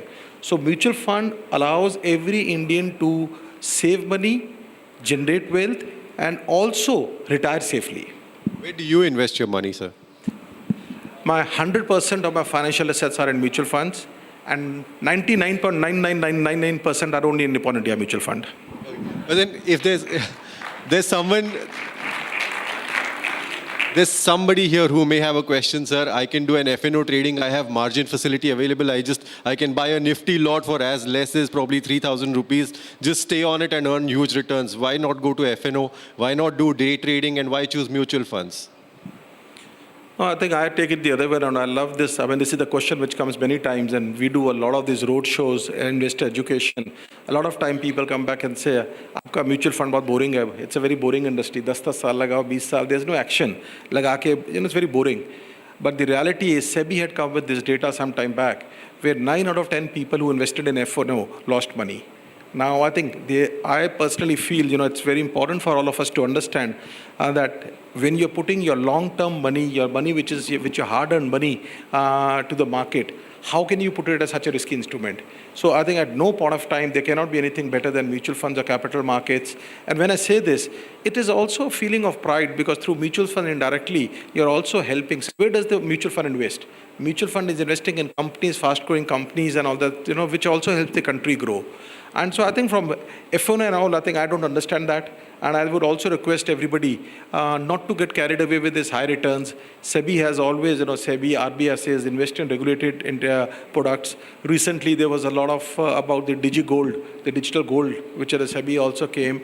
So I think it's very critical not to get carried away with all these products. Realistically, sir, looking at the mutual fund returns, I mean, the whole argument in the financial world or the investment world is how soon can you double your money? Realistically asking, how soon can any individual double his money in India through the mutual fund route? I think SEBI has this rule, you cannot make a futuristic, statement. So I won't say that. But I'll just try to come back to, it's a function of the economy doing well. As long as the corporate earnings are increasing, you will see mutual funds giving returns. So, but let me give you a data point which will help you to understand better because I cannot talk about future, but I can definitely talk about past. One of the funds, which is the flagship funds of the industry, which was launched in 1995, 1 lakh rupee invested, today is 4 crore rupees. But 4 crore does not mean anything because many times people in the compounding cannot understand what does that mean. So let me decode it. So if somebody had invested in that fund 10,000 rupees, in front of you will understand 10,000 is not a very big amount. 10,000 rupees a month, if it was invested since 1995, what you would have invested would be about 30 lakh rupees. And today the value of that fund is about 40 crore rupees. 27 crore rupees. 27 crore rupees. Now this is the power of compounding when it happens from a long-term point of view. And to your question, a lot of people, who expect superlative returns, they need to be invested for a longer period of time. That is the most important message. You cannot expect high returns by investing for a shorter period of time. So I think that's the message I want to give. If you want to expect high returns, you want to create wealth creation, you need to be invested for a longer period of time. Mr. Sikka, while one looking at the past, we feel confident that, okay, wow, there is an assurance, there are certain returns that we can expect from the funds we are invested in. But at the same time, we are also hearing of scams where just yesterday an individual who'd invested his money lost 35 crore on digital scam. When we look at that, that's a kind of a deterrent probably for an investor. What are some things that we need to keep in mind as investors to ensure that our money invested is safe? How do we ensure that the advisor we are trusting, the agency we are investing through is a reliable agency? What are some of the tips that you would want to give to everybody sitting here? Well, I think you talked about past is past, but we didn't look at future. Actually, sitting here since morning, I'm more confident about the future of India after hearing Mr. Goel and Mr. Amitabh Kant. And again, that is, if this is the future of India, I think there's no reason why Indians will not make more wealth through mutual funds. I think that is point number one. Number two, I think to your point, I think one thing is very clear. You will have regulated products and you'll have irregulated products, I think, and from your point of view, I think I also read this article yesterday about somebody getting, losing 35 crore rupees. I think it's very important for average investor, even educated investors, savvy investors to understand you have to deal with regulated entities. I mean, you will always get this thing, the lure, that there is something called, I think, let's go back many years back, there used to be chit funds and all that stuff. So you cannot get carried away with that. And I think from our point of view, I think while we talked a lot about the future and talked about the mutual fund industry, let me give you a little different perspective. Because asset management is not only mutual fund, we represent being a Japanese company, I deal with a lot of Japanese institutional investors. The interest of global investors to invest in India is just increasing. It's not only increasing in capital markets, it's not only increasing in equities, bonds, real estate, but startups. I think there's no reason for us to understand, I think, and get this confidence. If global investors are looking at India, why should average Indian in small citizen towns not look at investing into Indian capital markets through mutual funds? If I have to ask you, I mean, I have an investor in front of me right now, so I have to ask this question. What are some of the sectors that you as an investor are bullish on over the next 5 years? You were just talking about the India story. What are some of the sectors that you are betting big on? I think we can go on and on various sectors, because India is not a one market, it's a micro market. I mean, there are so many sectors, but anything to do with domestic consumption. I think we heard in the morning the minister and before this Mr. Khan talk about world over the industry, countries are moving to, protectionism. I think the borders are getting closed, the trade deals are getting closed. So what is happening? Our biggest asset is our population, our demographics, our domestic consumption. Today we are not a country. It's a country where you have 140 crore investors, 140 crores consumers, 140 crores savers, 140 crores investors. I mean, there are not many countries in the world which do that. But the common theme in all these is domestic consumption. Right. I'm going to ask you two quick questions. One, we are a country obsessed with gold. I mean, if average Indian household just decides to sell their jewelry, there could probably be, all our gold problems could probably be solved given the kind of demand that gold is currently witnessing. If I have to ask you, what is your choice between mutual fund and gold? What's that instrument that you, I mean, I know the obvious answer, but the reasons probably. Maybe I'll get you wrong, you don't know the obvious answer. Okay. It is gold through mutual funds. Okay. Okay. And why I say this, and I'm not trying to, I think again, what we have to understand is, I mean, today, over the years, the obsession for gold is very high. And I can forget any investor, I cannot convince my wife not to buy gold, because gold is something, it comes as an inherent thing, and everybody wants to buy it. And fortunately, over the years, the returns have been superlative. So I think every hypothesis goes wrong. But what we have to understand is, if the same gold can be bought and the returns can be got through the electronic mode, which is through the gold funds and the gold ETF, I think that is what changes everything. And let me give you another data point, how Indians are changing. Now, we were always very superstitious about gold. We have Dhanteras, Diwali time, people buy physical gold. Over the last 5 years, the trend is changing. More Indians are buying gold on the stock exchange, through ETFs. So 5 years back, on a Diwali day, Dhanteras and Diwali day, what was bought was 50 crore rupees. Next year was 100 crore rupees. The next year was 125 crore rupees. And this year was 500 crore rupees. So 500 crore rupees of gold bought on an auspicious day tells you how India is changing. And the other option, so to your question, I am a great believer in gold, but gold as an asset allocation, not as an investor. Okay. So it should be a part of every portfolio, but I think I'll prefer gold through mutual funds. Okay. Another, Nippon was in fact one of the pioneers in ETFs, that is exchange traded funds, which are passively managed. What is your personal choice, passive or active? Let me, here I'll move away from myself, but more as a CEO of a company. I think what we believe is, as an asset management company, you need to provide both. There are investors who like active, there are investors who like passive. And it's like saying many times, I think all of us, we go for homeopathic, also medicine, and allopathic also. So what happens, there are times you keep changing. So there will be a core thing that will be basically can be done through active fund. There can also be a certain part which can be done through passive. And we are no one to decide. It's like, then as an asset management company, we are a supermarket. I think we will offer everything. But I want to just tell you one thing. This debate is a little it's not warranted, because globally, both of them have coexisted for decades and decades. I think in India, we've always been a very more active funds. So this is a new debate that is happening. If you look at the most matured markets in the world, both active and passive are coexisted, and I feel in India also, both will coexisting for many more decades. Okay.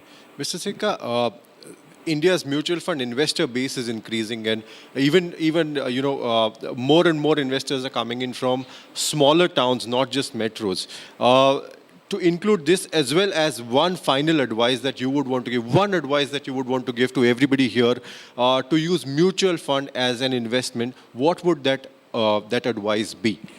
No, I think I'd like to just touch it's a very valid thing. We have investors from small cities and towns, and the trend is changing. And since you touched this point, mutual fund industry was always blamed that it is all basically more concentrating on the bigger cities and towns, bigger cities. The trend is changing. I think today we see more investors are coming from smaller cities and towns. Recently, we opened our first branch in Leh. Now, Leh has a population of, effectively 400,000 people, 300,000 people. Out of that, 3 lakh people are only armed forces. Now, I mean, imagine today a place where it's difficult to breathe. I think what we are trying to see is, I think we're trying to go and sell mutual funds and get this culture in small cities and towns. So from our point of view, I think the advice to whether it's a small town or a big town, but for all investors, make the first step. Start investing. Don't wait. I think there's nothing called like we say in health. I think you have to take the first step and you have to be consistent, you have to be disciplined, you have to keep investing. It cannot happen that one day you invest and then you forget. And then when you see the markets going up, you in cash and then you say, ho gaya bas mera. But the reality is, I think we have to invest for decades. And I think today when I invest, I think I can tell you one thing. You asked about me as an investor.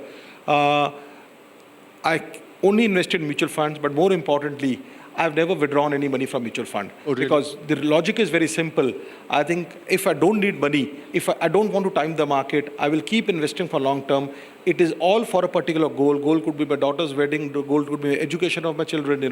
I've never ever withdrawn the money. I've never got carried away with how the markets behave.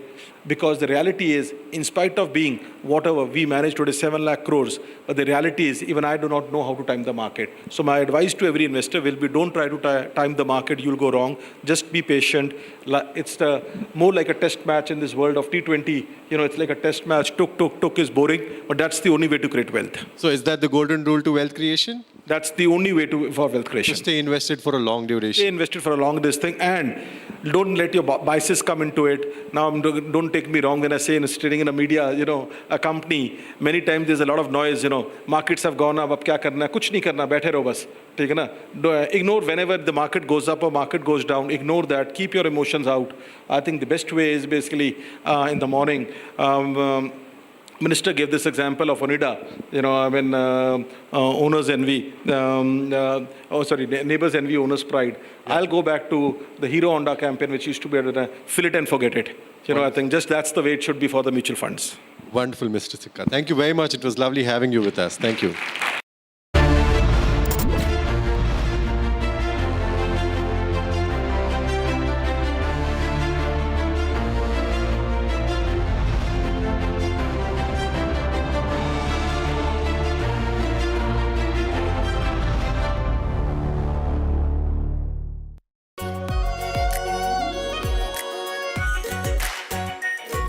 Pure Shahi Paneer Masala. Delicious, healthy, every day. Amity has been ranked among the top universities globally for producing the most employable graduates by the Times Higher Education UK. Yet another testimony to Amity's excellent placement record. MDH की हल्दी मिर्ची धनिया करे कमाल, ये रंग दे, ये खुशबू दे, ये तीखा, ये कम पड़े, क्या निराला MDH masala.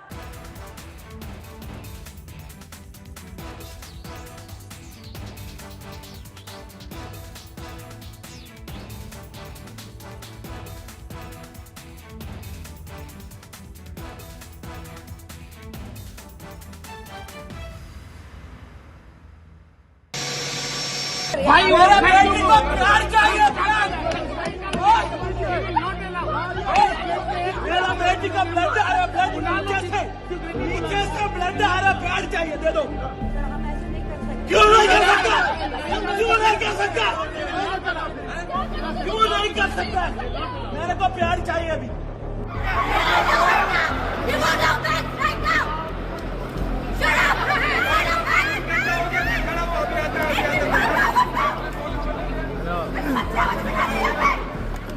That we have experienced severe operational disruptions for the past few days. Since then, the crisis continued to aggravate, with today, December 5th, being the most severely impacted day, with the number of cancellations well over 1,000, or more than half of our number of daily flights.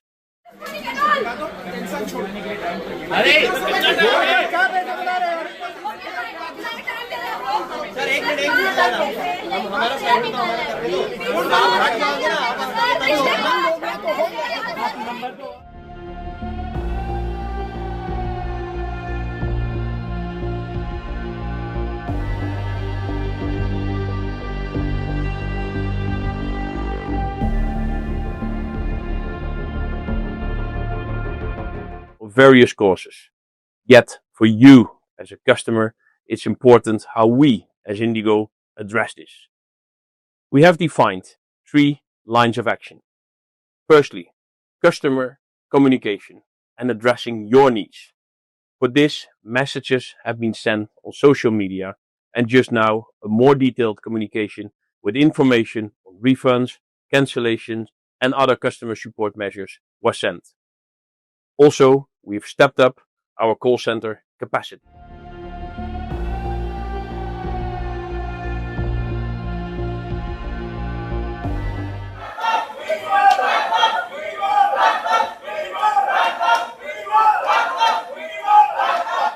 See, in order to make air travel more safe and secure, the pilots were demanding extra rest hours as per international norms.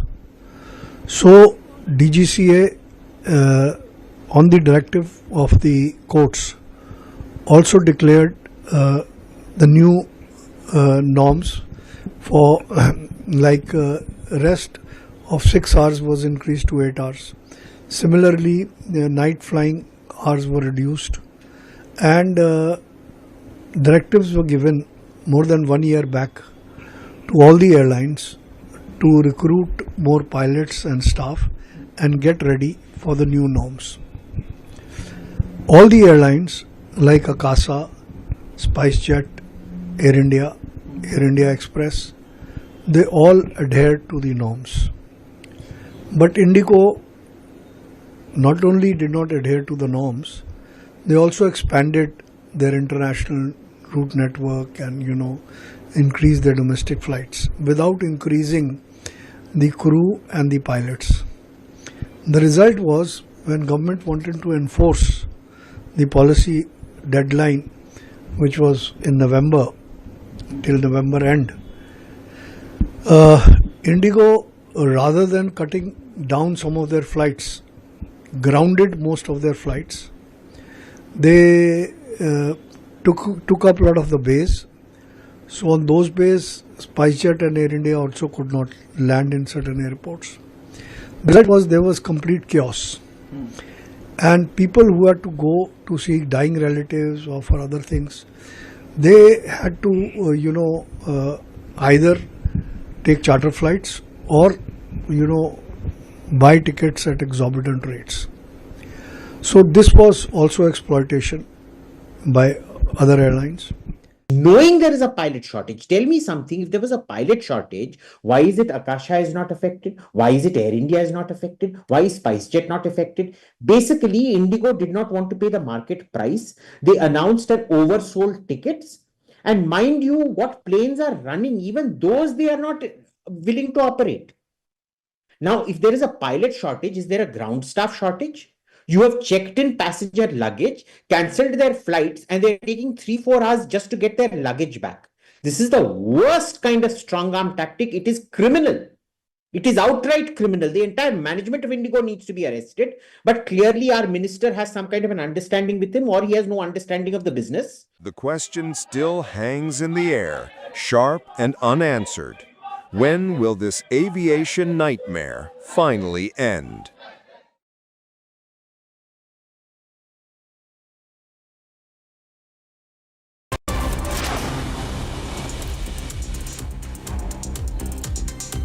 Defence Minister Rajnath Singh arrives in Leh, Ladakh to take stock of the 125 strategically significant infrastructure projects, including Shiok Tunnel across 7 states and 2 union territories constructed by the BRO that has been made. A cold wave continues in Kashmir Valley as mercury dips to sub-zero temperatures. As per IMD, the minimum temperature recorded in the city today is -3 degrees Celsius and the highest is likely to be 11 degrees Celsius.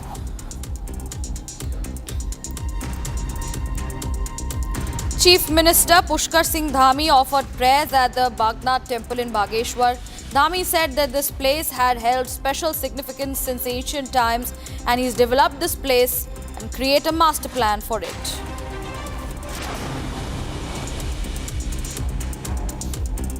The half marathon organized by District Police Administration was held at the District Police Lines ground in Rajouri. The event consisted of 3 events, 5 kilometers, 10 kilometers and 21 kilometers.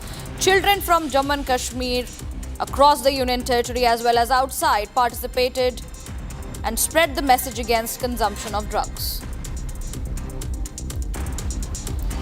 Tripura Chief Minister Manik Shah plays golf as he attends Golf Tournament 2025 at Tusker BSF Golf Course in Agartala. Chief Minister Shah said this will grow further in the coming days and whatever is needed to be strengthened it further, the government will make efforts.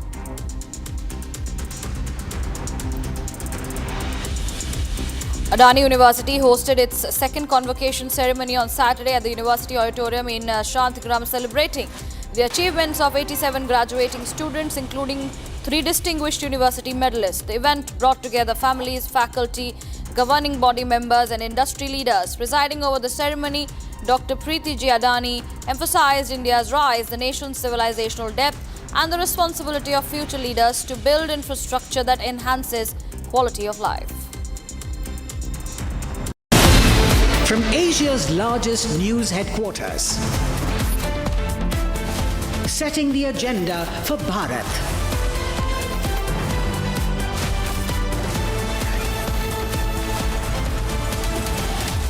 You're watching Republic.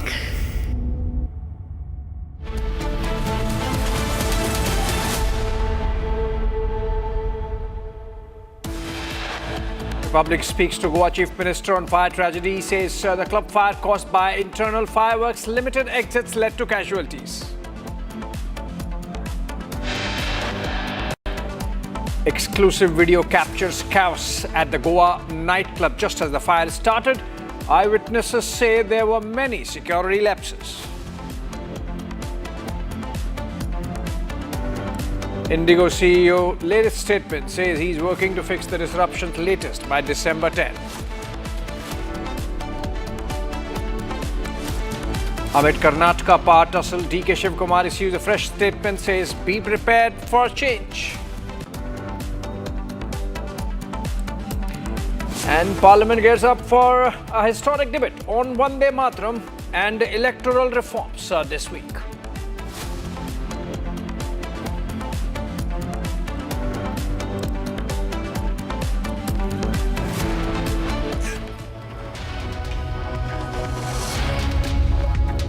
All right, friends, we are getting a breaking news development connected with the Indigo crisis. Amid the chaos, the Civil Aviation Ministry has issued a new statement stating that the ministry has taken rapid and decisive steps to address the disruption caused by the recent Indigo operations crisis. And the ministry seeks to ensure that passengers do not face continued inconvenience, essentially trying to reassure passengers through this statement following a meeting that took place by the Minister of Civil Aviation, Ram Mohan Naidu. For more details, Chandrakala, our correspondent, joins us over the phone. Chandrakala, can you share some details of what transpired in the meetings based on which the Ministry of Civil Aviation has issued this statement on Indigo crisis? Yes, of course, a fresh statement has come in from the Ministry of Civil Aviation. Of course, as we know that the biggest aviation crisis enters its 6th day.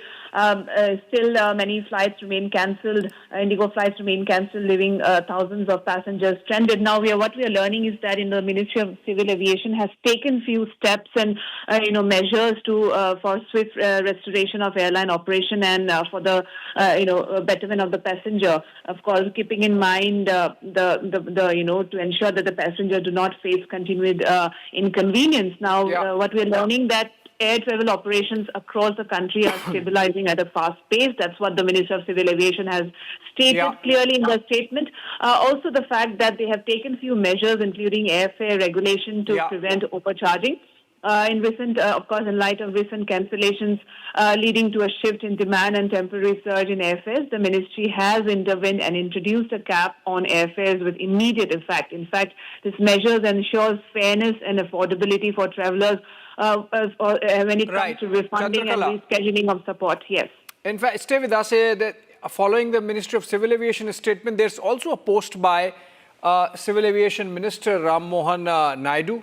And in this statement on X, he has assured the nation that Indigo's operations are steadily stabilizing after the week-long disruption, with daily flights surging from a low of 700 on December 5 to 1565 on December 6 and projected to hit 1650 today, while other carriers maintain seamless services.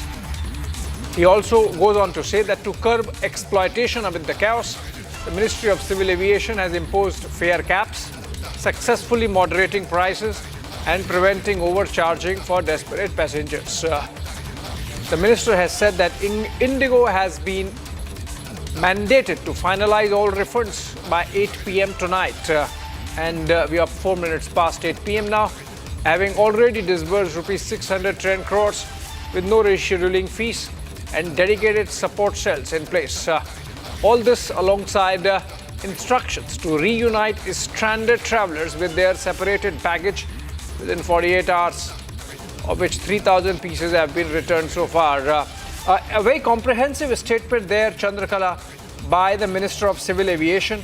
And it seems he's trying to, in a rearguard action, assure the flyers, the passengers, the common man and woman who are affected by the crisis, that finally, maybe things might be coming in control. Yes, but of course we are hoping that things will get back to normal, because we know that many passengers have been really affected by these, of course, the inconvenience caused. And now, of course, the Civil Aviation Minister has himself put out a strong statement highlighting few pointers, of course, that to reduce passenger inconvenience at airports. Of course, regular meetings were also convened with all operators, now airport directors, ground handling agencies, and all other stakeholders. Indigo has been specifically directed to ensure timely passenger communication, because as we know that when we were at the airport, we were trying to learn, spoke to few passengers. They were continuously approaching the Indigo customer care, but of course, when it comes to their, there was no such swift action being taken by Indigo yet. But yes, they are trying every possibility to reimburse and refund their funds. The fact that now Indigo has been directed to ensure timely passenger communication on cancellations and complete all refunds. This is something which is very important, because the passengers has been really struggling hard when it comes to refunding. It's a huge amount of money. Of course, as we know that the airfare, it was skyrocketing, after which the cap was introduced by the Ministry of Civil Aviation. And now, the minister himself tweeting and has given out a strong statement as to how to ensure the safety of the passengers who has been facing problem as far as flight delays and cancellations are concerned. Right. All right. Thank you so much there, Chandrakala, giving us details about the meeting that took place at the Ministry of Civil Aviation, following which a statement is issued, as also a post by Civil Aviation Minister Ram Mohan Naidu. Moving on, in fact, another breaking news. We are going back to our story under the focus this evening, which is the man-made tragedy in Goa, the nightclub fire which claimed 25 lives. Republic has now accessed a show-cause notice that was issued against the Birch nightclub by the Arpora village panchayat. And this was in March of this year, 24th March to be precise. And this was against some illegal business running in the club. In fact, the notice goes on to say that this whole structure itself is illegal. There has to be demolition, and pending court proceedings, why action be not taken. The notice states running an illegal business in the name and style of Birch, which is not registered in the panchayat records. The notice also refers to a demolition order issued by the panchayat earlier, which of course is contested in a court of law. And this is the show cause notice. In fact, earlier we had our correspondent Swarali questioning the Goa Chief Minister on this. Let's listen to that also.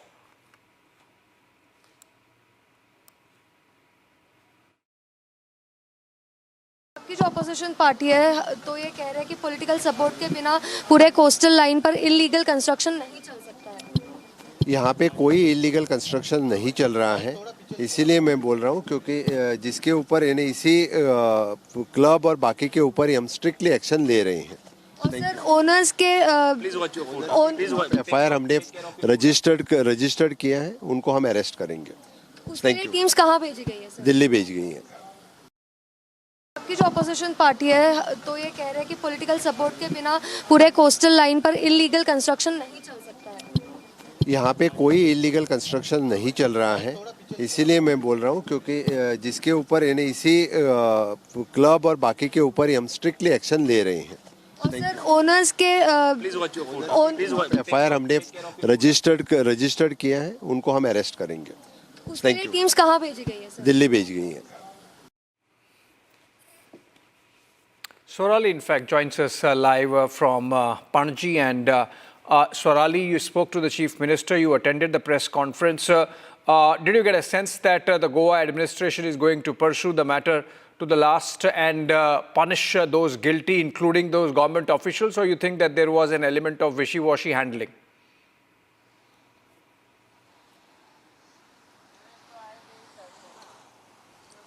Yes, let me tell you, during the time of press conference, CM has informed us that magisterial inquiry has been set up and a report has to be submitted by this committee in a week. And the strict probe orders have been given to DGP, and they have said that teams have been sent to Delhi. FIR has been registered in the name of the owners, respectively Saurabh and Rishabh, and teams are sent to Delhi to arrest them. On the other hand, 4 people in this matter are already arrested, including chief manager and manager level person of the Birch nightclub, wherein this entire massive fire tragedy had taken place. But according to the demolition notice, which we can see on our screens, they are stating that how the business that was run in this Birch nightclub was illegal. The sound permission limits were also crossed, and that's why the demolition notice had been generated, and the answer was expected from the nightclub, about which there is no specific information coming in. Okay. Now, according to the sources and information, the Sarpanch was also summoned by police and was questioned, who is released now. But the question over here is that opposition is saying it is not possible without government support. How all these permissions were given, and illegally the businesses were run on the coastal line. So question is still lingering. Yeah, question is still lingering there, and hopefully the probe would move in the right direction and make sure that all guilty are punished. Thank you so much, Swarali, for being there and bringing to us those ground reports all through the day.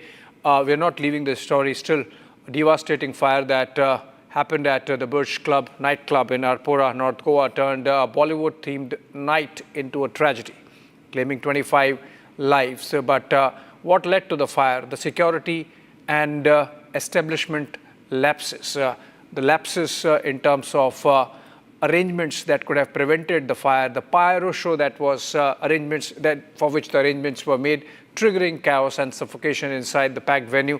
Let's look at the details. A Bollywood night of celebration turned deadly when Birch Club in Arpora, North Goa turned into a fire trap. It all started with a spark.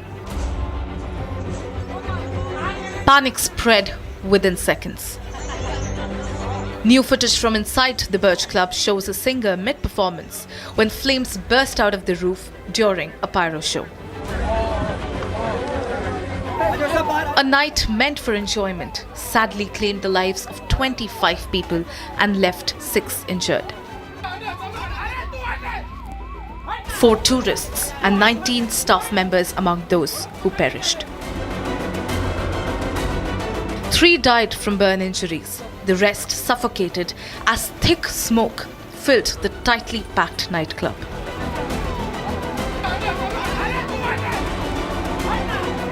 Hinting at safety lapse, Goa's Chief Minister Pramod Sawant indicated that the nightclub had not followed the safety norms. Dr. Sawant, thank you very much for joining us on this broadcast. I want to straight away begin by asking you that the Panchayat had already raised concerns about rules not being followed by the nightclub. Despite that, the operations continued. Is there any reason why the Goa government looked the other way? At present हमने इसके खिलाफ magistrate inquiry लगाई है. Magistrate inquiry का report आने के बाद भी इस पर मैं कमेंट कर सकूंगा, क्योंकि किसने ट्रेड लाइसेंस दिया और किसने इसको, ये बाद में पता चलेगा.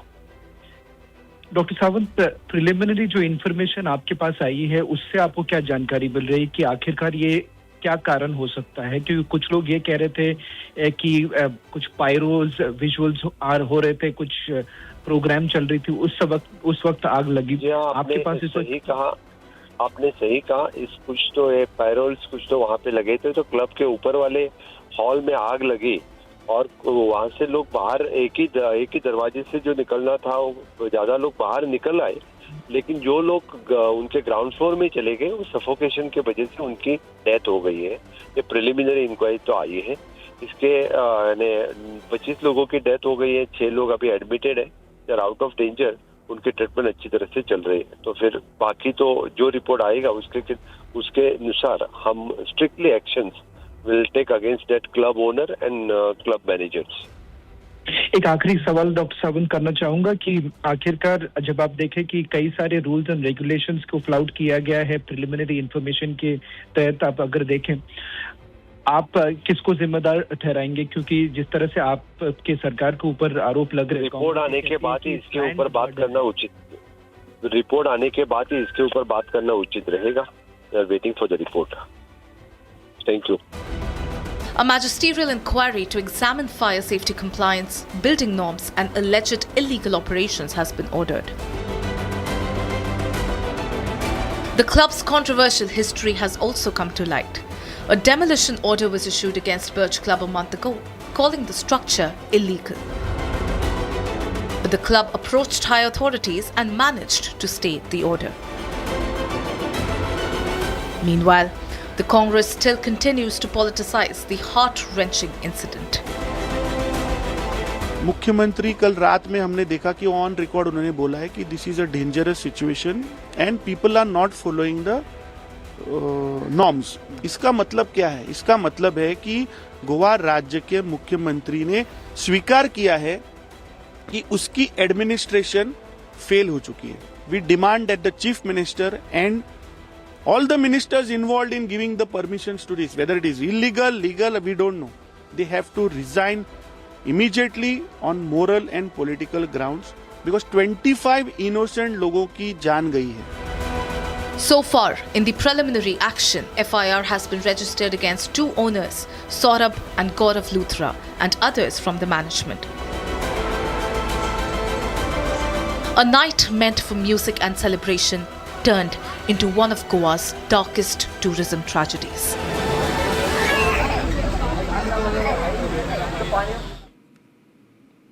All right, we're going to keep close track of all developments connected with the probe in this Goa tragedy.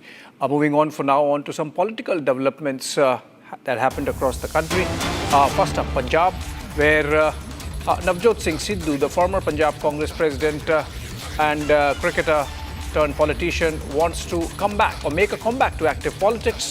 And his wife, Navjot Kaur, who recently got elected in a by-poll from Batinda urban seat, suggesting that that's going to happen, provided Congress creates a conducive atmosphere, because in saying so, she has spilled the beans over corruption culture within the Congress. Let's listen to it.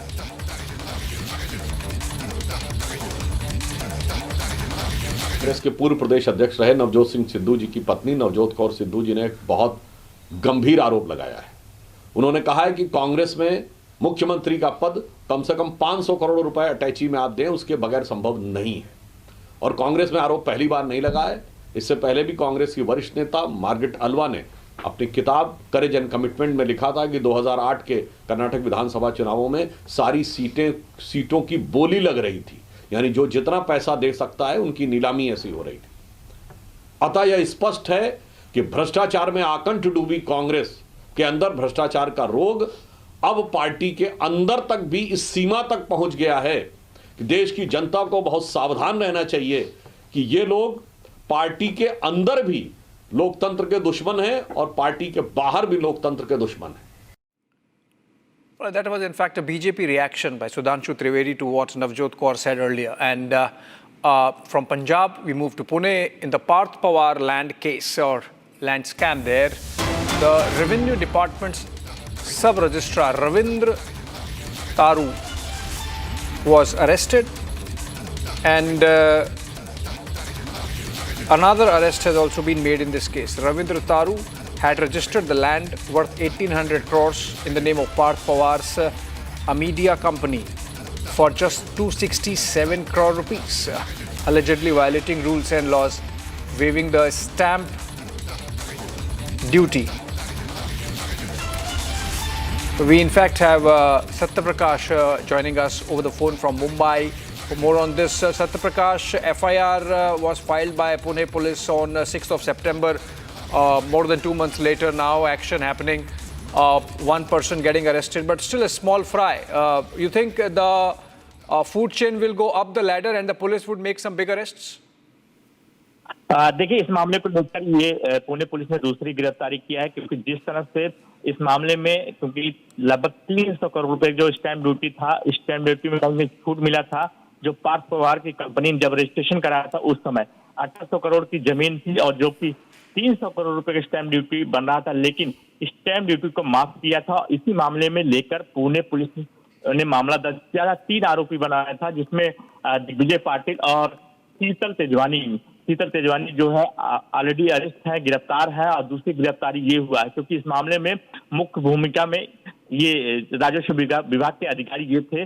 और लगातार Pune police का कहना है कि जो तीसरा जो है दिग्विजय पाटिल है, दिग्विजय पाटिल को लेकर जांच किया जा रहा है और जल्द ही उनको भी गिरफ्तार किया जाएगा अगर जांच में दोषी पाए जाते हैं तो।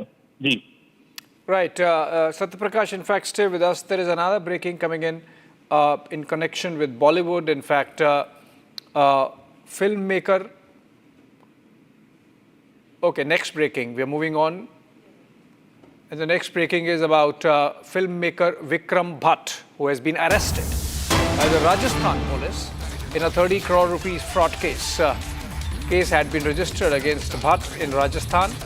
He is accused of defrauding a businessman from Udaipur of rupees 30 crores, in connection with which the Rajasthan police went ahead and has arrested the filmmaker. The Rajasthan police took Bhatt into custody from Mumbai, and this is following a lookout notice that was issued against him a week ago.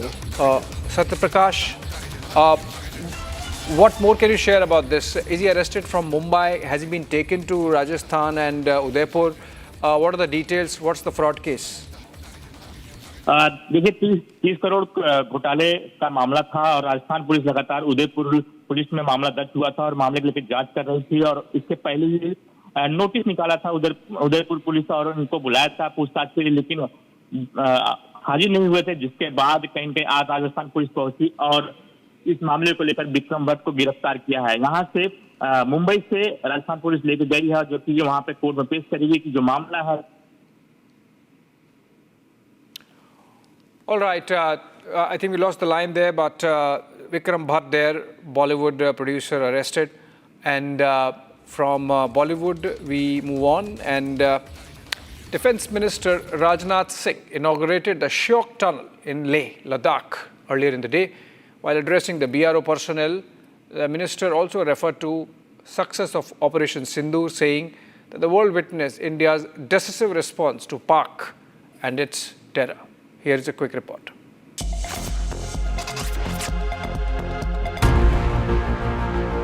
Defence Minister Rajnath Singh inaugurated the Shyok Tunnel in Leh, Ladakh. Addressing the personnel of Border Roads Organisation, Rajnath Singh referred to Operation Sindoor's success, saying the world witnessed India's strength in response to the terror attack in Pahalgam. मैं operation सिंदूर की चर्चा यहाँ पर जरूर करना चाहूँगा। अभी कुछ ही महीने पहले हमने देखा जब पहलगाम के दुर्दांत आतंकी हमले का जवाब देते हुए हमारी आर्म फोर्सेस ने ऑपरेशन सिंदूर को प्रभावी तरीके से अंजाम दिया, तो आतंकियों का क्या हश्र किया ये दुनिया जानती है। वैसे करने को तो हम बहुत कुछ कर सकते थे, लेकिन हमारी सेनाओं ने पराक्रम के साथ साथ धैर्य का भी परिचय देते हुए उतना ही किया जितना कि आवश्यक था। इतना बड़ा ऑपरेशन इसलिए संभव हो पाया क्योंकि हमारी कनेक्टिविटी स्ट्रांग थी. Rajnath Singh also paid tribute to the soldiers who sacrificed their lives in the line of duty and thanked the people of Ladakh for their continued support to the armed forces.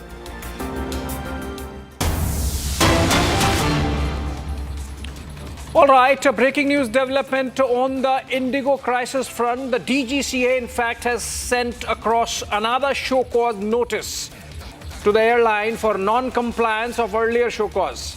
The DGCA is all set to take action against Indigo for not giving accurate response in the stipulated 24 hours to the show cause notice that was issued yesterday.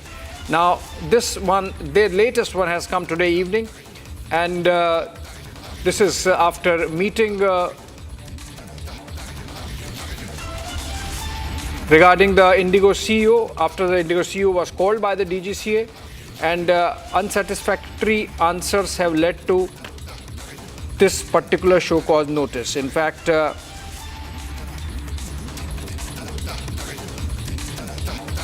we have Harsha joining us over the phone for more on this. Harsha, what's this latest? Is the DGCA sending a show cause notice because new violations have been found, or is it just procedural second notice?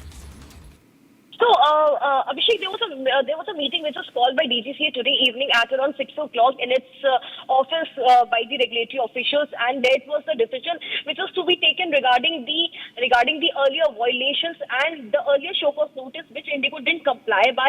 And as we very well know, yesterday a show cause notice was issued to Indigo, where the CEO Indigo had to reply that why actions should not be taken against Indigo for such operational crisis. And in these 24 hours, Indigo didn't respond to DGCA, and it was found by regulatory bodies that there was not only operational crisis. Indigo was very well aware about the new FDTL rules and how they anticipated also that they needed more crew and the rostering has to be fixed and new pilots were the requirement in the new FDTL. And Indigo, after knowing, they sat silent and they back-to-back they ordered new A20 fleet in their own services, in their operation. They extended their international lease as well, but they did recruit new pilot and new crew. So these violations were detected by the DGCA in the Indigo, and we've got to know that just in half an hour back, a new show cause notice has been issued by the regulatory body to Indigo. We'll have a copy of this DGCA new show cause notice issued to Indigo in a while. We will be getting it in some time. But yes, the show cause notice has been issued at around 8 o'clock. The meeting went on for 2 o'clock, where the violations and the operational crisis and how the lapses were found in the operational situation and the requirements of the FDTL by the Indigo to the regulatory body, because one fixed 4-member committee is already sitting at the IGI T1 terminal, and they're continuously monitoring the right now operational crisis of the Indigo and how they were unable to fulfill the CAR2 requirement of the aviation rule as well. So the new show cause notice has been issued, the response which Indigo has to submit to regulatory body in next 24 hours. Back to you. Absolutely. Next 24 hours crucial, because it seems that the DGCA is upping the ante, but hopefully following it up with some action also, not just show cause notices. All right, with that, we come to an end of this bulletin. Short break and a show on the other side.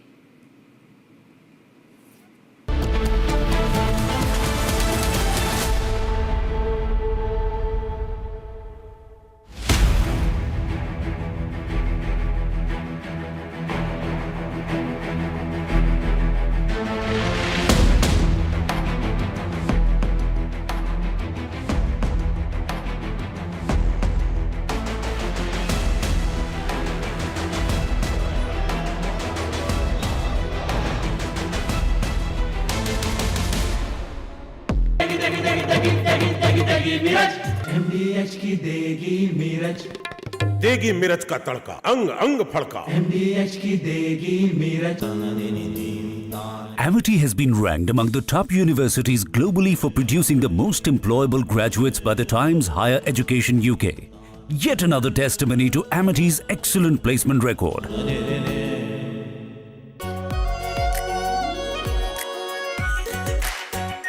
Our pure Shahi Paneer Masala. Delicious, healthy, every day.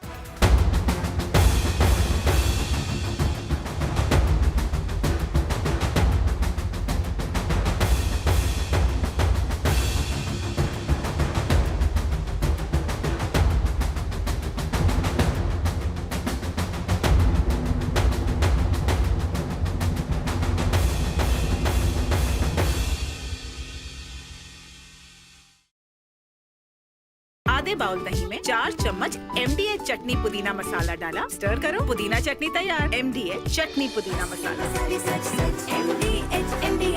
मुस्कुराए लड़खड़ाए जिंदगी, चाहे जो भी हो। Sir, patient के लिए कौन सा रूम प्रेफर करेंगे आप? जिंदगी भर के प्यार का कोई रेट कार्ड नहीं होता।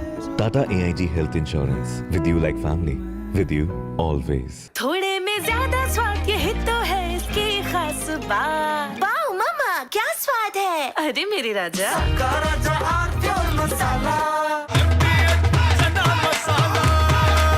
अब छोलिया हो या लोबिया, सफेद चने या काले चने, सब कुछ मजेदार बने।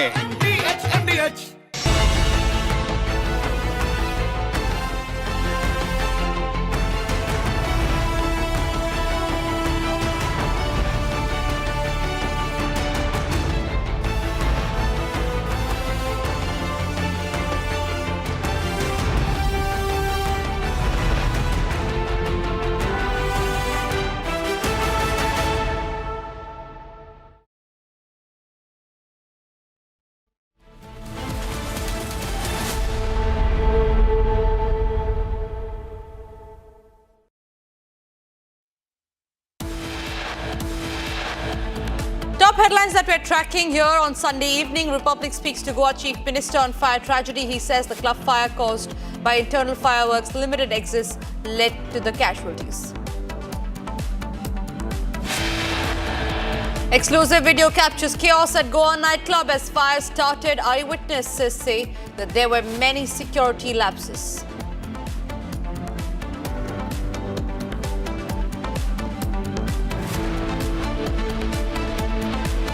Indigo's latest statement says he is working to fix the disruptions latest by December 10. Meanwhile, DGCA issues another show cause notice to Indigo for violations of the earlier show cause notice. Amid Karnataka power tussle, DK Shivkumar issues a statement, says be prepared for a change. And Parliament gears up for debate on Vande Mataram and electoral reforms this week.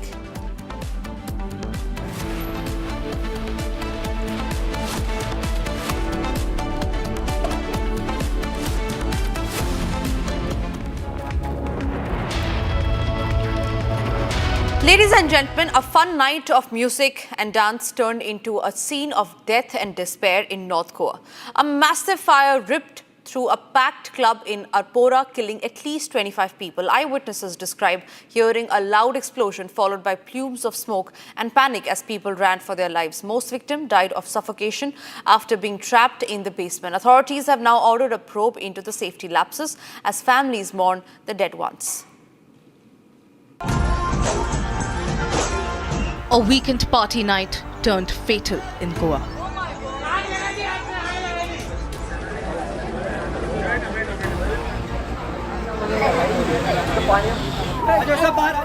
"25 lives lost as North Goa's popular nightclub, Birch by Romeo Lane, had a massive blaze, trapping those present inside.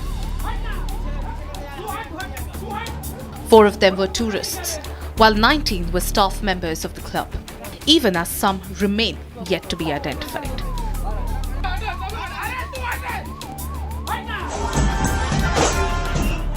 This is how it began.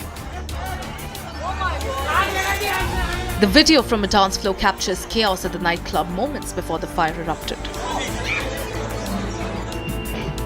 Watch this chilling footage from inside the club, captured the moment flames erupted from the ceiling above the dancer on the stage, with thick smoke quickly filling the area. Fire broke out at around 12:04 a.m. The blaze, believed to have started on the dance floor, allegedly due to a cylinder blast, rapidly spread, trapping many inside.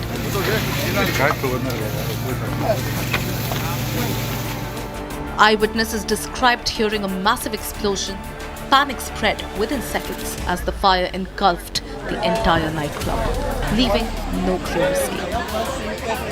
मैं actually घर पे जा रहा था, तभी देहरी आवाज़ आया flash का वगैरह, तो मैं देखा कि हम मेरे एक्चुअली नियर बाई घर है इधर, मैं देखा था कि अभी आग जल रहा है। एक्चुअली मोस्टली क्या होता है इधर, कभी पटाखे जलते हैं, कुछ फंक्शन होता है वगैरह, तो उतना ये मतलब हम लोग ने इतना वो चीज नहीं लिया। Victims were trapped in the basement, succumbing to suffocation from the heavy smoke. Security guards near the scene reported the explosion and chaos, while families of the victims, including relatives from Jharkhand and Delhi. आवाज कुछ नहीं, पूरा जलने लगा। तो वही देखा, कल ये था, कुछ डीजे डांसर आने वाली थी। Tourists staying nearby also witnessed the frightening aftermath in the dead of the night, expressing shock at the tragedy. The moment we came here, so we thought why there is a pollution here, because we are used to of seeing smoke everywhere. So we thought it's not normal. So after some time we got to know there has been a fire.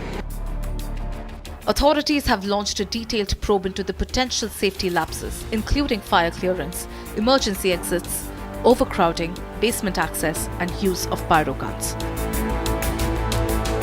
The owner of the nightclub is absconding, and the staff members, families of the victims are demanding answers. अभी recently गांव से आया, नवंबर 27 तारीख को आया। अभी 4 दिन हुआ काम करके उसका। 3 दिन से काम? 3 दिन। बर्च नाइटक्लब में काम कर रहा था? हाँ, काम कर रहा था, हाउसकीपिंग जॉब कर रहा था। आपकी कुछ बात हुई थी उनसे? उससे बात नहीं हुई, तो मेरा काजन उसका भाई फ़ोन किया था रात को, ऐसा प्रॉब्लम हो गया। सुबह 4 बजे फ़ोन आया था। उनके भाई का आपको कॉल आया था? हाँ, कासम से फ़ोन आया था। आप भी यहीं पे काम करते हैं? हाँ, मैं यहाँ पे काम करता हूँ। आप अभी अंदर जाके आए? हाँ, देख के आया उसका। आपने पहचाना? हाँ, पहचाना। उसका मुंह में धुआं लगा है और थोड़ा नाक से ऐसे खून आया है। So far in the preliminary action, FIR has been registered against the two owners, Saurabh and Gaurav Luthra, and the managers of the club have been arrested. Meanwhile, the Congress has accused Goa government of a planned murder, sparking yet another political row. Ladies and gentlemen, the nightclub that caught fire in Goa wasn't just mere an accident or an incident that happened. There are major security lapses that are now coming to the fore, from just a single entry and exit points to no possible way for the air to pass, and so many people dying of suffocation. In fact, the Goa Chief Minister Pramod Sawant had also confirmed to Republic while speaking to us that yes, the major cause of the death was suffocation. And if so was the case, ladies and gentlemen, why is it that this building was allowed to operate? Why is it that the manager is still on the run? And why is it that no safety checks were done before the party was held? Here is how there are major security lapses that are now exposed by Republic. A Bollywood night of celebration turned deadly when Birch Club in Arpora, North Goa turned into a fire trap. It all started with a spark. Panic spread within seconds. New footage from inside the Birch Club shows a singer mid-performance when flames burst out of the roof during a pyro show. A night meant for enjoyment sadly claimed the lives of 25 people and left 6 injured. 4 tourists and 19 staff members among those who perished. 3 died from burn injuries. The rest suffocated as thick smoke filled the tightly packed nightclub.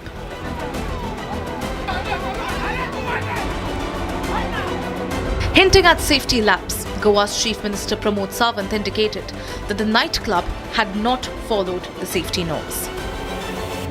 Dr. Sawant, thank you very much for joining us on this broadcast. I want to straight away begin by asking you that the Panchayat had already raised concerns about rules not being followed by the nightclub.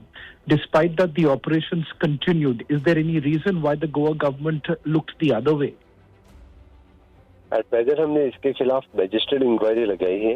Magistrate inquiry का report आने के बाद भी इस पर मैं comment कर सकूंगा, क्योंकि किसने ट्रेड लाइसेंस दिया और किसने इसको, ये बाद में पता चलेगा।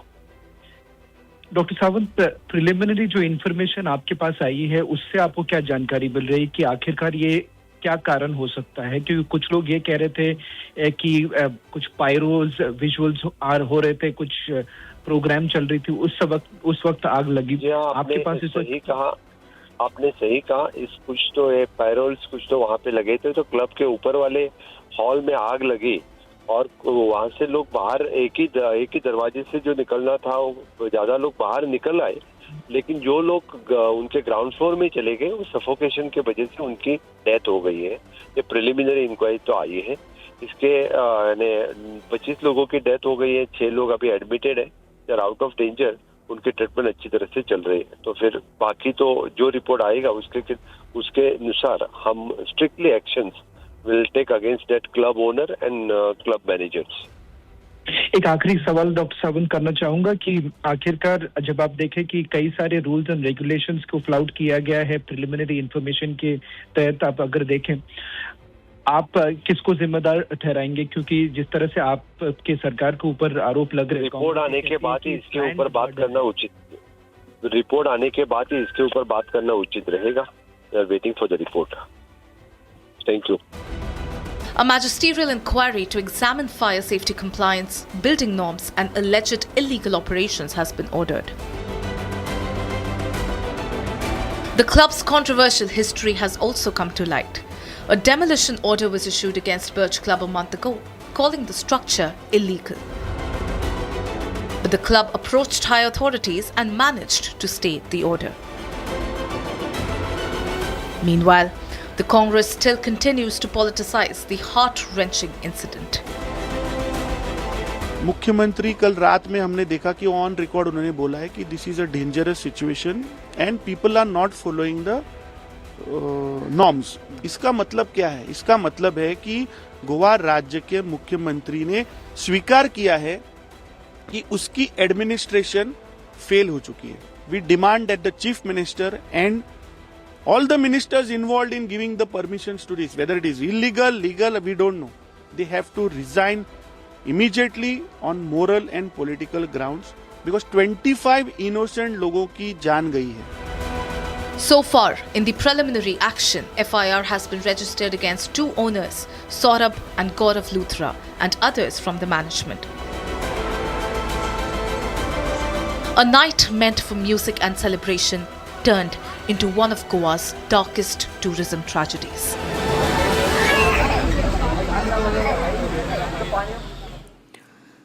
From what's happened to Goa, let's now tell you what's happening across the country. The Indigo flight cancellation crisis has triggered by an inadequate rostering for the new DGCA pilot rest regulations, dragged into its 6th consecutive day with hundreds of passengers still stranded at the major airports like Delhi, Mumbai, Bengaluru and Chennai. Despite the airline's promises of stabilization, CEO of Indigo has apologized for the severe disruptions that have now led to over 2,500 total cancellations since December 2nd, prompting the government intervention, including fare caps, as the aviation watchdog issued a show cause notice. In fact, 2 show cause notices to the carrier amid calls for regulatory penalties.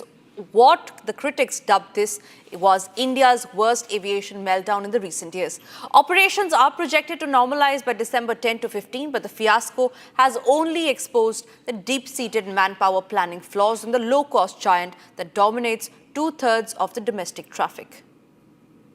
Down, down.